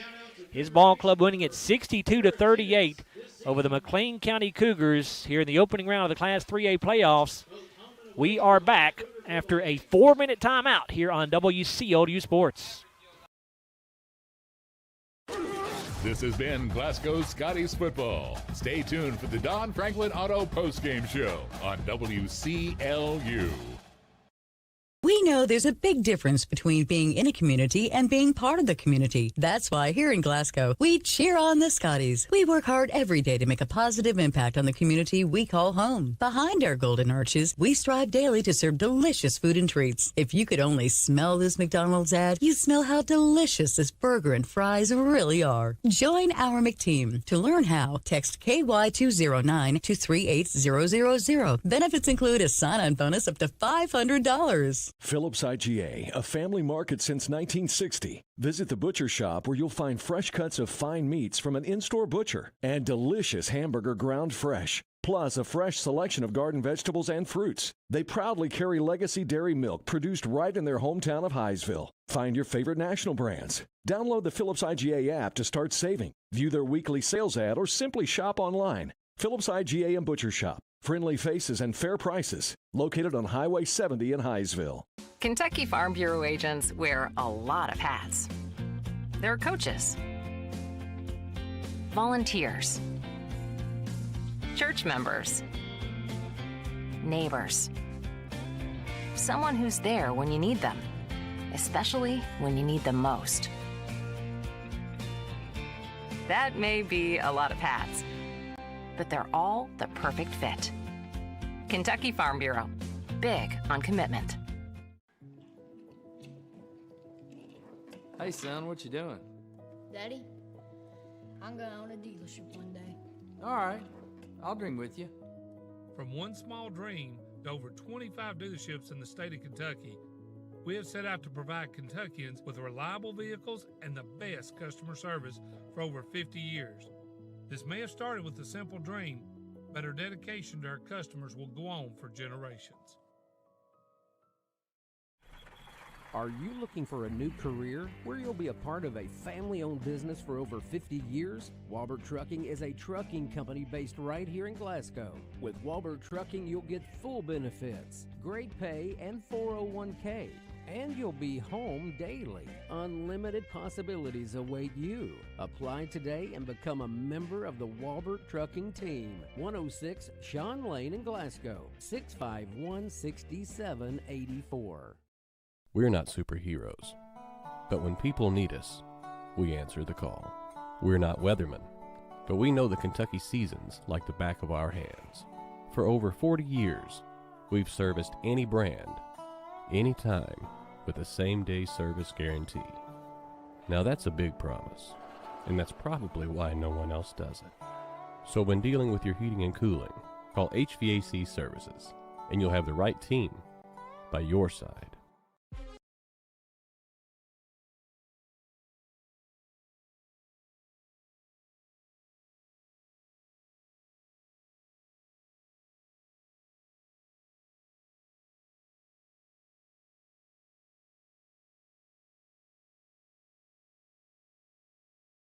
Mm-hmm.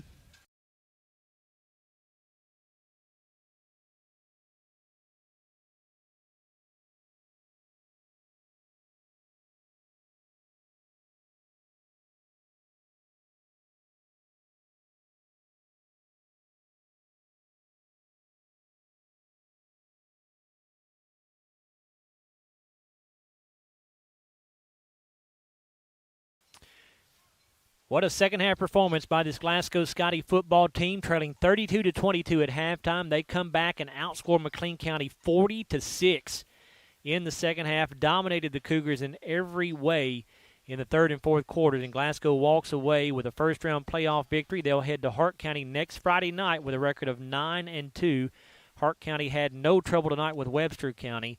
And that'll be certainly a good ball game. But, Larry, great performance by the Scotties here in the second half tonight, and a great adjustment on defense by Glasgow at halftime. That's what I started to say. The adjustments they made on defense at halftime evidently made the difference, because they just really stopped McLean County at every turn except for that one touchdown drive that they got. But that's all they needed. You know, they stopped them on fourth down, 3 times maybe, and on downs, and got the football and then put it in the end zone. The offense was pretty good all night long. Here on the Don Franklin Auto post-game wrap-up, we'll turn things over to Larry and Bruce now. They're going to take a look at the Garcia's Grill sizzling stats. Larry? All right. McLean County will get the football first, come out of the chute, and it didn't take them very long to put it in the end zone. Well, it did, 5 minutes and 12 seconds, but a 10-play, 65-yard drive, and Elijah Baldwin, their best running back, best all-around player, on a 2-yard run for the touchdown. They went for 2, which they do all the time. They do not have a kicker, and it was a pass from Klein to Baldwin for the 2-point conversion. And McLean County led 8-0 at that point, 6:48 to go in the first quarter. Hey, Larry, can I stop you real quick? Because it's going to take you forever to go through this drive chart. Right. So let's get Jeff Garman on here. Jeff has made his way up here. So we'll let Jeff sit down here and have a conversation with him so they can get on their way back home to Glasgow, and then we'll go through all the stats here after we talk to Jeff. So much scoring in this ball game, it's going to take Larry about 30 minutes to go through this drive chart. So rather than make Jeff wait all that time, we'll go ahead and get him on here. Jeff, congratulations, first of all, my friend. What in the world did you all do at halftime to change the way things were going defensively for you guys in the second half? You guys, after giving up 32 points in the first half, allowed just 6 points to McLean in the second. Well, part of that's a turnover, and you can't turn the football over. That was one touchdown. Second, the other 3 touchdowns, we played really well on first, second, and third down. We got them in third and longs where we wanted them. And give McLean credit. They made plays, and they made some plays in the passing game. And that's something that they haven't done real well all year long. And you just got to give them credit that they made the plays. They played inspired that first half. But they're a good football team, and they're a good football team. They're the number 2 seed for a reason, and they played like it that first half. They played well together. We had some penalties that kind of shot us in the foot, but it's no excuse. You get them to third down, we got to play better on third and fourth down. And we had them on every drive, third and 7, third and 10, third and 12. We just got to do a better job because we had good matchups out there that I think favored us. We just didn't execute for some reason in the first half. Did you make any adjustments at halftime, Jeff, or did you just feel like you played better in those instances as you just referred to? We just played better. There was nothing to change. It's about you've got to pick the pace up, and you've got to do. They did nothing in the first half that we did not practice all week long. The only thing they did different was down here on the 2-point conversion. They put lines on both sides. We hadn't seen that, and we had to make an adjustment to that. But the rest of it, I mean, we had practiced all week long. We just got to do a better job executing it. Give up just 99 yards of total offense in the second half. Meanwhile, Jeff, you guys put up almost 300 yards of offense in the second half. You end up with 484 total yards to their 275. The offense really was excellent all night long. I thought really, really well played ball game by your offense. Going into the game, I mean, I really believed in all my heart they couldn't stop us, and we had to play efficient on offense, no penalties to hurt ourselves to put us in third and longs. The only time that we had to punt all night long, it was a holding penalty, a penalty of some sort, and that would put us in a third and long. But did a good job tonight mixing things up. I thought John did a great job, and give hats to our offense. They carried us tonight, and and this has been a defensive football team all year long, where the defense has really played well, and the offense has played well too. But uncharacteristically in the first half, we kind of just couldn't get off the field and make a play when we needed to on defense. But give our guys credit; they were resilient. At halftime, we challenged them to come out the second half and bring it, and they did. I'm just proud of them and tickled to death with the reward that they get to move on to the second round. That's 9 regular season wins. Anybody that knows anything about high school football, you win 9, 10, 11 games, 12 games in a season. Hey, you've had a great year. These guys have done everything that we've asked. They've lost 2 games, both of them to top 5 football teams that were ranked at the time in the top 5 of 3A, and those things are going to happen, and those games could have went either way. We're in a situation now where everybody's about the same, and we just got to go out there, and it's who's going to play the best out of here in the next 2 weeks is going to come out of this thing, and we just got to keep playing well, and as long as we're doing that, we're doing good. I feel like we're playing our best football right here at the end of the season, and that's what's important. You guys chose to go for it in a couple of situations, which I would call a bit of a gamble, Jeff, but it paid off when you guys chose to do it. Was that kind of the mindset going into this game? You got to be aggressive because McLean County's going to score points? We were going to attack, and that's just how it was. And they're going for 2 every time, which our kicker was sick tonight and wasn't able to make the trip, and I hope he gets feeling better. But I thought Kanan did an admirable job stepping in on the kickoff duties, and with the way they kind of do things, it forces you anyway to kind of go for 2, so it kind of worked out. And, we executed every 2-point play, I think, except the one time we had a penalty. The penalties was what were hurting us, and you can't make penalties, and those are mental mistakes, and we've got to clean some of that up. But we got another week of football. We're going to move on and hopefully get ready for our next opponent, whoever that will be. Just a couple of kids I want you to comment on, Jeff, because they had big nights. Rico Crowder, 5 catches, 121 yards, 1 touchdown. And then, of course, throwing the football, Easton Jesse, 12 of 16, 226 with 2 touchdowns. Mason Arms carried the ball 9 times for 77 yards and 4 touchdowns tonight. We knew going into the game, Rico was going to be a speed factor at another level. I don't know if they had seen that before out on the outside. Felt very confident he was going to have a big night, and he did. Easton, what do you say? He did his regular thing. He does that every week. 12 for 16, 200 yards passing. How many ran yards it rushing? for 67 yards, too. 6.7 a carry. So when you look at Easton at the end of the night, it's 275 of offense out of him. That's what he's done all year long. This is no surprise. He's played that well all year long. And then Mason with the 4 touchdowns tonight. He's a tough inside hard runner, and he gives us a different dimension of we can go to the wing and we can play some power football. We were obviously a lot bigger than them up front. We felt like we could run the football on them, and we were able to. Before we let you go, Jeff, I know we got a long road trip home, but I got to get you to comment on next week's ball game. You're going to get a rematch with Hart County. They had no trouble tonight at all with Webster County. Had a running clock on them at halftime. Last week, a few weeks ago, when we hosted Hart County, it was a game which, in many ways, it felt like Glasgow outplayed Hart County, but Hart County made a couple of plays at the end of each half, which really helped them win that ball game. What's that going to be like for your ball club to go back over there and get another shot at Hart County next Friday night? Oh, that's what we've played for, and I thought we played really well the last time we played them. They're 11-0 for a reason. They don't beat themselves, right. and they don't have a lot of penalties. They don't turn the ball over.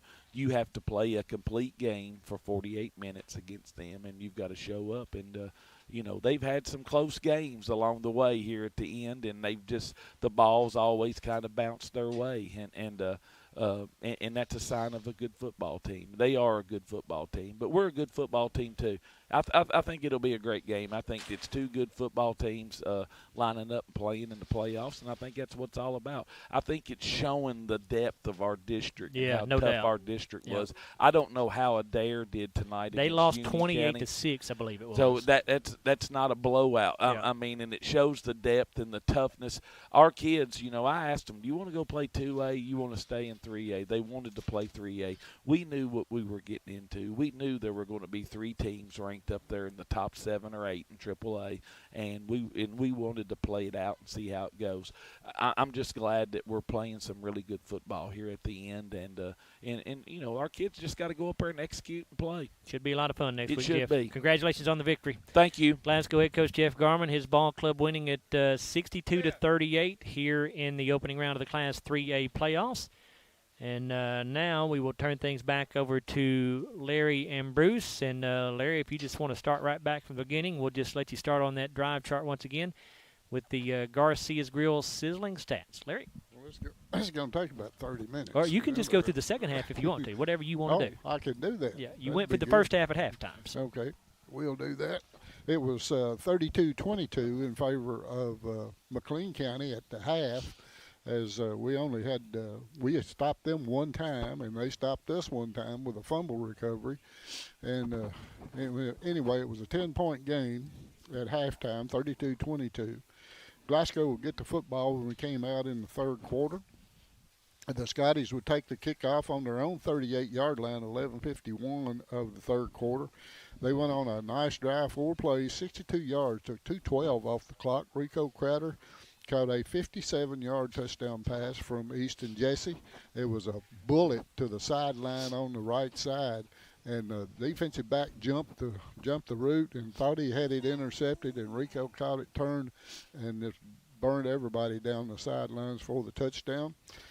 We went for 2, of course. We did every time tonight, and it was a run by Easton Jesse for the 2-point conversion, and Glasgow retook the lead at that point, 32-30.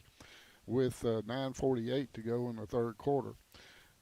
The second stop of the game for Glasgow came on the next series as they stopped McLean County on downs. They went for it in their own territories. The Scotties took over at the McLean County 46-yard line after they stopped them. From there, it only took them 3 plays to put it in the end zone this time. 3 plays, 46 yards, took 56 seconds off the clock. Mason Arms went over from 5 yards out for the touchdown. And it was 2-point conversion was good on a run by Dalen Thomas. And Glasgow took a 6-point lead at 38-32. I said the Glasgow had to lead 32-30. It was McLean County that had to lead 32-30 after that first touchdown. Glasgow would take the lead on this touchdown at 38-32. Again, Glasgow's defense came up strong on the next possession as they stopped them on downs, this time at the 45-yard line of McLean County. And Glasgow took them 4 plays to put it in the end zone this time. 4 plays, 45 yards. Took 1:41 off the clock. Dalen Thomas, a 36-yard run for the touchdown. Easton Jesse with the run for the 2-point conversion. It was 46-32 as Glasgow built a little cushion in that lead. And for the third straight time on the next possession, the Scotties would stop McLean County, this time on the 35-yard line on downs, and the Scotties would take over. But McLean County held them on that series and made the Scotties punt. Again, McLean County on the next possession went for it again and would turn it over on downs. And this time the Scotties would take over on their own 39-yard line at 10:58 of the fourth quarter. Went on their longest play drive of at that time, an 8-play, 61-yard drive, took 3:41 off the clock. Mason Arms again with a touchdown, a 1-yard run. 2-point conversion this time was a pass from Easton Jesse to Davy Williams, and Glasgow led 54-32 with 7:17 to go in the fourth quarter. McLean County's next possession, they really got on the board again. They took over at 7:13 at the 39-yard line, and it just took them 2 plays to put it in the end zone. As 62 yards in 21 seconds, Elijah Baldwin, 32-yard pass from Brody Klein for the touchdown, the 2-point conversion. First one he missed all night. That was no good as the pass was way too high for him in the end zone, and the Scotties maintained the lead at 54-38. Glasgow would get on the board one more time. It was a 10-play, 50-yard drive, took 5:57 off the clock. Mason Arms again with his 4th touchdown of the night, a 4-yard run, and the 2-point conversion was good this time. A pass from Jesse to Lucas Christian for the 2-point conversion, and the final score would be 62-38 as McLean County would get the football one more time, but time would run out. So a 62-38 playoff win tonight for the Scotties, and we'll go on to see Hart County next week. Tackles for tonight. First for McLean County in the game, Brody Klein with 7 tackles on the night. I believe he led them in tackles. Camden Walters with 5, Riley Walker with 1, Aiden Bolden had 3 on the night, Aiden Rice had 4, Hunter Stratton, a little freshman, good player, had 3 tackles on the night. Tracoby Gill had 3 tackles on the night. Elijah Baldwin had 5. Cole Wright with 1. Jackson Reynolds had 1 on the night. Kobe Dant with 2. And I believe Whit Searcy had 1 on the night for McLean County. For the Scotties tonight, Easton Jesse had 1 on the night. David Dale had 4. Dalen Thomas with 1. Jarek Martin had 2. Lucas Christian with 4. Kellen Stone had 5 on the night for the Scotties. Davey Williams with 1. Ryan Morgan with 1. And Ryan Morgan had a great breakup of a pass on a 4th down play that turned the football over to Glasgow. Mason Arms with 6 big tackles on the night. Cash Wells with 3. Jacob Brumpson with 4. Max Lee with 4. Cam Johnson had 5 on the night. Frankie Cianci coming back off an injury had 3. And Parker McGowan had 3 on the night for the Scotties. Bruce? Thank you, Larry. And you were talking about the drives and stuff. You know, of course, the 2 drives we fumbled, so we really stopped ourselves. And the other time we got penalties that stopped us. But I noticed our first 6 drives, we only run like 22 plays to score. The last 2 took 18 when we were trying to, just control the game. But let's look at our Don Franklin Auto post-game report here with Garcia's Grill sizzling stats.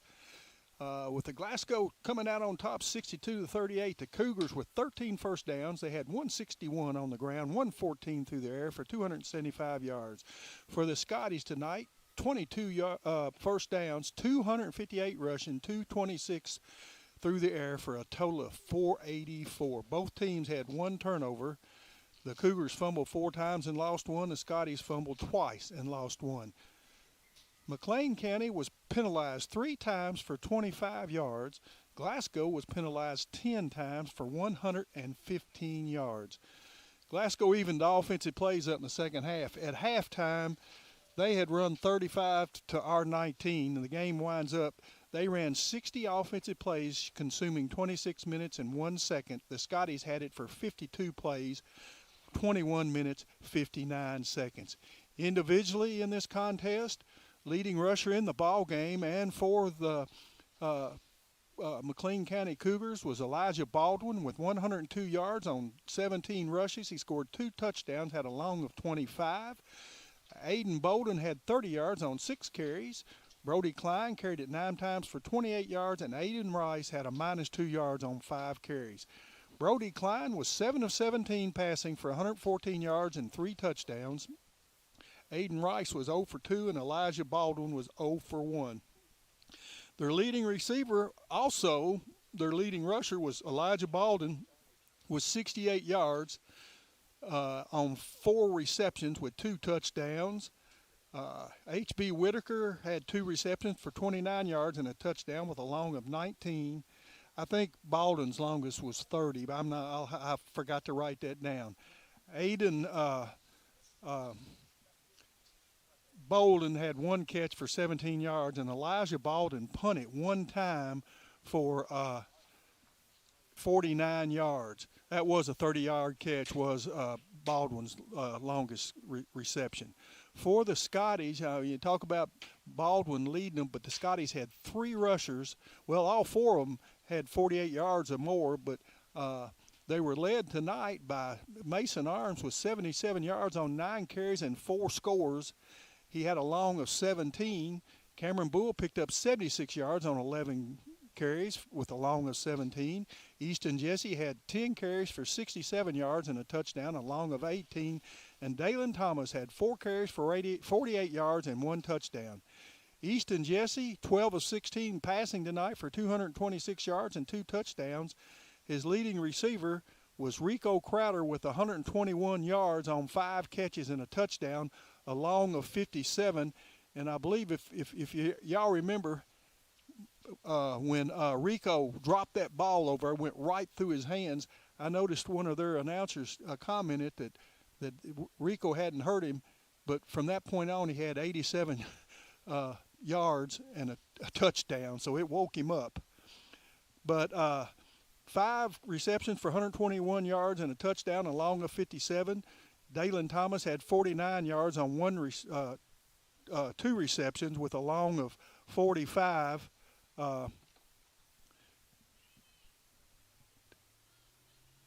Cameron Bull had 4 receptions for 34 yards, and Kanan Allen had 1 reception for 22 yards.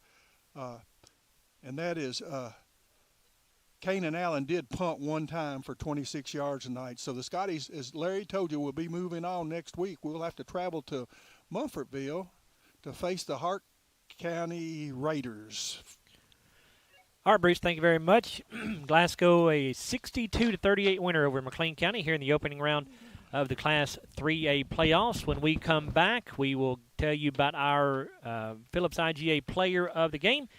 And we're back after a 3-minute timeout here on WCLU Sports. Hardee's 2 for $5 breakfast bake goodness into your morning. Choose a biscuit with sausage and egg, biscuit and gravy, or a country fried steak biscuit. Any 2, just $5. Hardee's, goodness in the making. Get exclusive offers on the Hardee's app.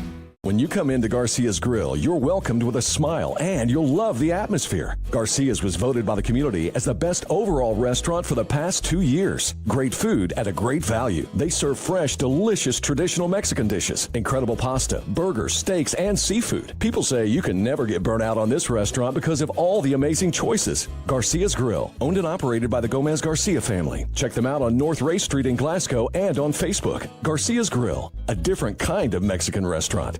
South Central Bank has been investing in the Glasgow community for over 50 years.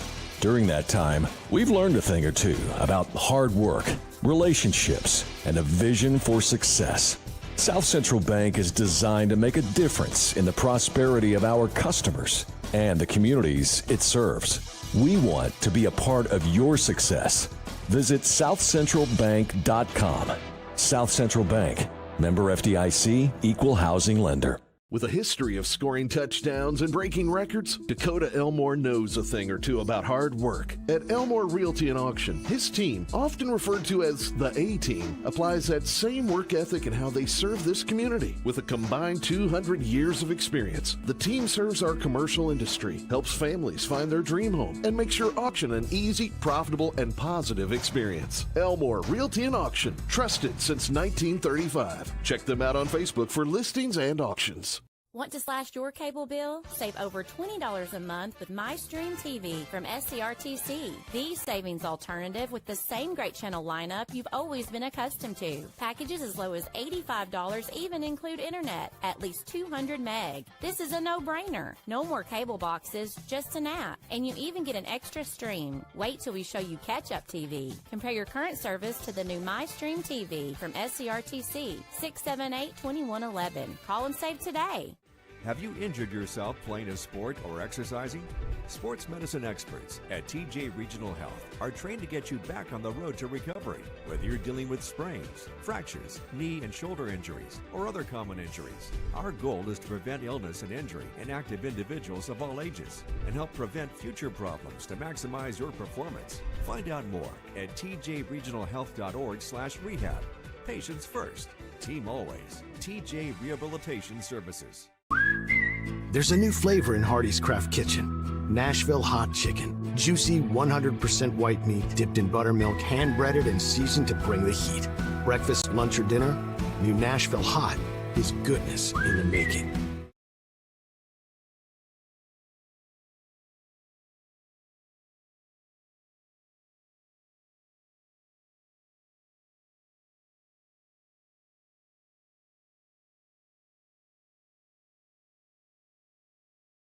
Back here at McLean County High School in Calhoun, where the Scotties are a 62-38 winner over McLean County as they outscore McLean County 40-6 in the second half of play. Scotties trailed 32-22 at halftime, but dominated the second half of play.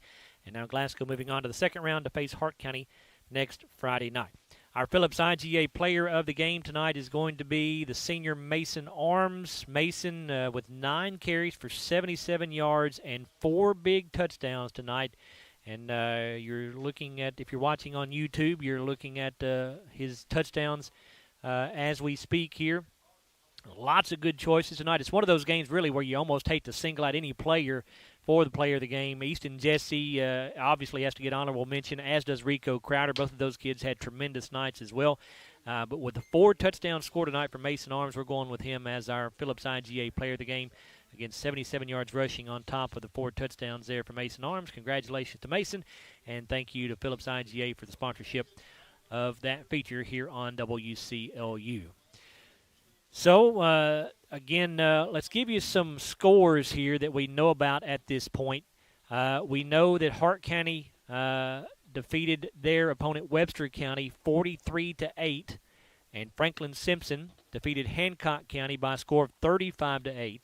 And with Glasgow winning here, that means Glasgow will play at Hart County next Friday night.